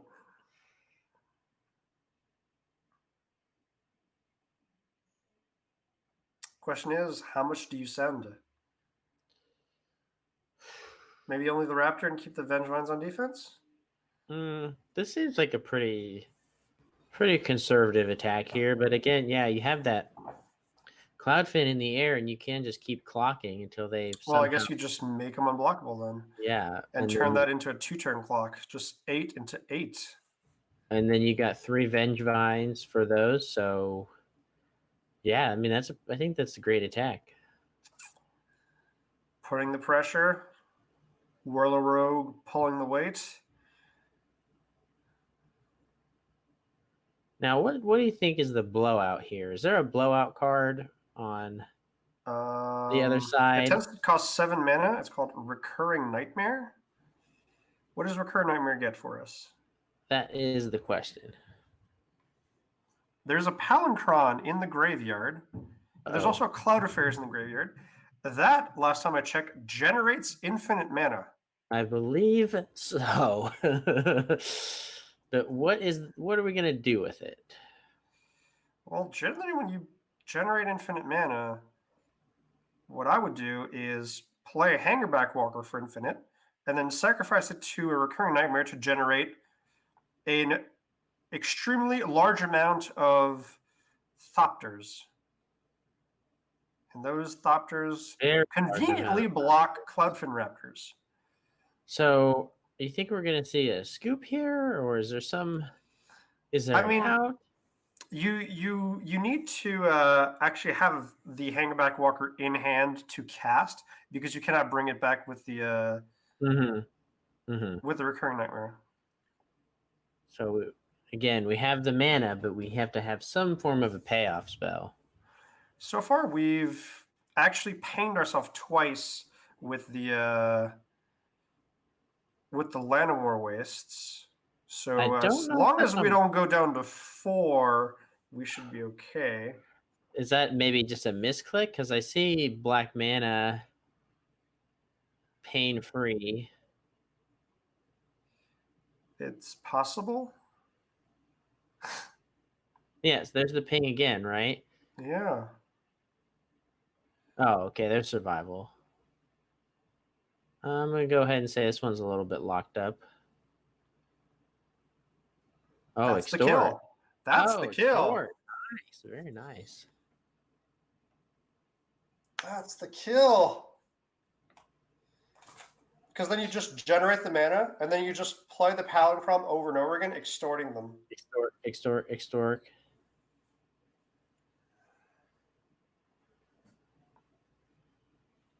Nice combo finish.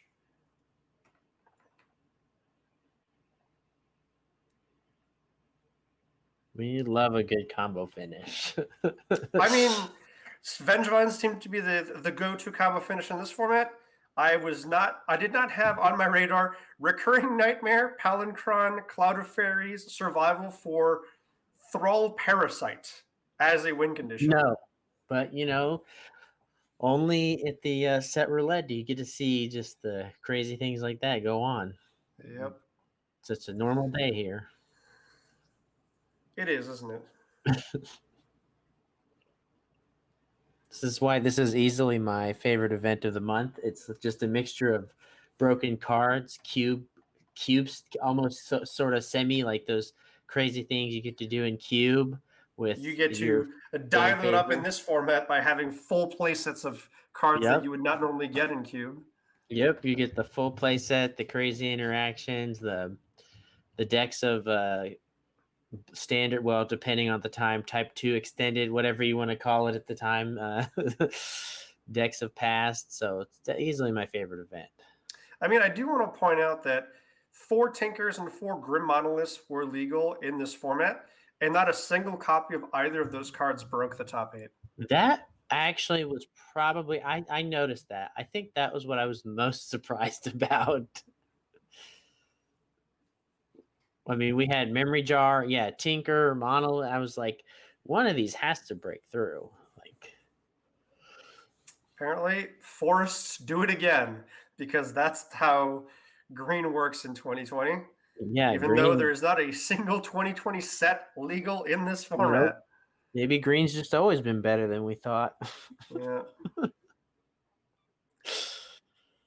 Green's like, I can't beat Flyers. He's like, that doesn't matter. I'm just gonna ground pound him the Vengevine way. Yep, don't need to beat him if you're faster. I am the fittest survivaler. Going to get another Caterpillar here. A little just quick trade of resources as expected. It's kind of like the song and dance. It's going to happen. So, kill your survival. You kill my survival. I kill your survival. Reset the board.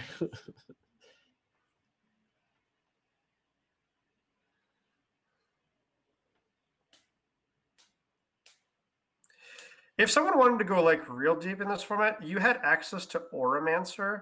I believe it was in Magic Origins to like actually bring your survival back. But the mana was so bad for white to be paired with like green that no one decided to do that. Yeah, that's understandable. All right, so another survival. Probably just going to see Seagate Oracle look for a survival of your own. Triple Bounding Crisis. Got them all. So this is a little bit awkward. The survival player with survival tends to be doing much better than the person trying to gain a little bit of advantage when you can just die in one turn. Is that so? Yeah, it's pretty obvious, but it's one of those things that when you play matches like this, it tends to come down to something like that. The greatest content. Whoever has hate card or double of the best card. But like these are slightly different builds too. Yeah. Elvish Visionary triggers the Vengevines. I am really liking this Cloud of Fairies Visionary plays. I mean, gets you new cards. Like if you don't want the Cloud of Fairies, you can always cycle it. Yeah. This evolutionary leap is it really is the third best one in a green enchantment in this format. It really is. Because I see, mean, this I is feel like it's creeping up to second because Oath of Druids also did not crack the top 8. Mm-hmm. Yeah, this doesn't look too hot. The only non-survival decks that did were an Esper Goryo's Vengeance, a black-white First Strike deck, and a Splinter Twin deck. Everyone else has Survival and Vengevine X4 in the deck list. Which is understandable. We've all played with these cards before. Who wouldn't want peanut butter with jelly? Yeah, exactly. Yeah, this is not. I don't know. I guess you're just gonna have to take these trades. Mm. They are definitely not favorable.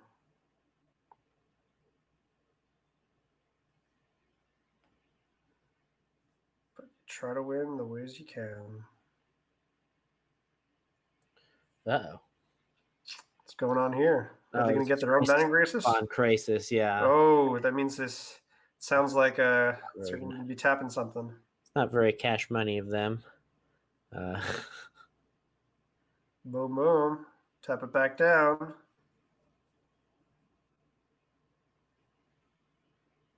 Yep, there. Yeah. I mean, okay. Even if you stacked your next 3 draws in this position, I don't see What next 3 draws? Exactly. I mean, there's no way. Yeah, there's no way out. Like, it's one of those things you couldn't stack the deck to get out of it. So we predicted at the beginning of the day Survival would be the talk of the tournament. It was. The metagame proved that at least half the field chose to pack the powerful enchantment and 4/3 haste duo. But there are still people fighting the good fight and chose not to bring those cards in the top 8. And hopefully they continue to do so and we get to cover some of those matches. Oh, we get white-black First Strike triples coming in semis here. Well, right. it seems like we're going to go to the break and see what's in store for the top 4. All right.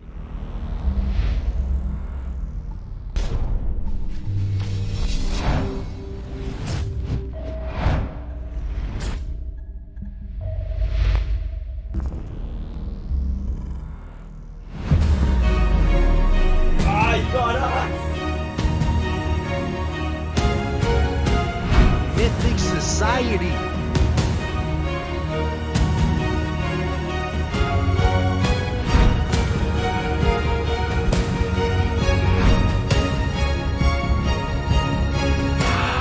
Playset Oil promo. It's a real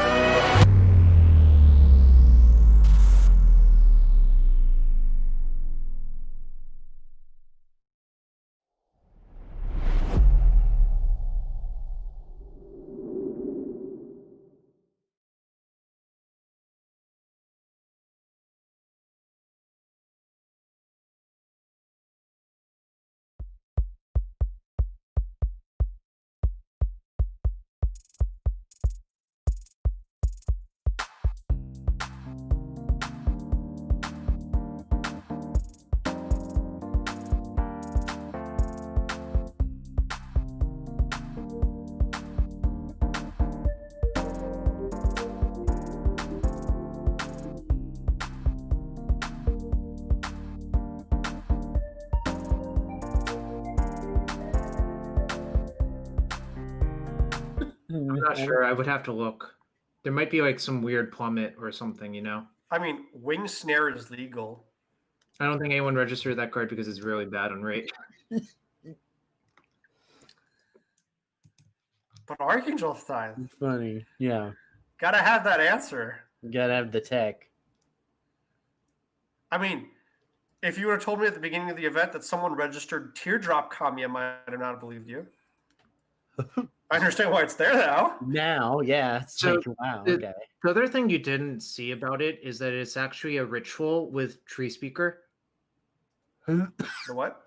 It's a ritual with Tree Speaker because you can float 2 green, untap your Tree Speaker. Oh, You didn't actually see that because you need a very specific board state for it to do that, but it's I just mean, I'm pretty sure it's not the reason why they added it to the deck.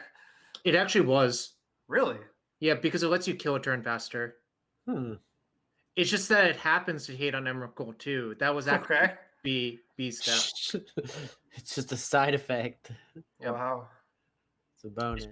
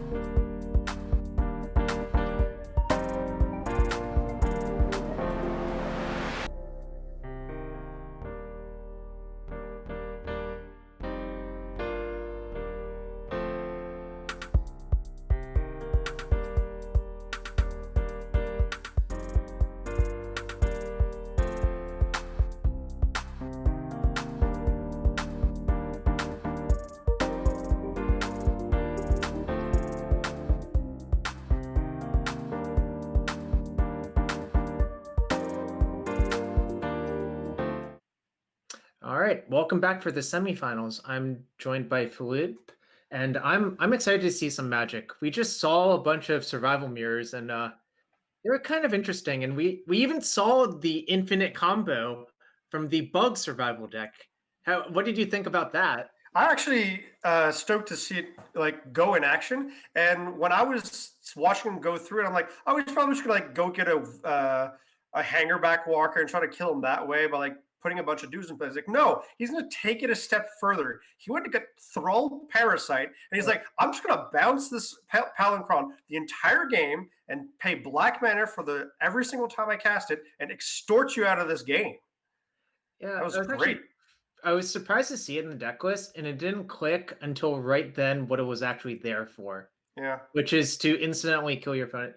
I didn't even know it was there, so I didn't mention it when he was actually going off until it actually happened. There's some small uses. You can like remove counters from hangerbacks. You can remove counters from Jiraga Tree Speaker. And it does like a lot of small things, but I think the intended use is to when Kill you're in them. that bored state of Recurring Nightmare, Palinchron, Cloud of Fairies, Yeah. and it's survival, it actually is just lethal, right? Yeah. I just I want to see him in the finals just because I think that is what a classic survival deck is supposed to do. It's supposed to have like I have a bunch of 4 of these, and I'm going to kill it with these 4 ofs. And then when it doesn't happen, just lock and load all those silver bullets and do the thing. Yeah, I don't think many people actually registered Recurring Nightmare with survival, and I think Valor J or Joshua was one of the few, and it paid off really hard for him right there, right?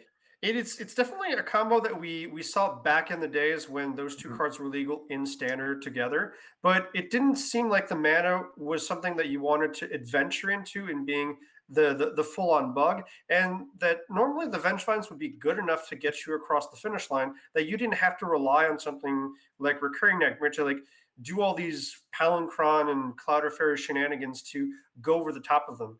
But apparently he was able to identify that if everyone's going to play Vengevine, there's going to be these board stalls. And in these board stalls, I need another way of winning. And going infinite with Palinchron and extorting my opponent out is exactly what I want to be doing. Yeah, it was pretty interesting to see. I think a lot of people, well, obviously a lot of people did not choose to do that because No. the mono green and the blue green and the red green deck do not have that many colors in it. No, they just chose to have artifacts like Umazawa's Jite get Yep. strapped onto their Vengevines and like ping their way through the combat step. Yeah. Anyways, I think we're about to have a match. And we will take a look at Alex. I cannot pronounce this person's name 100%. Pulaski. Pulaski Hmm. take on.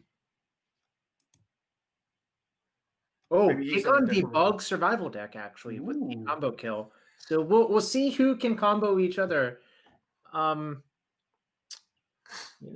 going to be interesting. The negates are super stressed out, but sometimes if you draw a negate versus like a Vengevine draw, it's not actually very good, right? No, negate's also not very good on the draw either.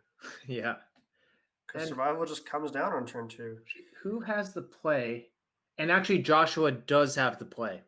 Ooh, but we even have access to Disrupting Shoal. That's a way you get survival off the board on turn 2 when you only have one man on in play. Yeah. Disrupting Shoal.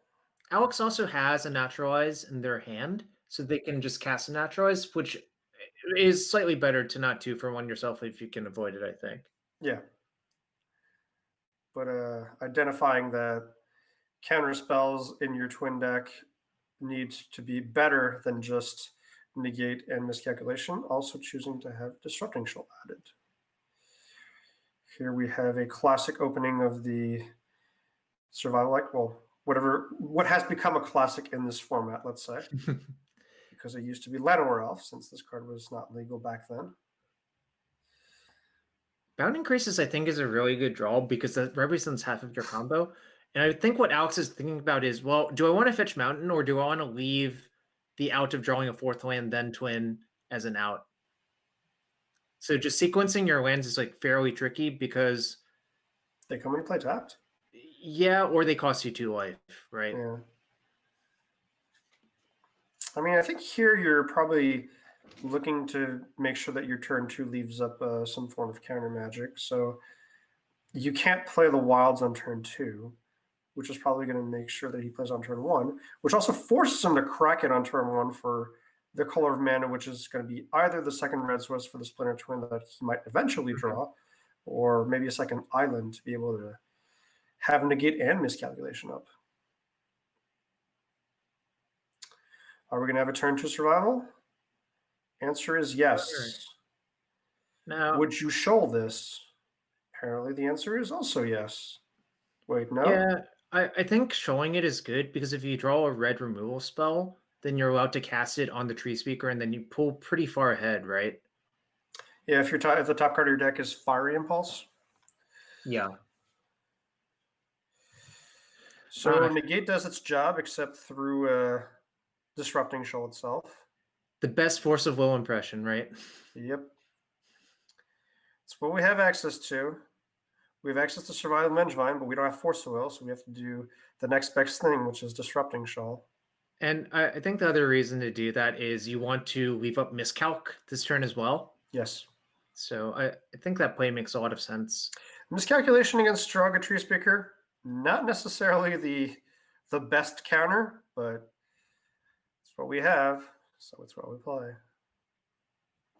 And playing around the miscalculation is going to be the Draga Tree Speaker here. Missing the third land drop may also be a problem. Well, they miss a third land drop, but they're going to have access to at least 6 mana next turn, right? Yep, and since since the Draga Tree Speaker have made the miscalculations obsolete, we just go ahead and cycle it away. Yeah.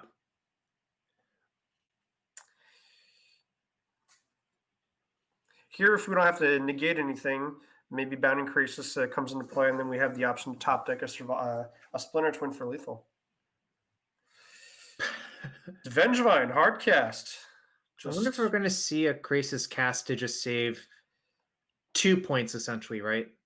Or 3 points. Yeah, 3 points, because you're taking a pain off that Shivan Reef to cast it. But now a Splinter Twin's lethal.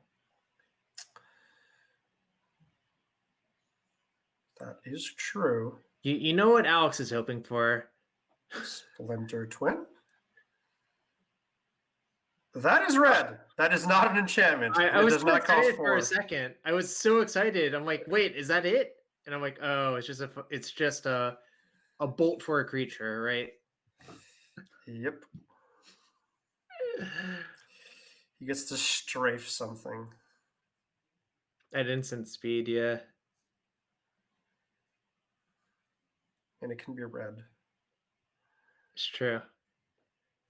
You can sunlance something that's not white. Strafe was the original. Yep. And it was a red spell. Yeah. Planar Chaos turned all those things on the head, Yeah. So this Fire Impulse has a lot of targets. The real question is, what do you want to use it on?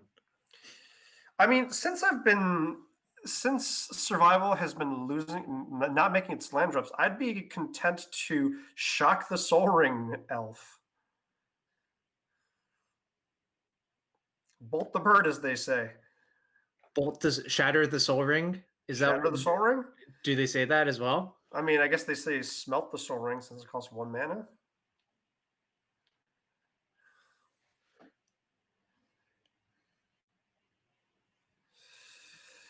Choosing not to. Vengevine red zoning. We have chosen to stop take damage from this Vengevine and bolt that. So I think this also makes sense because we don't have a miscalc anymore, so the 2 extra mana might not matter that much. And I think you might buy more draw steps by killing a Vengevine than by killing one of the mana creatures. And here, Inquisition of Kozilek is going to be met by negate. And it feels like the coast is clear to drop a survival if we have it. But seems like we're just going to be leveling up our tree speakers. I would probably level the same one, seeing as how they affect all of them. But he's probably trying to get up to the 1/4s that are going to be able to block the bound increases. Yep.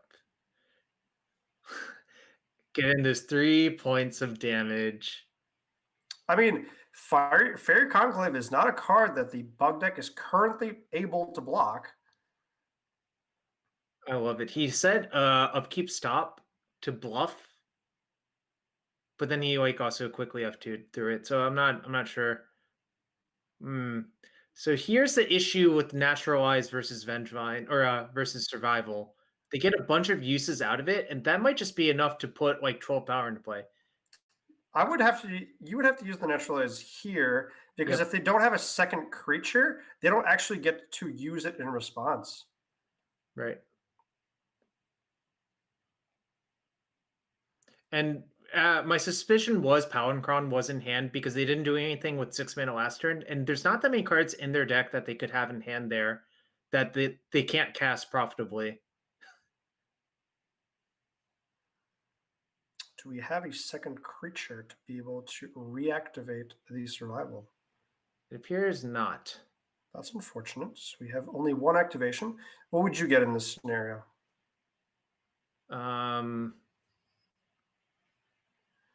Castic Caterpillar is makes the sense. choice. This protects you from a top deck Splinter Twin. That is correct. Whoa. Unless we had access to the card Bone Shredder, we would have been able to Bone Shredder the bound increases, but apparently that card was not registered. Yeah, a lot of nice old cards making a comeback here.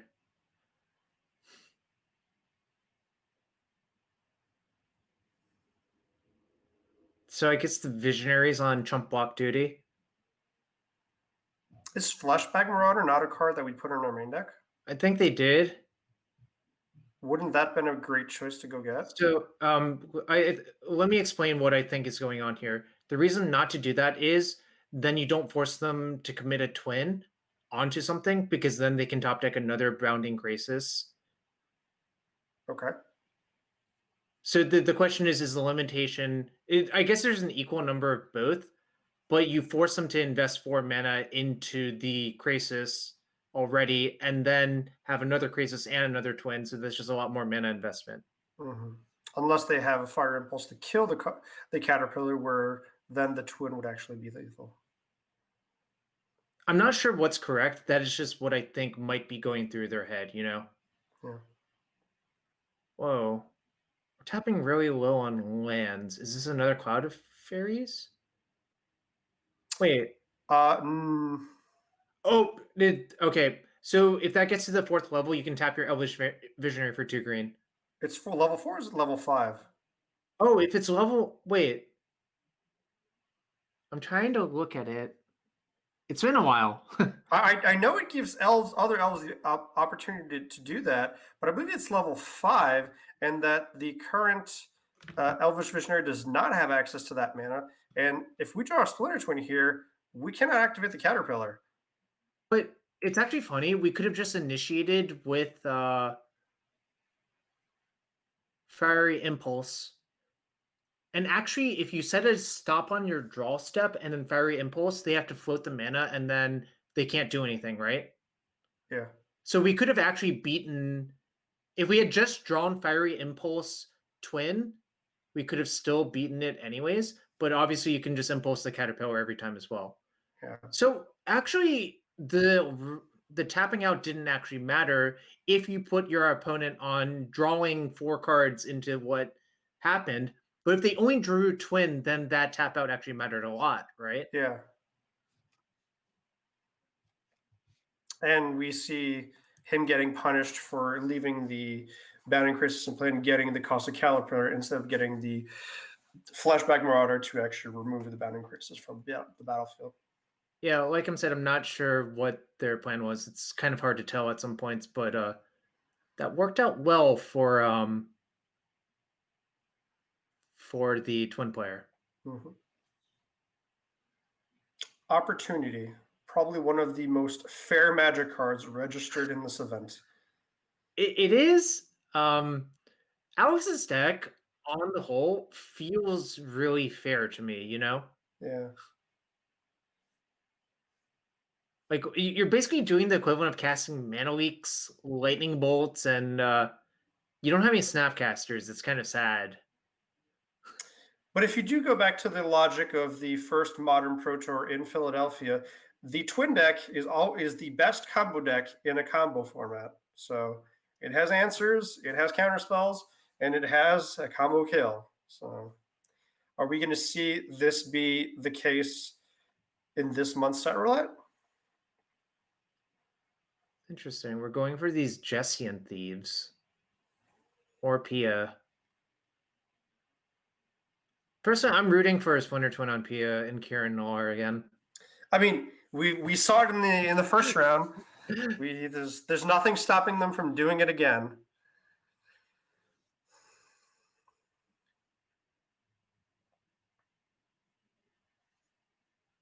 Kind of love that the Twin player shaving on negates.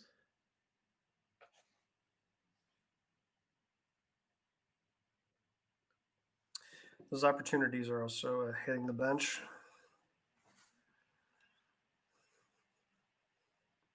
Moving cards in and out.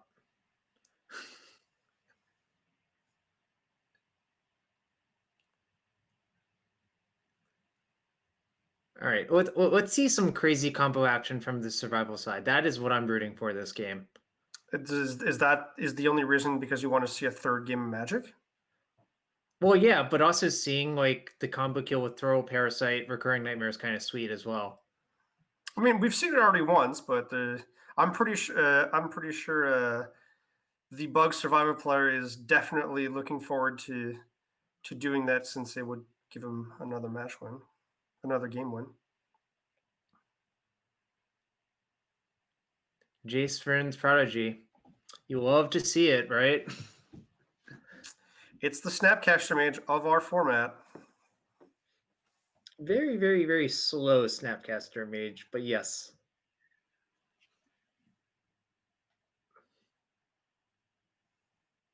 But he gets to do it over and over again compared to Snapcaster Mage. So before you drew the mountain, I think if you play the Stomping Ground untapped, you can never get your opponent, right? No. But now you might be able to because mountain sort of hides your hand. Yes. In fact, you see that exactly happening here. We're gonna see a Jace come down. It's one of the best Merfolk looters ever printed, right? Yep. It's also the most legendary. It's true.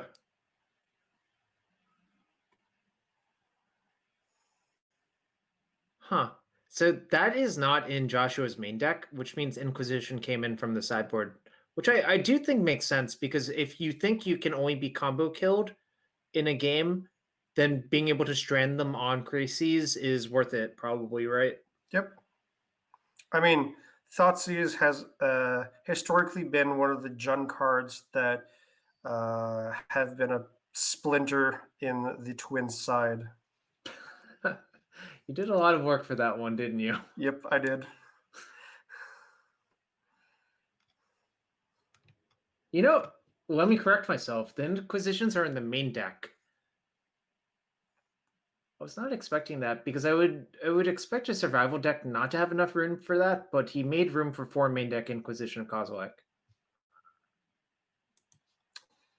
I mean, it is the card that stops your opponents from doing the broken things that you're trying to do, such as play survival.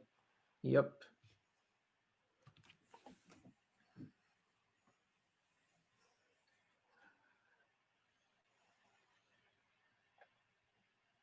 Sepions like Brainstorm, right?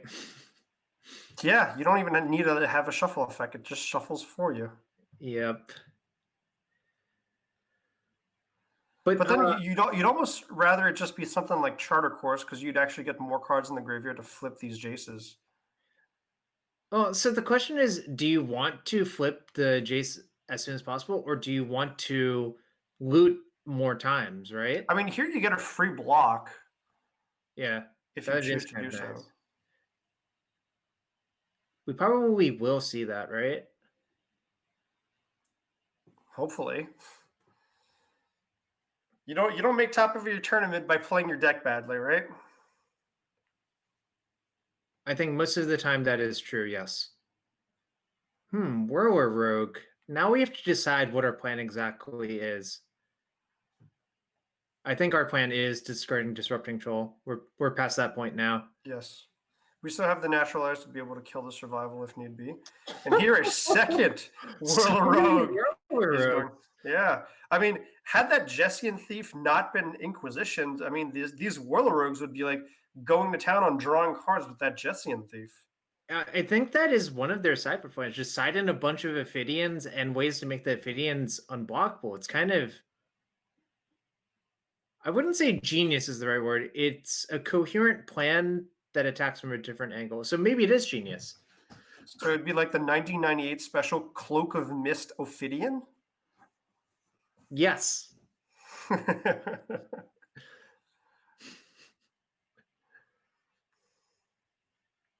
This Vengevine cannot kill that Jace very easily. I don't think trying to kill it is profitable, to be honest. But what does attacking your opponent for 2 do, really? Like, they're at 15. Yeah. I think attacking it makes sense because then you force them to decide if they want to flashback the Sepion or keep plussing on your Vengevine. I mean, as the control player, I think you just want more counters on your Jace, so it gives you more time. Yeah,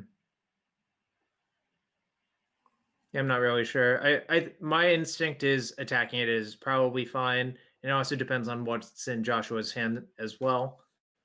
Cycled Cloud of Fairies is not a sign of strength, though. That is what I will say. Yep. But it gives you the option to like keep searching for your survival. The fact that they're playing Elvish Visionary and Cloud of Fairies, and both of these 2-mana creatures have the potential to draw your card. Yeah, one more so than the other. Well, in one of them you get all of it, right? Yeah. The other one, you put a card into your graveyard and get a card back. Yeah. I mean, the Tournament of the Millennium has gone from making choices to getting everything. It's true. And here we're getting all the Warrior Rogues into play. And That's a we're lot of playing a damage. Thopter beatdown. Yeah, I would actually not be surprised if Josh or if Alex wins a fair beatdown game with these Warrior Rogues. Like I that's mean, it's 8 points of power in play, and yeah. the Jace is just keeping the Vengevine at bay. And the day that it wants to remove it, you just get to flash back the impulse. Or flashback to See Beyond. But with a See Beyond in hand, that's maybe not necessary.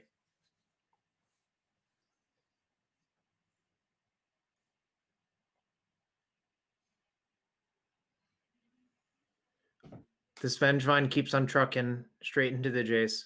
I think the issue for Josh is we're missing blue. Oh no, there's the blue. I spoke too soon. It doesn't seem like blue it matters that much since it like just came into play tapped. I was kind of curious. It looked like the breeding pool came into play before the Visionary was cast. Yeah, that is exactly what happened. Ooh, this very conclave might be important, actually. Yeah. I would have just tossed the Jace back. I think the second Jace might be good if you end up wanting to flash back a second See Beyond, right? Sure. Possibly.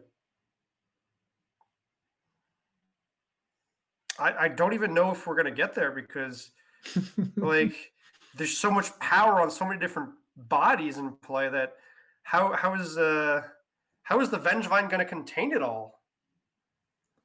Indeed. How is the Vengevine going to contain it all? This is really where the Rug Twin deck wishes it had a Lightning Bolt in its deck, right? Yeah, just could go face with that Jace -3. I think you probably just keep the naturalize up. Devour flesh. I will bin a Thopter. Thank you very much.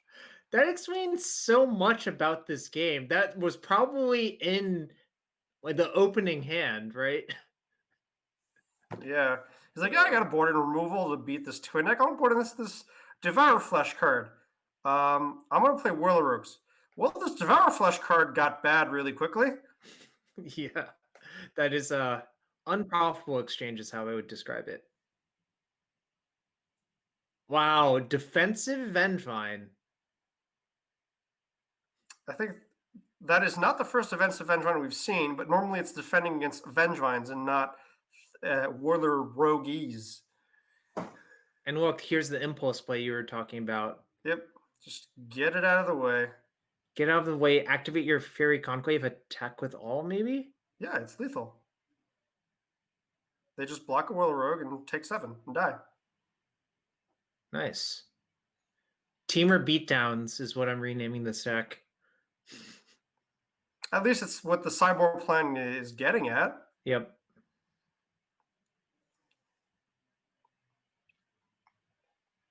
And if on the other side, the mono white, the black white first strike deck wins, we're gonna have a zero survival of the fittest finals. How do you predict that in this format?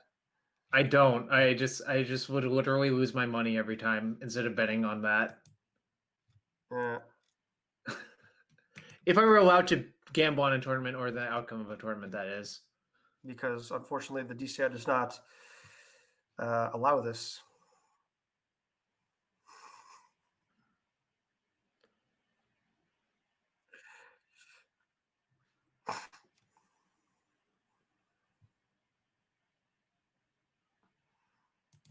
So we're going to watch the other match, which is white-black mid-range is the best way of putting it, I think. Versus No, it's first strike tribal. It says it in the deck name. it's a mid-range deck. Come on, you know that as well as I do. I've never seen so many first strike creatures in the same main deck since like 1995. And they're facing off versus Zach Dubbin playing Mono Green Survival. And I would like to note whether intentional or not, Zach has 61 cards in their deck at the moment. Who can say if it's intentional or not? I honestly, there's no way to be sure.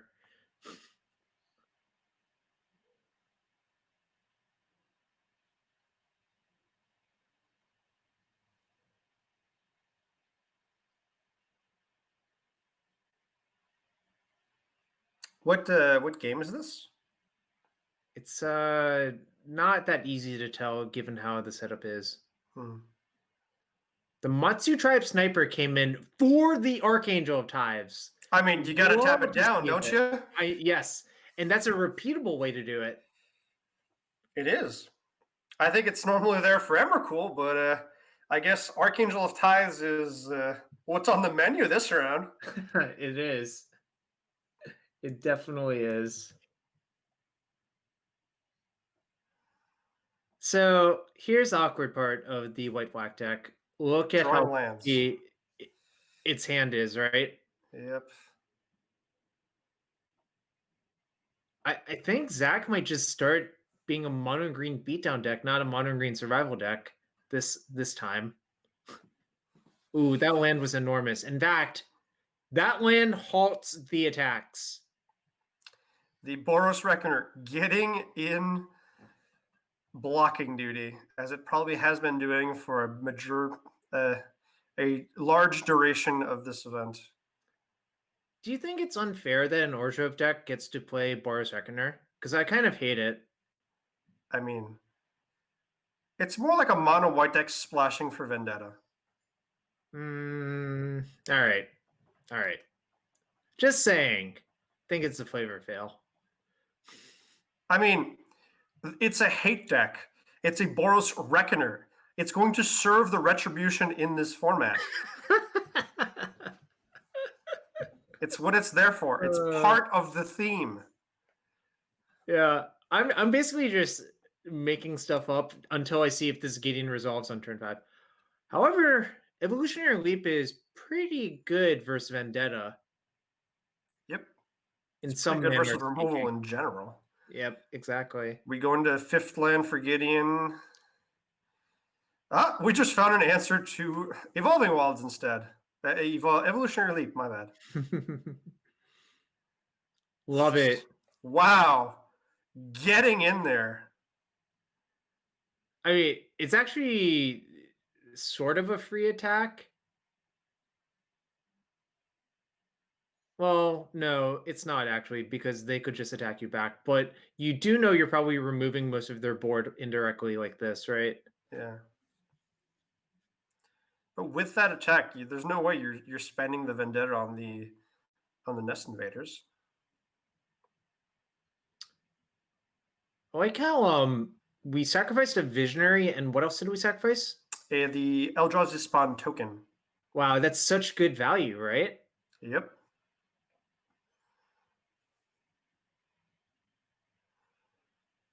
That card is really cool, though. Evolutionary Leap.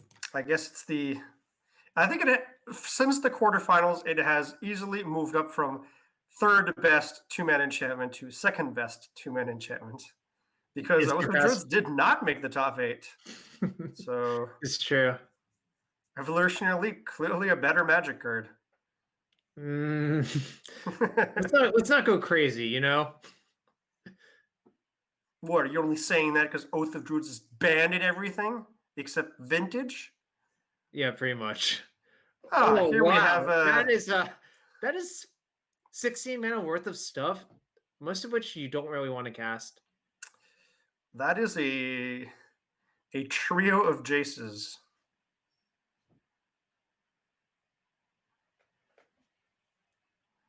Whoa, So, hanger back for 3, probably? Yep. And that's kind of a classic combo. Hanger back plus Leap was just so much value. We got it. That is great. How do you ever get through the minefield? The answer is not attack with so many creatures is the actual answer. How are you going to beat First Strike Tribal without attacking? I don't know. Eventually. Why are we not casting it? So if you cast a minefield, Zach is allowed to attack with the 4/3 and the 3/3 because you can't first strike your Reckoner, right?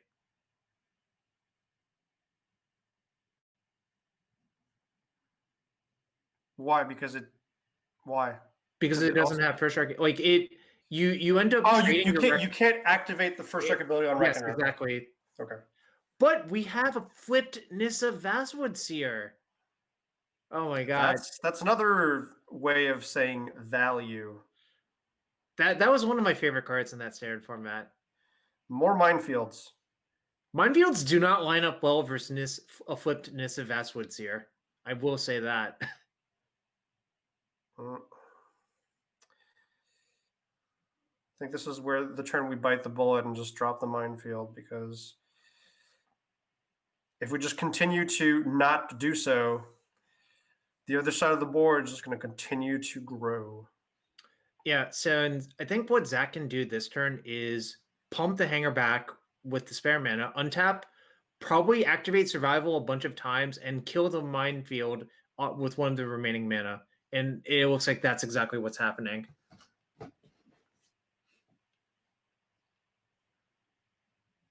Look at how much value Zach is getting. I mean, Are you jealous? mono green is just where it's at nowadays. Green decks just draw more cards than the blue decks. All right. I think we should be able to assemble enough Vengevines. Wait. Or not? Maybe we don't have two creatures. Do we drop another No. minefield, or Well, are we well, getting? Well, the Nest Invader was the second creature, right? What was the first creature? Caustic Caterpillar to kill my Oh, minefield. then I don't know. I do not have the correct answer for you. All right. Well, fortunately, that minefield is also going to die to a Caustic Caterpillar, probably.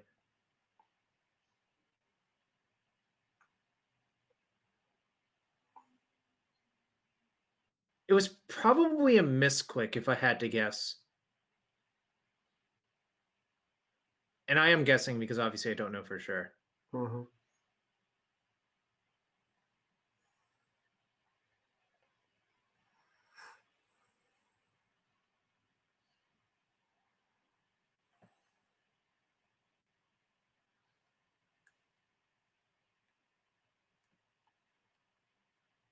Get Caterpillar? Yep. All right. All right. Surely now is the turn we attack.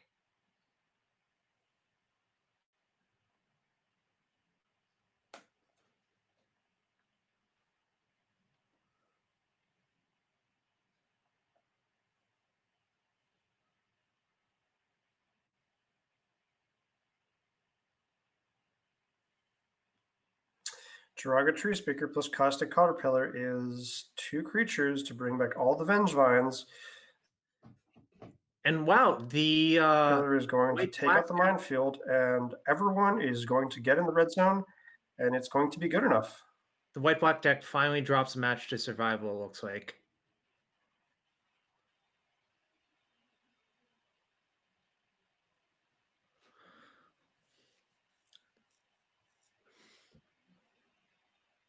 Yeah, it was the combination of Leap, Survival, Nissa Vastwoods here. It looked like too much. And the Vendetta was never had a really good target, I think, is the problem. No. Well, the finals will have a Vengevine deck in it. Will it be the winner, or will Splinter Twin take it home? Yeah, we will find that out in a bit. But do you have any parting thoughts for us? Because I know that's the last match you want to watch today, and you're looking forward to some football after this. But give me your closing thoughts. My closing thoughts are survival seems to be as good as it was advertised.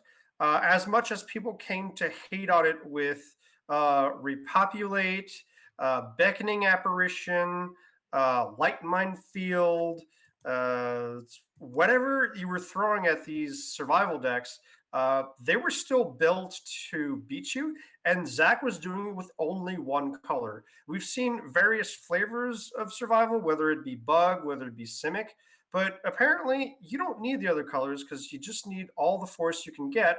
Because as many forces you have in play is the number of times you can activate the survival.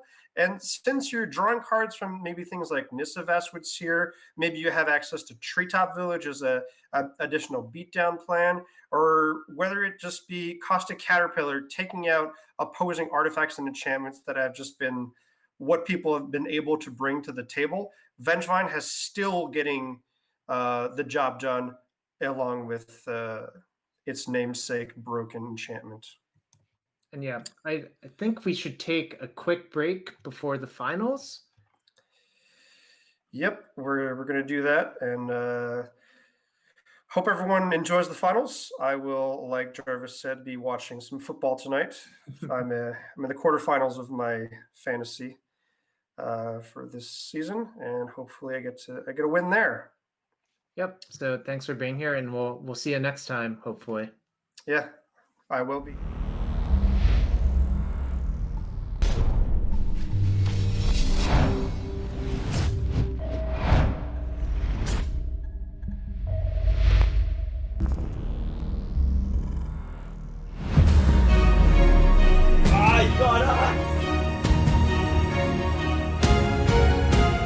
Mythic Society.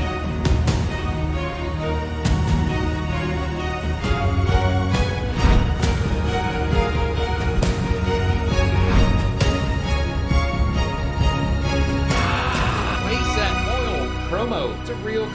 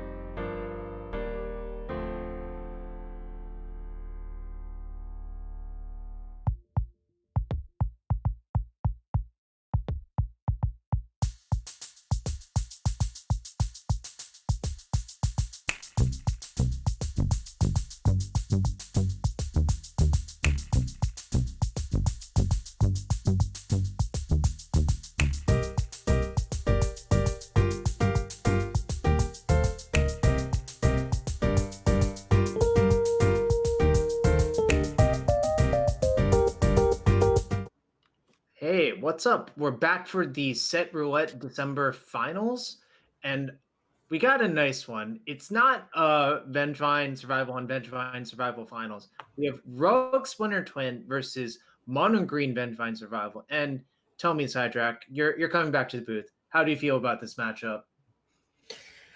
Well, I guess the question is how much can the mono green deck really interact with the Splinter Twin deck? I think it's going to come down to that. And the mono green deck obviously has some tools for that. I believe GT with some counters and a couple others. I just forgot the name of the card. Oh, the Caustic Caterpillar as well. But I think maybe game one's going to go to Twin if they just piece it together. Yep. And I think the GTA thing, you have to get 2 hits in because you need 3 counters on your GTA to take out the crisis. So it's kind of a tall ask, I think, especially since the turn you equip the GTA to a creature, you can expect that creature to get bounding crisis that turn as well. Yeah. So I think the GTA plan is extremely slow and not the reliable plan, but I can certainly see just trying to set up shop with a bunch of caterpillars and play being good enough. I think that's just kind of their only hope game one if things just line up super well for the Twin deck. I don't believe they have any. They just have 2 caustic in the main, so you're kind of banking on that a little bit. But at least you have survival, so you have, you can tutor it up, which is much better.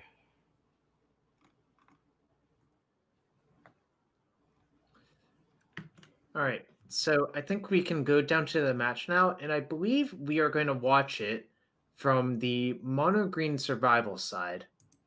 Okay, let's go ahead and hop on in.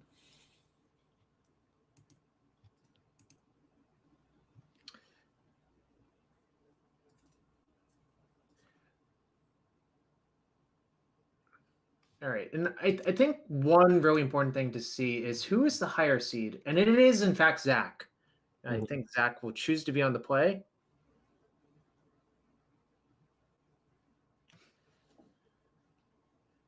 Well, you do have the Caustic Caterpillar.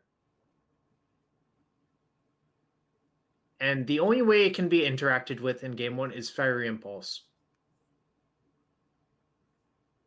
Note that there's not even a 1-drop blue spell to actually Disrupting Shoal it. Yeah, I don't know. I mean, this kind of seems like a keep to me if you have your 2 of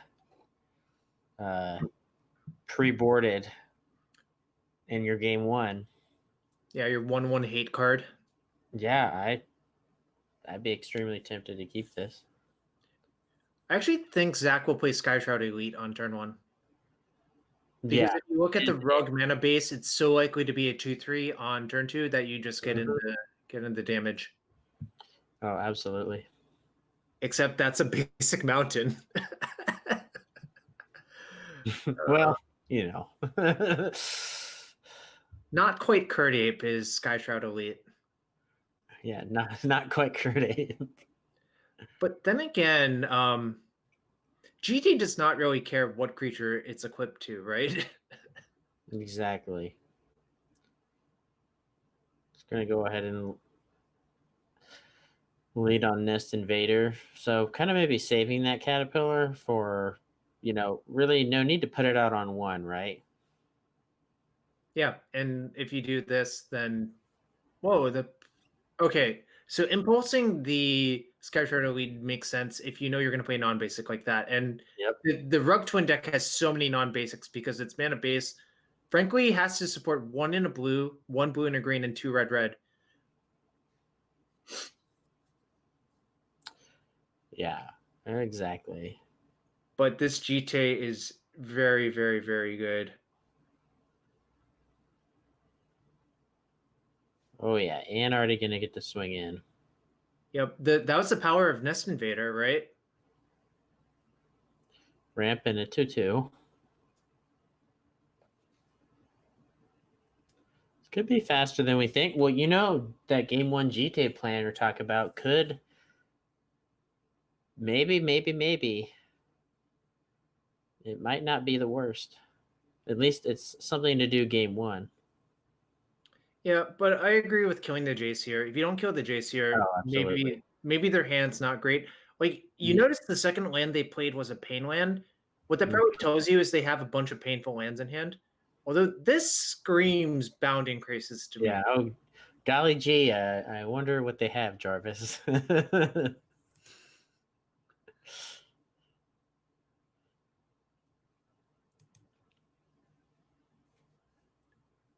Fortunately for Zach, he can play the Caterpillar and feel relatively safe. It is all relative, though, Mm-hmm.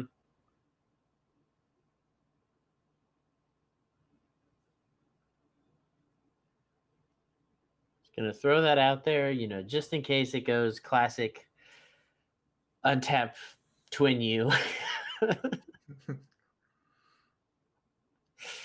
I think that's the power of maybe keeping the stand from Zach is having access to that 2 of Caterpillar game one is honestly huge because we don't know the other hand, but he could have just been dead on the spot. Yeah, I think in this matchup, Zach is probably not allowed to keep any hand that doesn't contain survival or cost a Caterpillar in game one. Absolutely. Because, survival basically is a cost a Caterpillar in disguise. Yeah, give or take. Tutor's good enough. Second Crisis? Yep. Nope. Maybe? Yep. Nope. Yep. Yeah. These pain lands are really painful, They honestly, no joke at all. They actually, they're very accurately named. You can't just have untapped. We already saw what happens when you get untapped colored sources for free. So.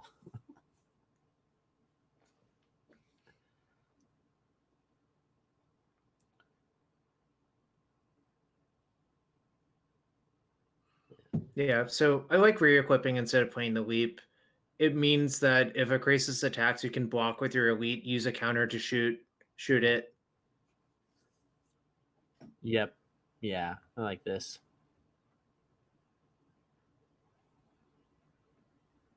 I mean, you are ahead in the race, but it's not that far ahead, especially if you get hit for 6. No, not at all. Man, you can never tap out again because the fear of God is in you. With the Splinter Twin lurking. Well, you're allowed to tap all but 2 lands, I think. Yeah. But you probably shouldn't tap more than that. I don't think so.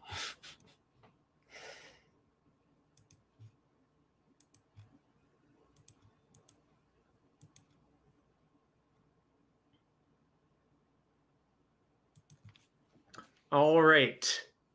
So, would you say this is the most elite creature you've seen wearing a GTA this entire tournament? The most elite.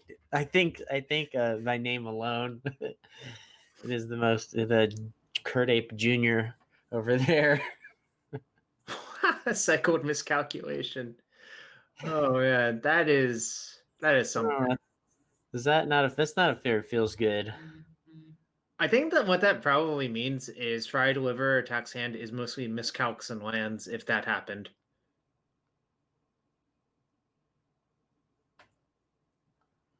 Another land and a leap. Now, do you think what are we looking for if we play leap into sacking something? Are we trying to just push? Are we just trying to always hold up mana and then get the vine going? Yeah, that's something you could do. Although, I mean, you don't really get to choose what you get off the leap, right? Yeah, just you're hoping your best case scenario.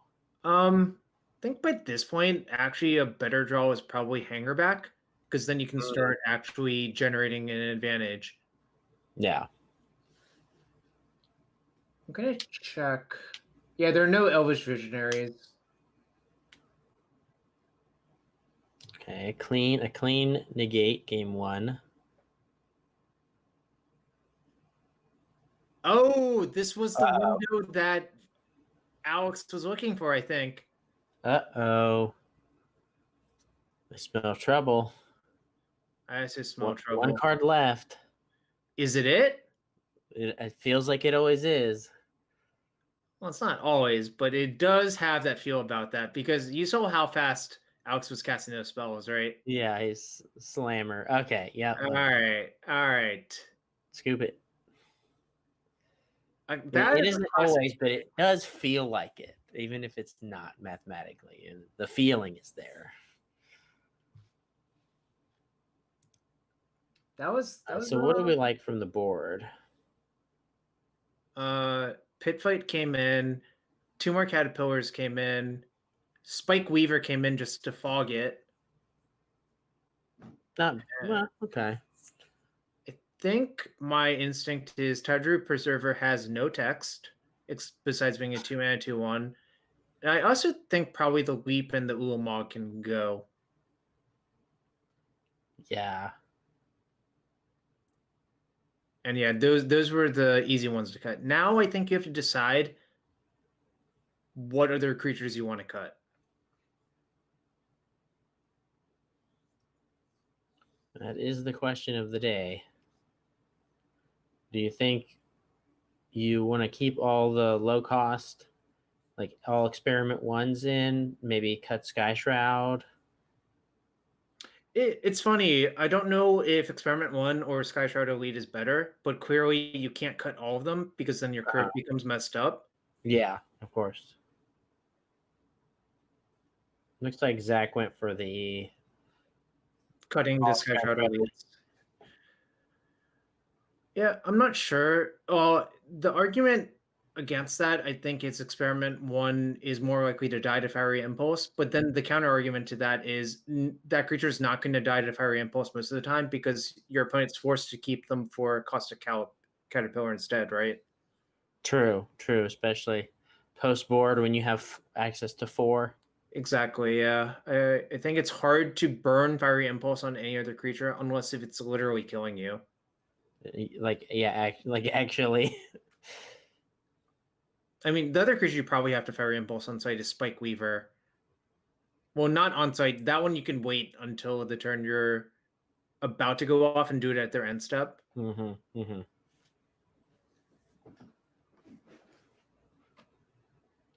Well, let's see what we got. All right, so Zach is going to try again. This is not exciting. This is probably the least exciting hand I've seen all day. Yep. Okay. I don't know if you're allowed to go to 5 unless you... Well, I don't think you should, because you have, like, if you draw any 3 power creature, which admittedly there's not that many of, you can play Experiment 1 and try to get it to 3/3, so Pit Fight will kill, the Bounding Graces.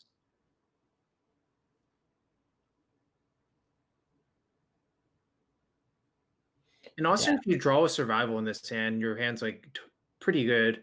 But a Flame Slash. Well, that's this format's equivalent of bolting the bird, I suppose. Yeah, it's kind of an interesting question. Is Fiery Impulse or Flame Slash closer to Lightning Bolt? Well, I guess Flame Slash is 2 versus 4 versus instant versus sorcery. It's 2.5 versus 4. 2.5. Oh, wait. It has Spell Mastery deal 3, right? Oh. Totally forgot. So I think Fire Impulse is actually closer to Bolt than Flame Slash. And actually, I believe Alex plays more Fire Impulses than Flame Slashes by a lot. Mm-hmm. Yeah, we saw 2 Flame Slash in the sideboard. All right. I could not play this Vengevine fast enough as well. Oh, yeah. And really, it's not very appealing to counterspell a Vengevine as well, right? I think it's one of the most unappealing things, to be honest. You can't just go ahead and counterspell the free creature. But given the sports rate, I think if Alex had a miscalc, they would have miscalced the Vengevine just to try to relieve some of the pressure, you know? Oh yeah, protect the life because they are at 7, and I There's need to eight figure power in something play, yeah. out. Okay, wait, is that depending on their hand? Could go land Vengevine, just say swing it. Yeah, I think it's better to go land Vengevine. The other thing you could try to justify doing is playing the pit fight, but I think that loses to Fiery Impulse if you do that. Yep. So. okay. Wow. Turn 5 kill from Zach with no Just- disruption, but it was good enough, you know? Just hard cast 4/3s, Jarvis. That's all you need. Just swing in with the team. They're slightly upgraded Volshock Berserkers. Hey, I guess it was enough. I mean, if we saw that evolving wilds on 3, so they couldn't bound in Crisis. They were on the draw. That was just enough to take it. Yep. And this match, for all the marbles, because the split was refused. So there's some very real anxiety and tension on the line here. And was that Zach on the split refusal? Look, we don't name names. Oh, I'm just we saying don't that name the split names. was refused.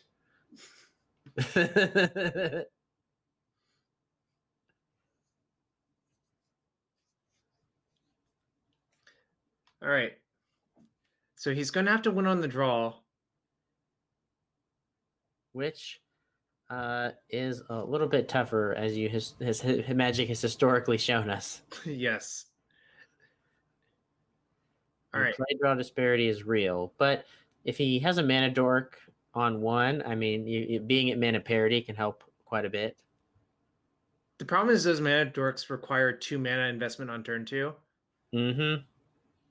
But yeah, I mean, if I'm Zach and I'm looking at this hand, it has my namesake card. It has an interaction spell. I'm not shipping it personally. I don't think you're allowed. Love this play from Zach. So if you play the experiment one, since your opponent face up shocked, you know they have Fiery Impulse or they're buffing you. It's one of the two. Yeah, exactly. Tree Speaker on 2 messes. Well, I think you ignore that for now because you know they have the Fiery Impulse from how they play turn 1, right? Exactly. You think it's just survival? Go get your caterpillar. Well, it's survival and see if it actually resolves. Disrupting Troll is still on the table. True. Now we see what happens from both sides.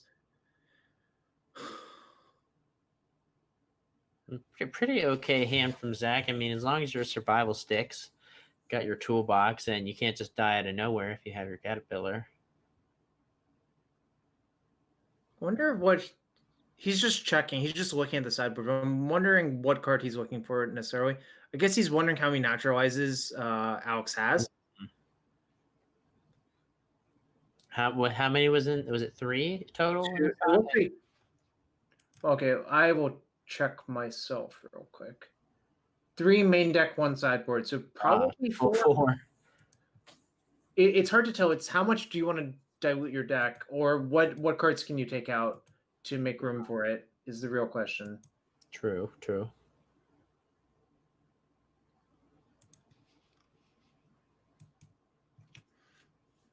This is a tough loot from Alex. He's taking a bit. Yeah. Makes me wonder how good the hand is if you just can't, it's a lot of times when you loot, you just pitch the worst card. If you discard Flame Slash,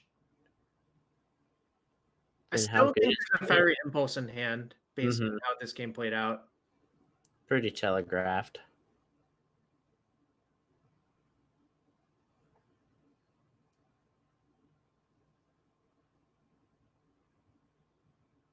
This is hard. You have to pick one card to go back, and it's also been tough. Almost as tough as the Merfolk Looter activation.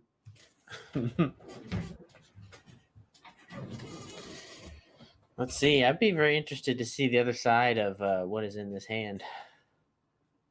I think Zach is just hoping that he gets to his turn, get to make a bunch of Vengevines, because since your opponent doesn't have 3 mana untapped, you're allowed to make as many Vengevines you want this turn, I think. So since you have access to 3 mana, you can discard Vengevine, get another Vengevine, discard Vengevine, get Hanger back, play Experiment 1, Hanger back, attack for 8. Seems reasonable for turn 3. Is that reasonable? I think that's kind of unreasonable, right? Yeah. Very fine turn. Well, we saw that just getting a couple beats in last game did it just extremely quickly. And I think the key point is Alex's life total is 16. Even with the Fiery Impulse, that takes that 1, that puts them in 12. But then Zach can just make more Vengevines next turn to try to force through 3 Vengevines. Yeah, and that's an issue. So what we don't know what was put back with Seabone. Of course we have no idea. That was the 2 longest loots I've seen in a minute, though. But this is finals, so Hold on. Drawing that Hanger back, that's huge. I'm trying to figure out what it does. It actually means you can make 3 Vengevines this turn if you want to, because your last activation can go get a second Hanger back. So you can attack for 12, put them to 4, which is like kind of a dominating position for you, right? Oh, absolutely. Yeah, that second hanger back, or that first hanger back draw was huge. But also assuming your opponent has Fire Impulse, this is still 8 damage, which halves your opponent's life total, which I think is also pretty important.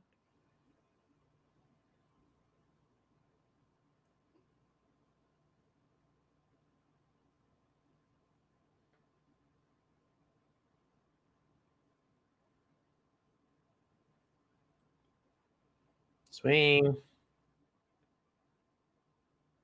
Yep, there's the face-up impulse.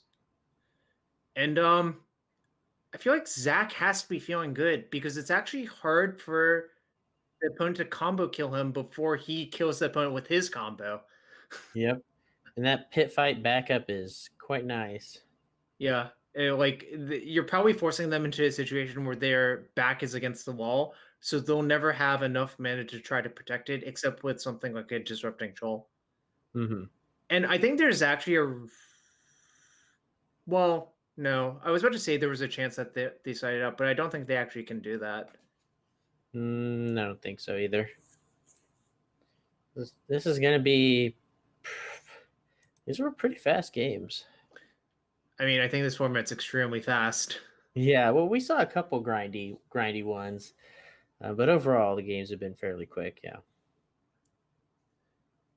I think the games that are not grindy are the weird. Both people have returned a bunch of Vengevines and killed. Both people have killed the opposing survivals, so then you get into a weird grindy game. Mm-hmm. And then you saw Evolutionary Elite be insanely good in those games. It's very insanely good. Okay, I don't think that will be enough, although it's close, actually, I think. So are we just chumping everything and hoping for the best? It's complicated. I think now Zach has to decide. There's a bunch of ways you can approach this. If you return all of your Vengevines, you're required to block 3 Vengevines, not all 4, because you can still take 3 damage. But if Zach does this, I think this might be really good, actually. You like this line? Well, you still have to block 1 Vengevine because you're at 8, but then the GT counters take out 2.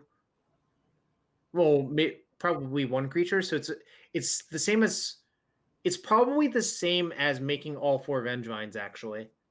Do you think also this is the better line because of the possibility of uh actually no, that doesn't work. Never mind. I was thinking of something that just didn't work.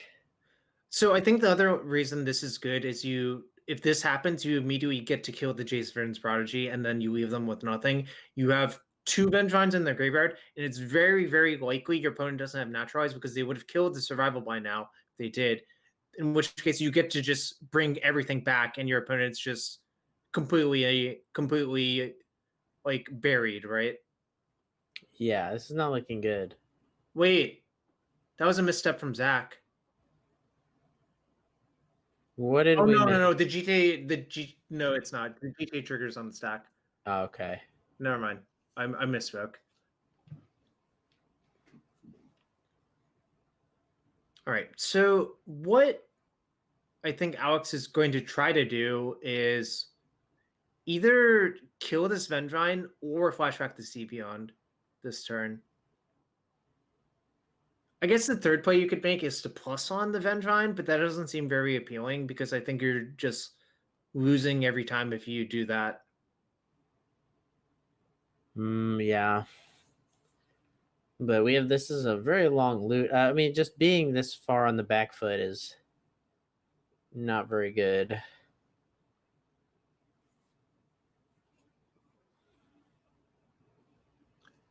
Let me try to think of a way. Okay, suppose we draw bound increases this turn. What happens? We can cast a bound increases and a fiery impulse or a flame slash. But the problem is if you flame slash or fiery impulse on your turn, it's very likely that Vengine will come back. So that's probably off the table. So probably you're supposed to try to see beyond into more fiery impulses so you can cast them on their turn. Yeah, it sounds about right. You're just not looking very hot right now. We're still in the loot phase. We don't know what time zone Alex is in. It might be very, very late for them. It could be. Zach messaging still here. Just yeah. I mean, it's a real question. It's Moto. Anything can happen. All right. Show us what you got, Alex. Pitch? It is game 3 of the finals, so Yeah, you take your time. And that's a mismatching Shivan Reef. Well,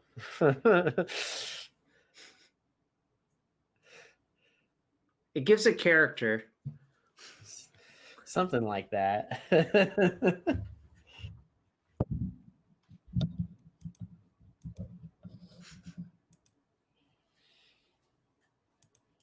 think this is looking very good for Zach, though. I agree. The Vengevine not being answered immediately and our opponent being at 7, or the opponent being at 7, is just like kind of the perfect storm.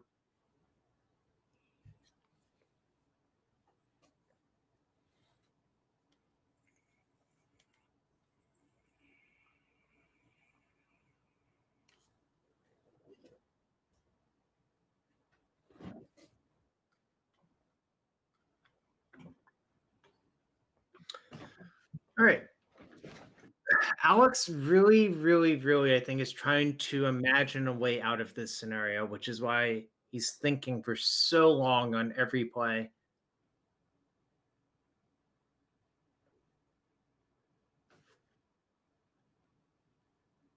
I don't think this game ever actually goes to timeout because I think Zach will kill Alex before that happens. You know what I'm saying? Yeah, I don't think I think it's impossible to time out here. Oh, the MS Paint is being broken out. I don't know why the MS Paint was being broken out.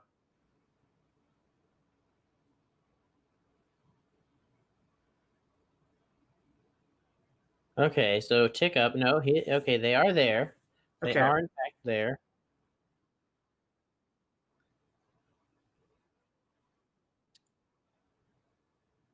Caterpillar the draw. So I think what Zach is going to do, and I really like this, is not even bother getting the fourth Vengevine and just leaving up Pit Fight instead. Oh yeah, that's absolutely fine.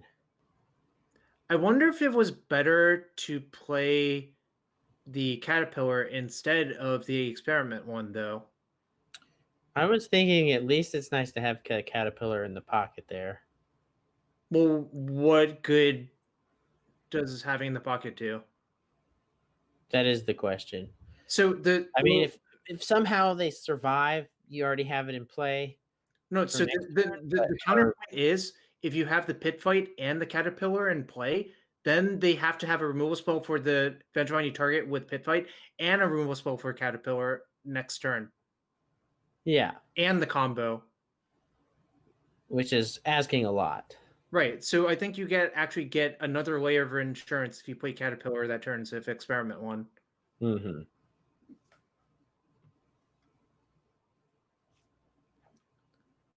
Okay, Naturalize.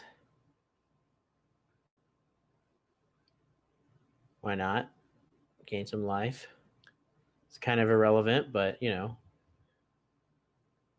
doesn't hurt. Yeah, so I believe Alex. Oh no. Also, all of the pain lands means a Bounding Crisis. Cost 2 life. No, it only costs 1. Oh, they have a Stomping Ground, yeah. Yeah.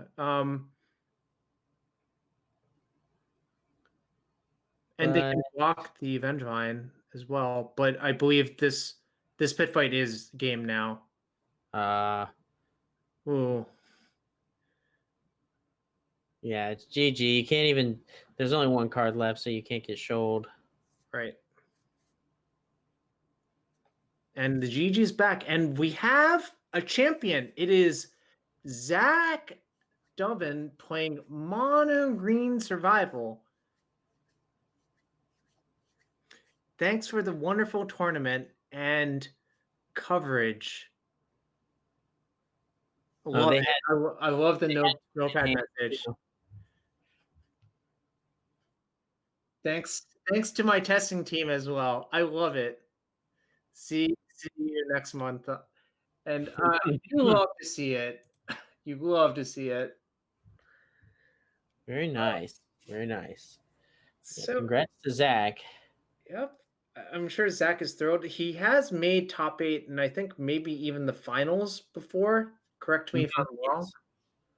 A couple times, I believe. Oh, he's won an Arena Community Cup as well, so he's no stranger to the Mythic Society events. But I'm sure he's glad to get another digital trophy under his belt, Absolutely. And speaking of Arena Community Cup, there will be a historic one next Sunday, run similar to this one. I do not believe there's any coverage of it, unfortunately. But if you want to play a sweet historic event for some sweet Mythic Society, Mythic Store credit, you can sign up there and test your luck out in the historic format. Absolutely. Might join that myself. It's always good to stack up that store credit, Yeah, I hear you. All right. Well, I think that's going to do it for us. Yeah, and I believe there will be a set roulette next month. I believe the details might be changing a little bit. You'll have to ask Pascal about that, you all, later.